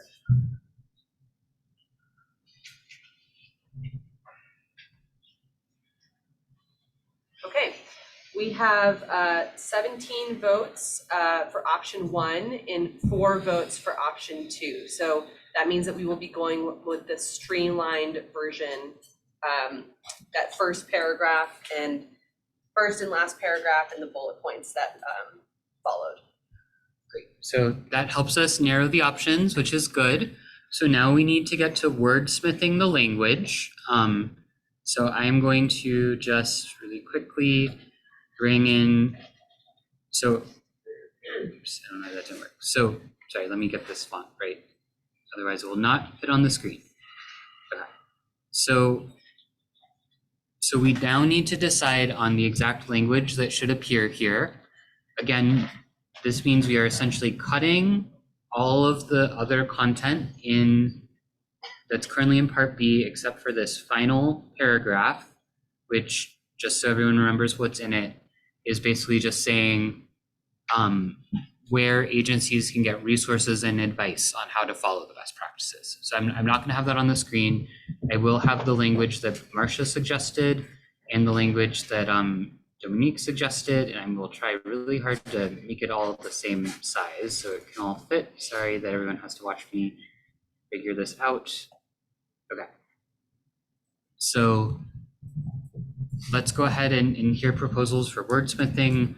Before we broke, there seemed to be some wordsmithing edits about whether the language to put a plan in place should be included, whether the language as budgets allow should be included. And then Marcia, maybe you could walk us through, whenever you are ready, what edits you propose, but we can open that up for this discussion. I like Marcia's edit on actually creating more specificity rather than like use each one of the categories, but they have to use, agencies should at minimum use each of the categories as an evaluation tool, develop tailored plan of how to conduct it. Okay, Dominique? I was just gonna say, I'm happy to use Marcia's language as well. I feel like it's more articulate, same idea. Okay. Just give it a little more. Okay, seeing some folks in favor of that. Anything else, any other comments aside from supporting Marcia's language?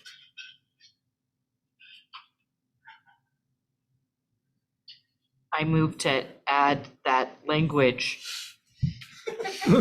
in our recommendations. Mark, keeping us going. I second that. Great. I was gonna. By that language, yeah, let's be a little more The specific. Marcia's language. Yeah, Marcia, because I agree, Marcia's language, I think it covers what we need. As budget allows, though, I don't think we have an initial conversation, like, on edit there.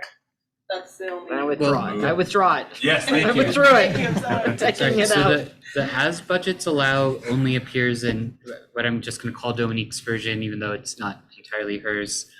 It's, so this paragraph, this is Marcia's version here that I just highlighted.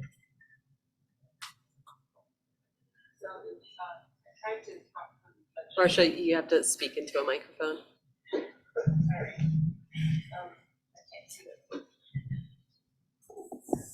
Hold on, let me put my glasses on. I tried to account for budgeting because it does vary per agency. I thought I put it in there. So staffing and budgetary resources. Y'all can reword that, but that's what I was trying to say, like limitation in available staff and budgetary resources. So maybe you could wordsmith that, but that was my attempt at trying to include it there. Maybe try to be, should there be a piece about striving to continue to increase that budget number to be able to strive to achieve as many of those best practices as possible? Are you suggesting a number specifically? Not a number, Oh, just like, kind of yeah, like how we said, like incremental growth of the budget as we continue to, you know, I think find that- those spaces that, you know, immediately we're not gonna get those budget increases. Yeah, Yeah, or define funding gaps. I think in theory, that's great. I can't speak for other agencies and their ability to budget for that. Yeah, that's my response. And folks, I think sorry, that's folks need difficult to speak up. do. I'm actually having trouble hearing the last two people just across the room. I'm saying in theory, I think that's great, but I don't know that you can really determine that by putting a solid number for all agencies to apply with. They're so different in their ability to budget. So I would not suggest $1 there. Okay, is there anything in addition to the language that Joel is adding now that folks would want to be reflected differently? And Ilda, I tried paraphrasing what I think I heard you say though I phrased it as if agencies lack resources to successfully implement the practices in section E, they should explore opportunities to increase resources. Jordan.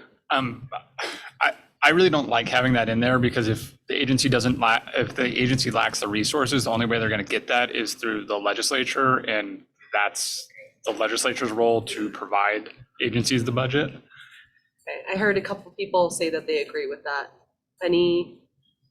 What other way can we flag it to the legislature that they need to prioritize funding that? You know, like what other way do we signal it? Because Say that. they'll- Say that. So Say yeah, exactly that. Can we get some language? The legislature should encourage the increased capacity and funding for best practices of community engagement across agencies.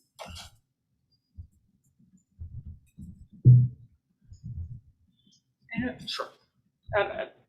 Please, feel free to respond. Elizabeth?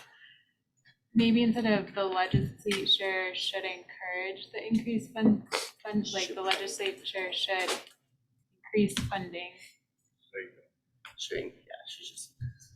May I suggest adding to implement? Across all agencies, or Ian?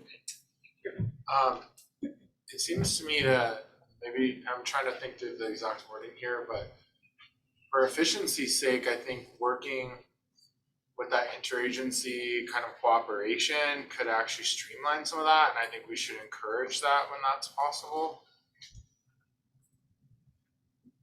So What wording edit would you suggest?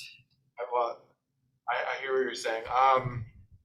So Ian, one of the things that got cut in section B involved sort of, I'm gonna undo this edit so that it's more visible, but everyone can just know that it remains edited. So one of,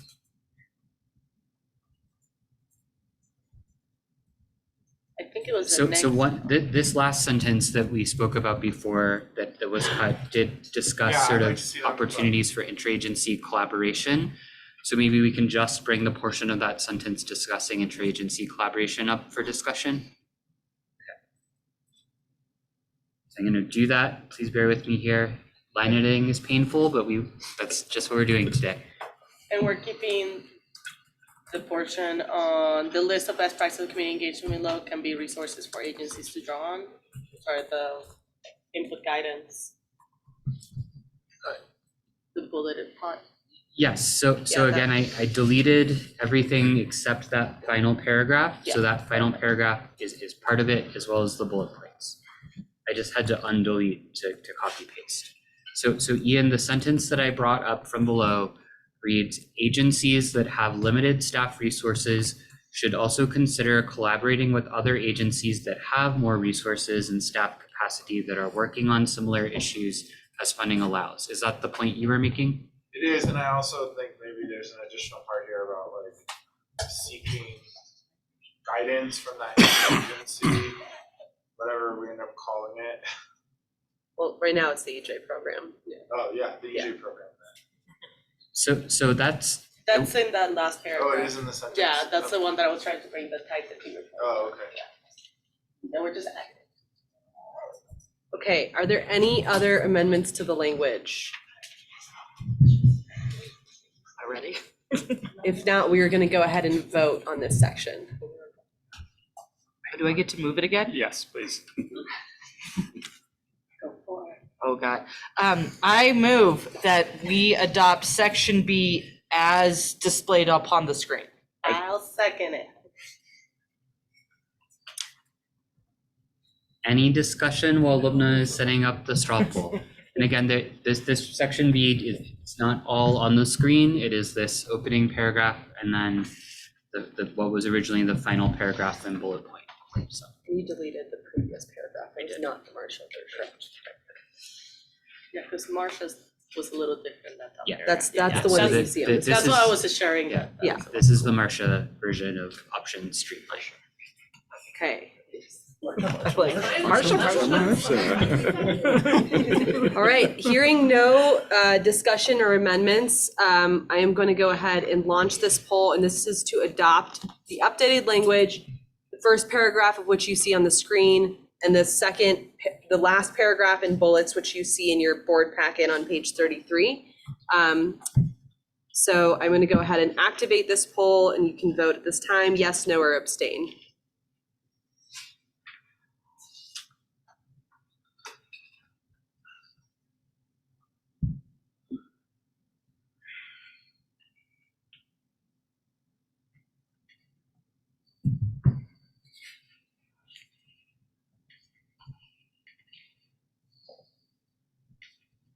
Is there anyone missing from the room?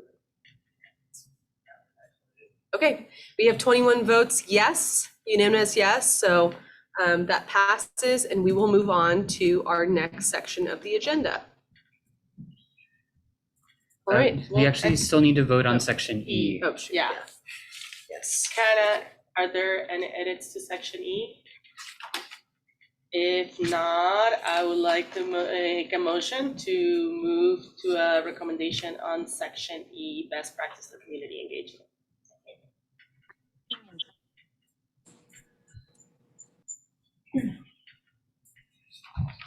Sorry.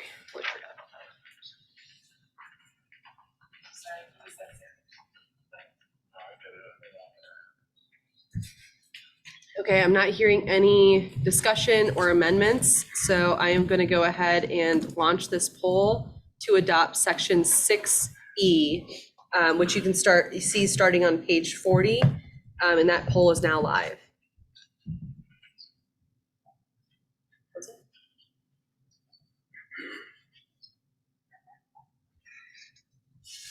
Did I keep saying that? Oops. Yes.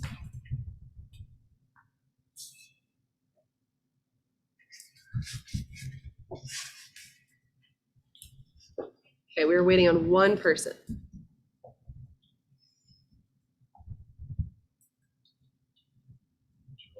Okay, that is 21 votes yes, so that is adopted, section 5E. Okay, now we are ready to move on to our next section of the agenda, which is going back to discussing about the Environmental Justice Coordinating Entity. So I think the outstanding thing that we need to start here with the final discussion on this is whether the Environmental Justice Advisory Board or a new interagency advisory board should play an oversight role for us in this situation, the Environmental Justice Program, which will be coordinating the EJ efforts. And I wasn't sure if we wanted to highlight the language that Jonathan introduced. Yeah, so I'll just quickly say, yesterday, if you remember, you did reach consensus on this whole section, except for this one part. Yesterday, we voted in a straw poll on two options. Option one, which is expanding the role of the existing Environmental Justice Advisory Board. Option two is looking at the federal model of having a separate interagency Environmental Justice Advisory Board. It was a tied 10-10 vote, so 10 votes for each option. Jonathan has suggested some potential language, which I could let him describe, but I think it's designed to sort of be a way to build some of the aspects of option two into option one, so that is this new paragraph that is on the screen. So maybe we could just start the discussion. Jonathan, if you want to walk through what that suggested language says.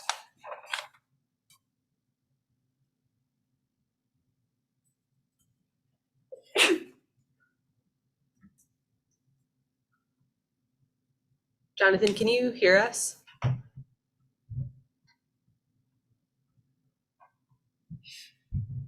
Can the folks online hear us? Yes. Okay.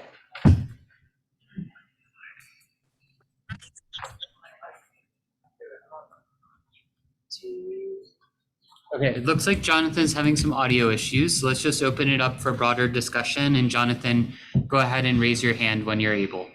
Sorry, I just got it back.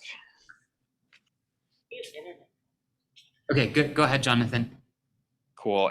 And yeah, I was having some audio issues. Sorry. So I missed the prompt. But I think the long story short here is,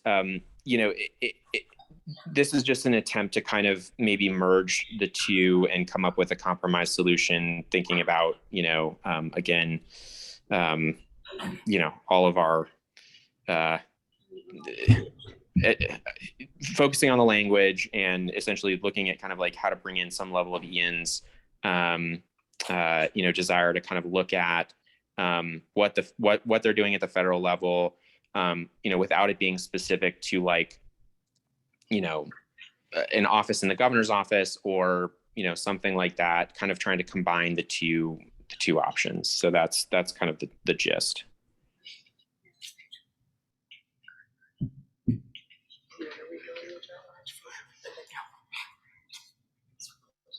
Yeah, go ahead. Okay, so I thought about this a lot, and I thought about. And Dominique, if you could just, right there. And I thought about, Ian, you mentioned this personal story where you couldn't find time in their slot, at the White House to speak to them, right? So the reason that I am very firmly on option one is I think that if we're doing this right, the work moves to the agencies. And with all the engagement that we're doing, there are going to be so many opportunities for input and engagement that having this other body that doesn't actually make decisions, the permitting decisions, the funding decisions that we've been talking about, is sort of a distraction. Like, what we really want is all the agencies to be doing all this engagement and outreach, getting input from the community to make their decisions.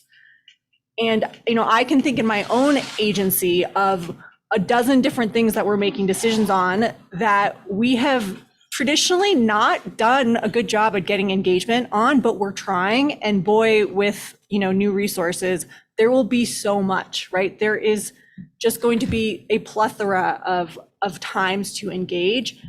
And I am concerned that with another outside body, it will, number one, draw away from those processes and start to burden, community with like too many different things to go to, and two, kind of distract from that important work. So I just like option one, because I do think with the rest of what we're doing through this report, we are putting the work at the agencies where it should be, because that's where the decisions are made.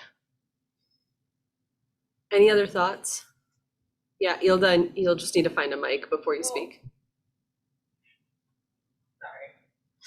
Well, by the way that we just approved section B, there's gonna be community engagement, but not to the degree that we actually originally expected, that we thought there was gonna be exhaustion over meetings.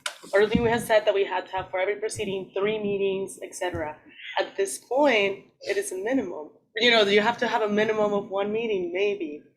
So that's where I'm like concerned that the outreach, the increase will happen.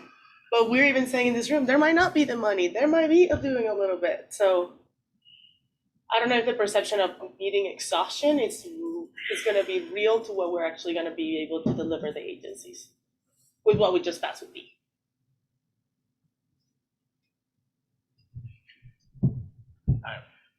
Ian. I still remain committed to the option that I was talking about after having these conversations at a national level. I still feel very confident that we need to have more than 12 people whose responsibility is this. And I will say that the increased participation in rules, planning, whatever, that testimony should be directed to what that issue is. This is a different outlet for concerns in your community. They may not be directly related to how you're spending money. Let me tell you, we, the community, showed up at the Water Quality Control Commission to give public comment, what we thought was a public comment meeting, and they were like, actually, that's a different kind of public comment meeting. And it ultimately resulted us running our own issue rulemaking at the Water Commission. But that is how these rules are structured, where the limited scope actually prevents you from having the space to communicate about what you'd like. And I will reiterate that I believe that the original members of the EJ Advisory Board should stay in their scope. We can bring forward new members to share the load. Renee? This is where we need to move with cultural and trauma sensitivity in providing accessibility. The original 12 members won't be able to see everything for every DIC community. And this is where we do need to involve as many and diverse narratives as we possibly can by opening more accessibility with more options. Beatriz? I also want to amplify the fact that sometimes environmental issue or environmental consequences overlap outside of state agencies to BLM, Forest Service, some of these other like entities that exist in our communities. And I see like more at like a larger scope of the governor's office being able to reach out to these different agencies, or health as well, that I don't know that just within CHPAG that is able and that is possible. And I think we were also thinking about this, like the COVID response and how that was at the governor's office. And it just functioned differently than just being in a single agency, because the coordination was so broad that I really feel like there's a lot of opportunities if we go with option 2. Right, so we're hearing, favor of option 1, option 2. We do need to kind of focus on the words on the page, right? So are there folks that want to amend one of these options to make it, to combine it in some way? I mean, there are 2 different options right now. Right now, if we went into a vote, it would be 2 minority reports based on the way that you all voted previously. So we're looking for some solutions-oriented language here, unless, if folks want to kind of share thoughts on if they would move from one option to another, it's good too. Michael. I guess I had a question if we could do a straw poll to see if there would be a minority report and see if we do have to continue to wordsmith. So a straw poll on the existing Okay, so this would be a repeat of the poll that we did previously. I guess with the, With the amendment, with the amended language that Jonathan provided for option one added in. Is anyone opposed to including that amended language in option one? Can you repeat? And Sure. can I just say real quick, I mean, you know, Lubna, to your point, I mean, that really is kind of an attempt at combining the two. So, I mean, I think my point in thinking about it last night is like, there's a world where option one and option two are not mutually exclusive, right? Where we have what option one lays out, but then we say, you know, maybe there should be an exploration, or like really the first maybe even two or three sentences of option two could be brought up and combined. So my attempt here was essentially an attempt at combining the two and kind of getting, you know, the best out of both options. So I just want to make that clear that I don't think that they're distinct right now. I think there's an option one and option two, and then the combined option or openness to another combined option. I think where we have hesitation is specifying in the governor's office. I mean, you know, I think we see the value just as what I put down, but like, you know, it could, an interagency entity could be any number of specific places, and we don't going to get that prescriptive yet. So like, get the idea, like the idea, fine with the idea, but like can combine it in some way, but we want to make sure that there's not duplication, there's not problems that come from it, and we're not being overly prescriptive on where it exists. Thanks, Jonathan. So that's a really helpful explanation of kind of where your suggested language fits between the two options. Is there anyone who opposes including Jonathan's amendment in option one as going into this straw poll? Like anyone who's like, I like option one, but not the suggested addition. Okay, I'm not seeing any, so let's go ahead and do that straw poll. So option one is the existing advisory board, the existing Environmental Justice Advisory Board with an expanded role and a reevaluated composition of its membership, and also exploring opportunities for sort of a broader federal like interagency coordination, but not going so far as to recommending an actual creation of that. Option two is actually recommending the creation of that interagency advisory board.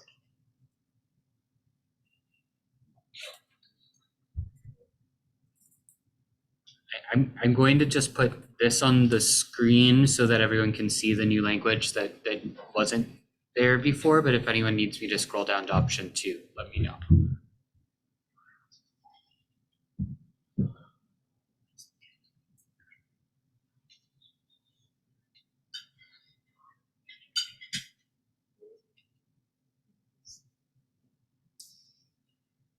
Okay, this poll is now active.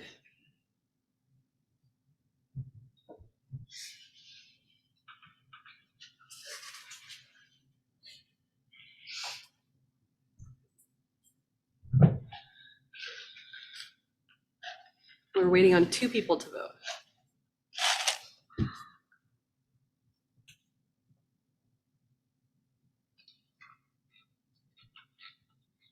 Okay, that is 21 votes total, 13 in favor of option 1 and 8 in favor of option 2.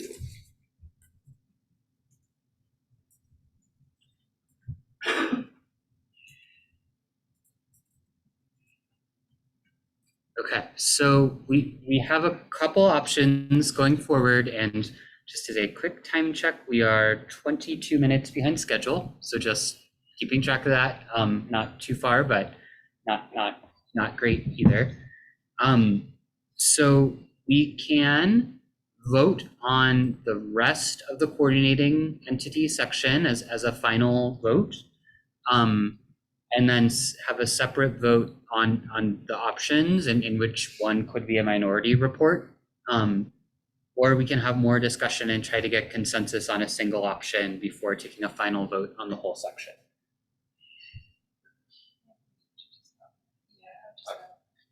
Motion to report. Second. Okay. A vote on what? Yeah, you Can we be at that? So, okay, we are, That was a very generous statement.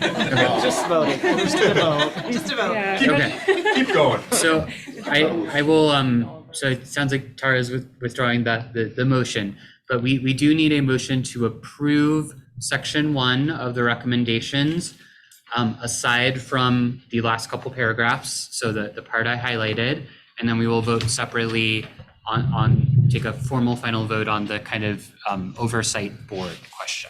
So are there any motions to approve all of section 1, the coordinating entity, except for those last paragraphs? Okay. We have a motion from Gary. Second from Michael O.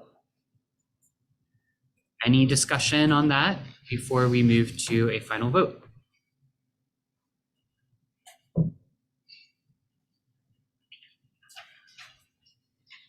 Okay, that poll is now active. This is to approve section 1.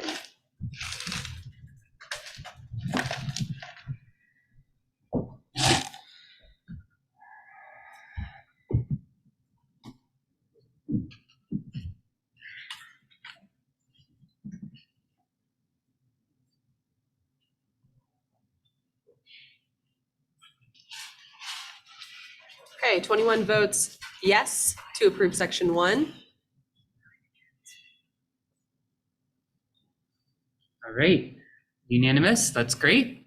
So now we do need to go down to the options that we just did the straw poll on for the oversight board. I see Gary's hand is up, and then maybe we'll ask Emily for kind of advice on how to approach it again, since we're likely to go into a minority report situation. But Gary, go ahead. Make the motion to approve section 1, option 1. Do we have any seconds? Tara? Is that with the additional language? Yes, that's how you voted on the, option 1 includes the additional language, yeah. Okay, any discussion on that motion before we bring it to a vote? So a yes vote means that you believe option 1, including the additional paragraph, should be part of your final report.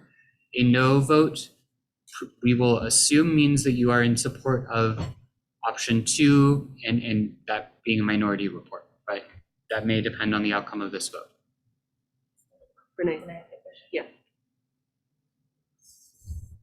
Can we add the language and a new interagency environmental justice advisory board in there too? Like add that we want that as well too in option 1?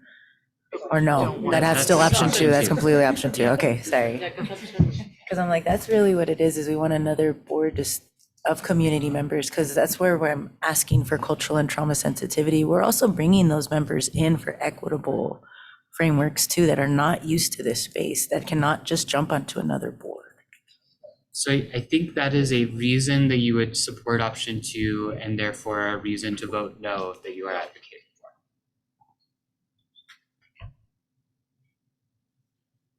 Any further discussion before Lubna launches the poll? I hate to be this guy, but I just wanted to just get clarification, like 30 seconds from like staff, like on why option 1 works. I mean, like, never mind. I rescind that. I'm ready to vote. Oh, no, that's a good call. Like, I heard a lot of arguments why option 2 wouldn't work. I would like to know, where do you believe actually the current board has the capacity to take this on? Because currently, that will be bigger than a scope of work that this task force had. And we know how cumbersome it was. The first sentence says it's going to be reevaluated and the composition changed. So I think that evaluation piece is expanding it, right? It's not using the same word. There's no specificity to it. Yep. So there's very little control that we have of how much it can change. That's right. I mean, like, if you expand the composition of one board, like, there is a point at which a lot of members on a single board becomes very inefficient, as opposed to creating a new board for a new scope of work. Like, at some point, you're just adding people to a conversation and prolonging, you know, discussions. This feels like an Elmo moment. Are we sliding back into So I think we're just getting into opinions and it's gonna be you whether you think it's option one or option two, so. And there is a motion on the table. Yeah, there is a motion on the table to approve of option one, so we're gonna go ahead and move forward with that. All right, I am activating the poll now. And this is, if you're voting yes, that means you do want option one in the final recommendations. If you vote no, presumably you would want option two, but maybe not necessarily, and we'll talk about that next.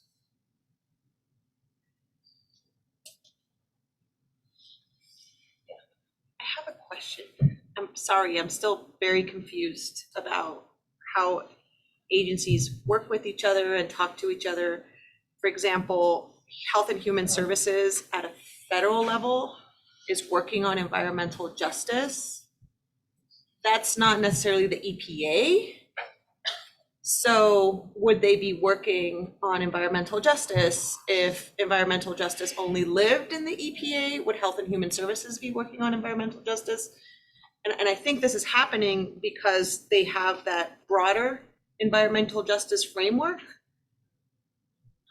Am I correct in understanding this? I'm They're confused. both working on them, and groups like WeJag are trying to get is the community arm of the interagency work that's going on at the national level that the White House was doing, which would be the same as the governor's office doing that, and it's where the community oversight is. That's what we're talking about. Because right now the current board just sits in the Okay. PHE.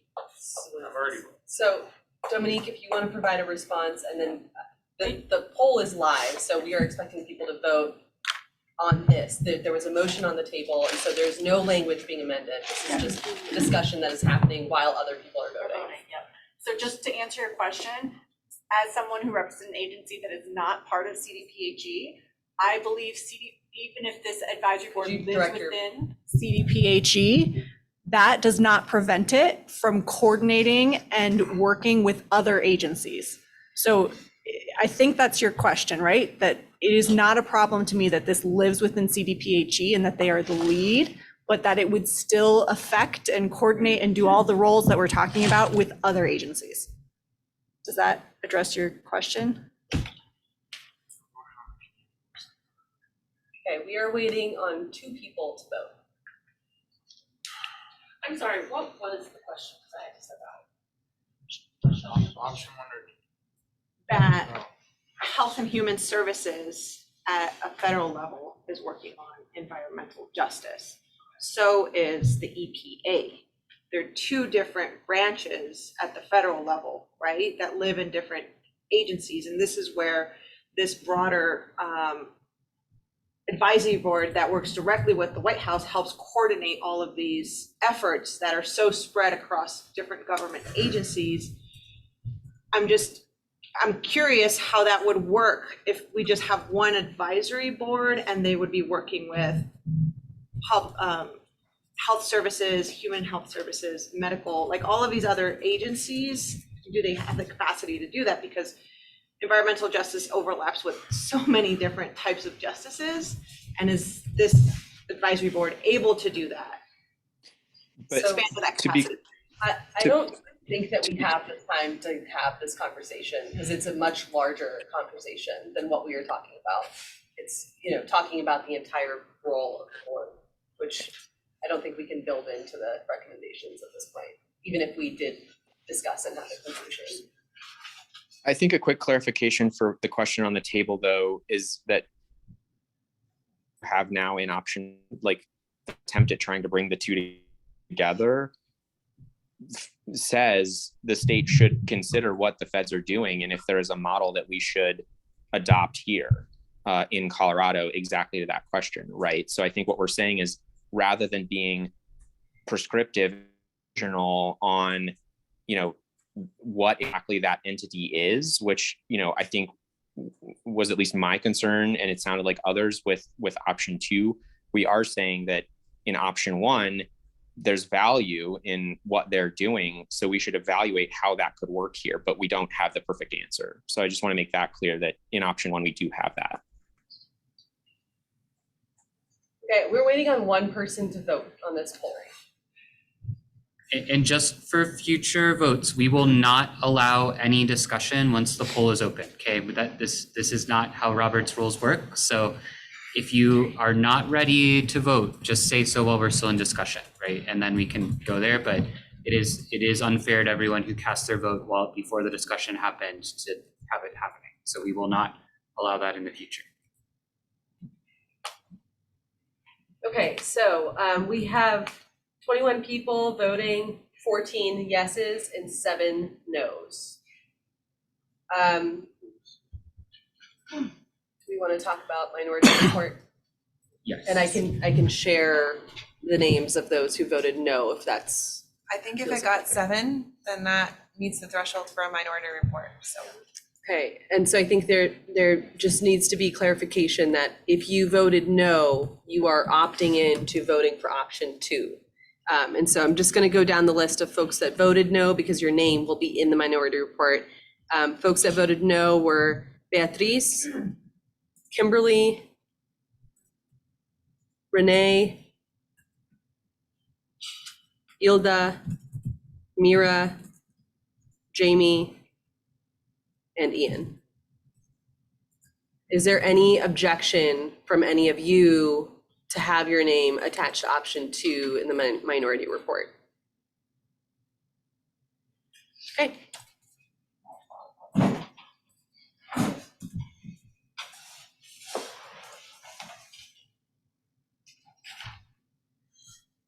All right. Okay. So we are going to move on to our next section, and we will give you a break after this, but we are powering through. We are going to move on to the definition of disproportionately impacted community. And Cole, do you want to tee this up or should I? Sure. Well, So, yeah. okay. Should we vote on these? Let's do this first. Okay, we actually do have a couple minor wording edits that probably need to be discussed in some of the sections. But we are going to try to move through, just as we have been in the other sections, on voting on areas of consensus first. So we are not going to vote on section A, because that is the area of least consensus right now about changing the term. Section B are just minor wording changes that are basically to correct drafting errors in the definition. For folks that are following along on the page, we are on page 27, section 4. So Joel just mentioned we are skipping over section A because we need to talk about terminology. And we're on section B now. So before we go into a vote on section B, this was one of the areas that a task force member recommended an edit after the Greeley meeting. So Trisha recommended adding a sentence here in section B. I don't know if you want to say anything about it, Trisha, or if it requires any discussion, but do you want to see if anyone has any objections to that wording?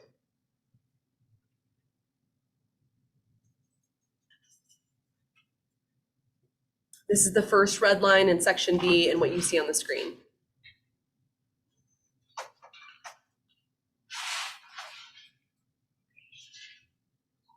If I don't hear any objections or questions, then I will just go ahead and accept this edit, and then we can move to a vote. Accept away. Okay. Okay. Would anyone like to call a motion to take a final vote in favor of section B wording changes? And Ian, you are the committee chair, so I would welcome you if you want to call the motion. Just B, right? Yes. All right, I move that we adopt the second. Okay, we have a motion from Ian and a second from Jaime. Any discussion? See, Is the motion to adopt the first paragraph? all of section B. All of section. Hilda, did you have a point of discussion? No, I was just gonna second it. I didn't hear Hyman. Okay. Good reminder to speak up. If people can't hear each other across the room, imagine what it's like on Zoom. Okay, so seeing no discussion, Lubna will go ahead and launch the poll. So This is to adopt section 4B. wording changes to the definition of disproportionately impacted communities, and this includes the red lines that you see on page 27 and 28.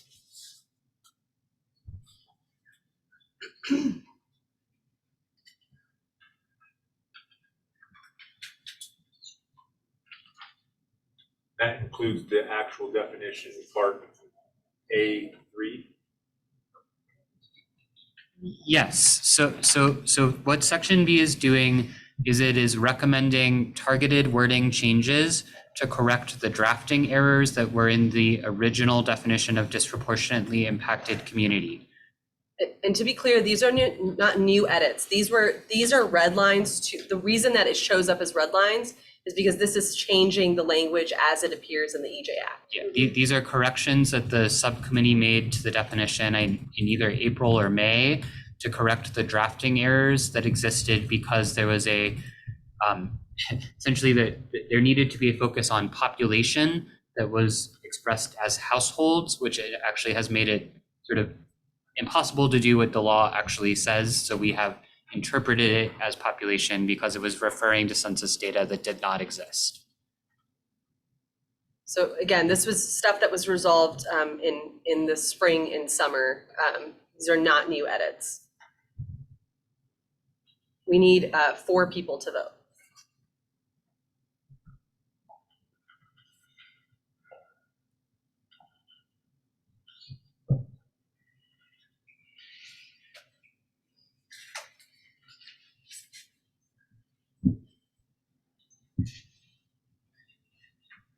Okay, we're just waiting on one person to vote. Okay, that is 21 people voting yes in favor of the current language in section 4B. And we will move on to section C. Actually, I think we're gonna skip section C because that's one of the other areas we need to discuss. So I'm now gonna actually come down and perhaps suggest that sections D, E, F, and G, all of those are basically saying the task force doesn't really recommend changing what's currently in the definition.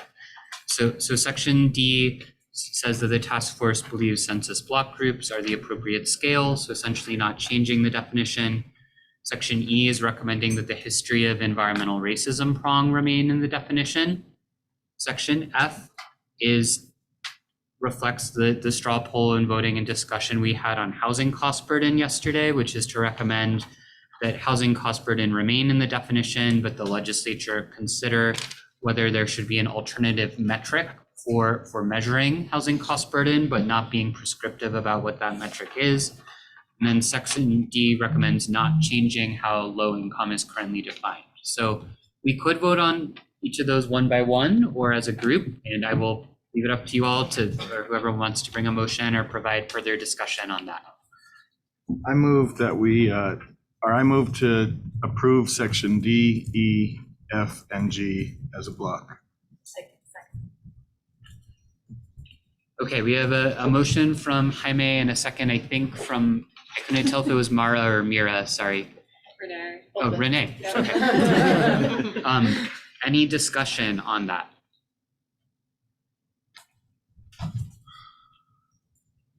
Okay, then the motion to approve sections D, E, F, and G is on the table, and Lubna will go ahead and call the poll.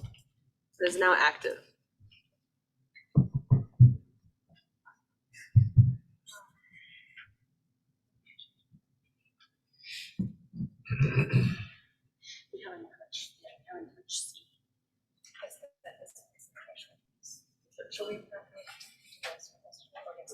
Yeah, we will be coming back to sections A and C. We just need one person to vote.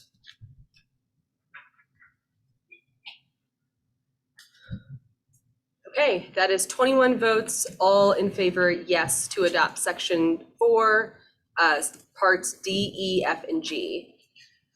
Okay, so now Ronnie, are you in the Zoom right now? Yes, I am here. Okay, great. I wanted to double check. So I think where it probably makes sense to go next is section C, Before we go into the tougher issue in section C, there's one task force member edit that is actually not in the document because it came to us after we had already sent the draft out, but I do want to turn it over to Kelly, who may have a suggestion for wording here in section C that is a sort of just clarifying edit. So Kelly, would you like to discuss that? Yeah, thank you. So this is just to make the connection in my brain between section B and section C, because section B says making targeted edits to Title 24. Section C is also talking about aligning all agencies' recommendation or all agencies' definitions. So I wanted to propose a clause at the beginning of the first sentence of section C that is, in addition to the narrow wording changes to the Title 24 definition discussed in section B above, the task force further recommends that. And then it goes into everything else.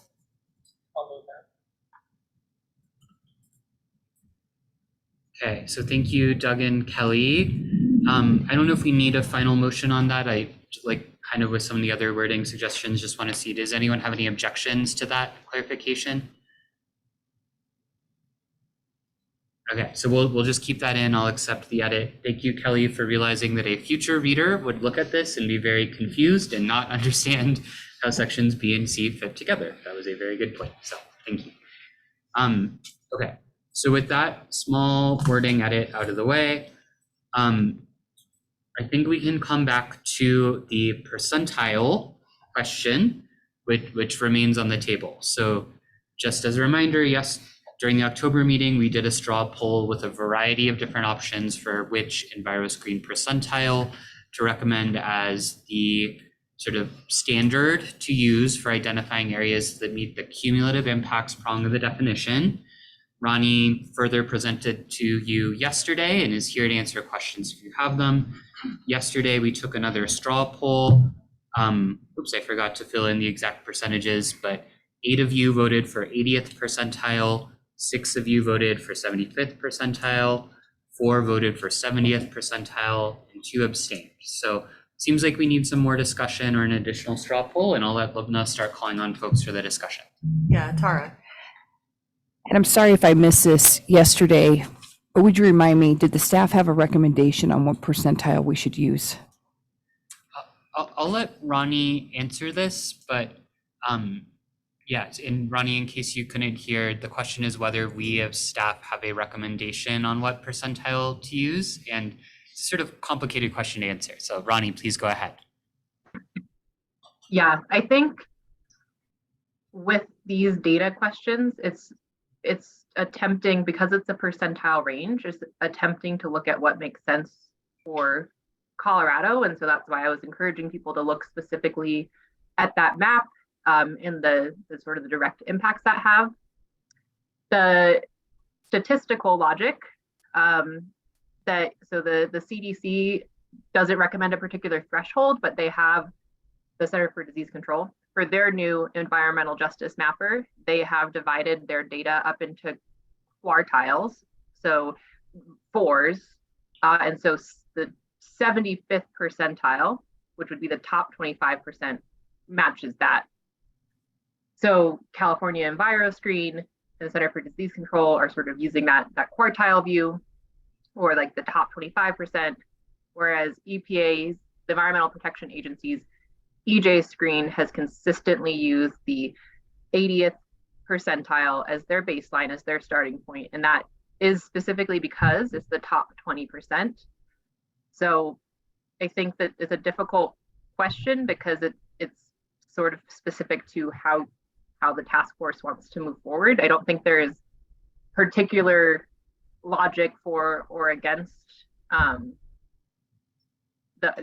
guess one piece of one piece that you could think about is the more highly burdened areas will have the higher percentile scores. So the most impacted areas will be the narrower percentile. So like the top 5% would be the most impacted areas across Colorado, and they're meeting that percentile for a variety of areas. So if that helps that context, then the narrower is more burdened. But that's I guess that's my statement on it. And I think looking at the actual data for Colorado is the best way to go about it. So that is a long way of saying we don't really have a recommendation here in the same way that we had we had a very strong opinion on the income definition. We don't have a strong opinion here. Yeah, and I just want to point out the fact that Ronnie spoke to the 75th percentile and the 80th percentile. We voted on the 70th, 75th, and 80th percentile. So just a little hint that maybe we could get rid of one of those options if that feels like.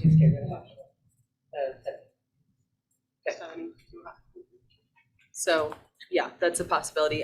Michael? I just had maybe a request if we could put up the document that showed like the breakout of how many people and how many communities each of those percentiles would reflect.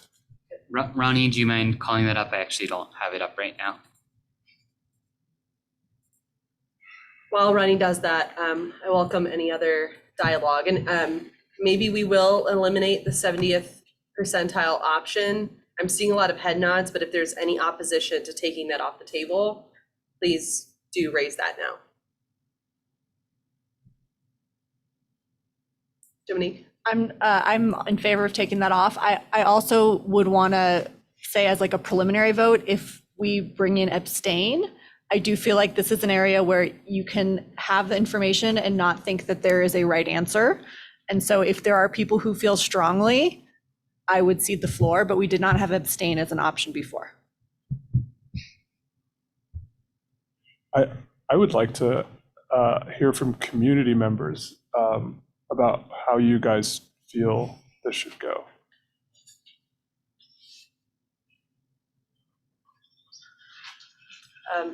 Sorry, Jonathan has his hand raised, so I'm going to go Jonathan and then we'll go Renee.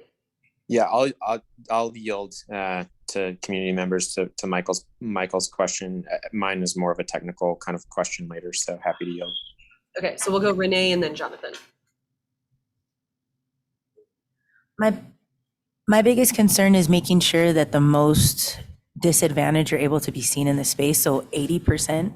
But I'm concerned about the pockets of populations too. So I understand that we're stuck on census blocks, but if its recommendations are at least 75%, even more than that, to be able to see where there's overlap or develop the EnviroScreen differently past census blocks would be helpful to recognize where we need to see that those pivotal communities. That helped. Any other What- sorry. I just want to know how you would like, I guess maybe me, like, I mean, how would you ask like us to vote on this? I don't have a strong opinion. I think there's challenges both way, but I want to respect, in particular. As strong as possible, so 80 for me. 80? Yeah. Okay. So I guess again, Agent decreases the pool of people that get covered by Right. this. But more resources. the most needed. Yeah, but then there are instances that some people wouldn't specifically fit those parameters. And like California uses 75, they have used it, it's their third rendition or like I mean, that's EnviroScreen. why I want to hear from the community about how like you guys feel. Like, Trade-offs, there's yeah. pluses and minuses both ways. I just wanted to mention the piece of EnviroScreen where we did pull that in the definitions this morning, where we did account for the ability to pull in those missing pockets and communities. So I think this is just more for an overall focal point to focus, which that there's focus funding, and then there's the others that will be the embedded communities will be able to file for grants, do other things to, and we'll hopefully have the. Yeah, I would generally agree with that point. Yeah. yeah, so sorry, I'm gonna read the language in the recommendations that says individual agencies should have discretion to determine through a rulemaking or other process whether a different percentile of Colorado EnviroScreen score, so above the baseline, whatever baseline you identify here, should be used in the context of specific types of agency decisions. So you all have recommended that agencies should have some flexibility. You're just saying, what should your starting point be? And Ilda and Trisha are both right. What stronger means really depends on the context, right? So you want to prioritize money to the communities that need it the most, you would want a higher percentile. If you want a requirement for community engagement to apply more in a broader range of communities where a permit is applying, you would want a lower percentile. So it really is context dependent in many ways, what a more protective or stronger percentile is. Any other discussion on 75 versus 80? Do we want to take this to a straw poll? Do we want to eliminate the abstain option for this? As long as we're going down to 2 options, I think that's fine. So to be clear, if we do a straw poll, it will be the 75th and the 80th percentile as the only options on the table. You want to abstain? I wouldn't abstain. No, I mean, I want to, in this instance in particular, I think I would want to hear from community members before we do voting, so that we don't, come into what we did last time where there's discussion after the voting, because I'm interested in, I think there's pros and cons. I'd like to be very specifically in alignment with how community members vote. So interested to let me know where you guys are voting so I can be in alignment with that. Thank you. I also sorry, yeah, Jonathan, you've been waiting to bring up your other point that was kind of unrelated.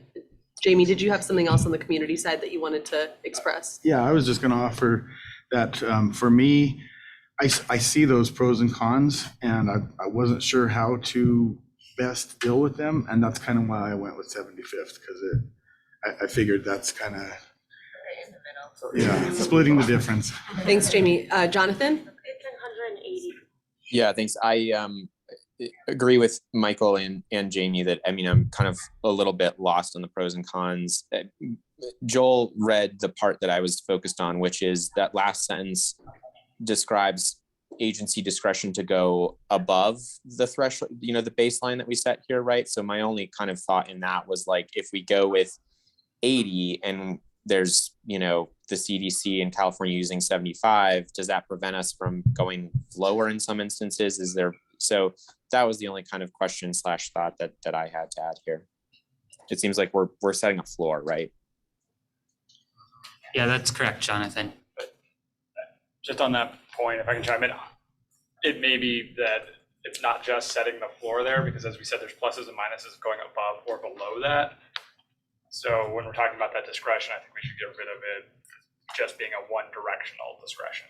Yeah, I agree with that. Okay, You're so, funding, sorry, let's go one at a time. Ronnie, I'm gonna just quickly take over the screen share, and maybe we can make a very narrow suggested edit based on what Jordan just said, which is a good point that floor and ceiling and above and below mean different things in different contexts. So what if we delete floor and it just says baseline? So that means just a kind of the starting point. Individual agencies should have, sorry, slower for the interpreters. Individual agencies should have discretion to determine through a rulemaking or other process whether a different percentile threshold of Colorado EnviroScreen score, we need to cut above the baseline so the directional question is gone, should be used in the context of specific types of decisions. So now we don't have the kind of confusion about which direction is more protective. Yeah, Ian and then Tyson. Okay, so I've thought about this a lot, and I understand they've been using it in California a lot. But Renee, I often hear you say that it's the most important that we direct the resources as quickly as possible to the people who've had the most harm done to them. And so when we're talking about where we're going to be starting, and we know how much money is going, and we want to ensure that the people who've been engaged have not been engaged previously or not to the level of our standards, I'm leaning towards 80% after listening to everybody talk, but really influenced by your comments so frequently about how do we get it to the people who have the highest scores as soon as possible, and knowing the agencies can go above and beyond that if they want to. Tyson, then Renee. I was just gonna say, I'm sorry, I just. I'll come back. All right, Renee and then Tyson. just to leave lasting thoughts about why I work so much in grassroots, and money is a power dynamic. So getting that funding right away is incredibly key. I understand the pros and cons, but it's that inability to see and focus the communities that need implementation now. And if money is going to be what we need, is what's going to be helpful now. And if you look at it, the 75%, that still kind of spreads those resources again. Not that those other communities don't need that help, not that there's not more of immediate needs, but I'm talking about housing, sometimes healthcare access, things that legitimately are today types of needs. That's why funding is incredibly key, and we have to recognize that type of power dynamic that can change communities. Thank you, Renee. Tyson? I was just gonna ask if you should say agencies and boards, or and the advisory board, because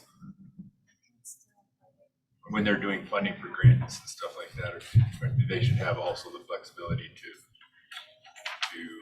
focus it in. I think agencies is probably inclusive of the that's- boards and commissions. Okay.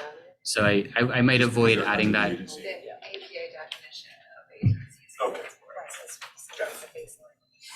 I just want to make sure that. All right, I'm gonna call an Elmo on this, and we're gonna do a straw poll on the 75th versus the 80th percentile. Which points out. Because then you're getting money quicker. Hey guys, we need to cut the discussion and just vote in the straw poll. Okay, yes, we can have continued discussion afterwards, but just for the purposes of kind of gauging where we are generally at, this will be the fastest way to do it. So that straw poll is now active, and you can either vote for the 75th or the 80th percentile. And we can continue discussion after the vote is over.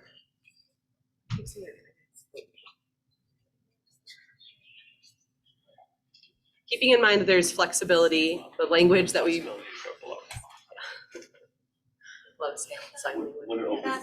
Okay.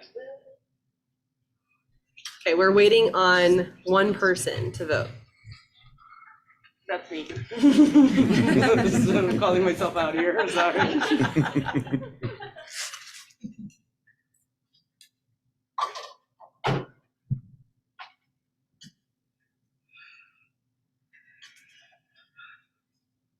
Sorry, I'm hearing that in my head, I'm still looking up my calendar.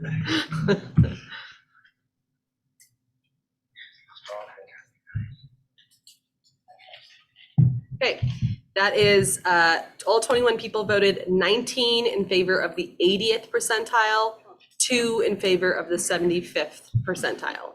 So we are gonna take the 75th percentile off the table. And when we do vote on this section, we are voting on the inclusion of the 80th percentile as the baseline threshold in Colorado EnviroScreen for the definition of disproportionately impacted community. So now that we open up for discussion, we would welcome any, we can talk about all of section C now before we take a final vote on it. So it doesn't just have to be this percentile topic, but it could be other parts of section C. Michael.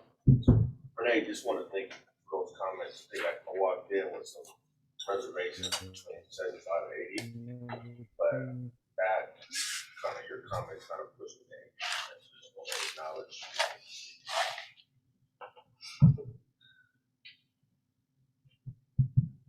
Any other comments on section C? I don't know that I love skip. I'm like, it's not more like a question, it's maybe like that 80% for protections better be the base.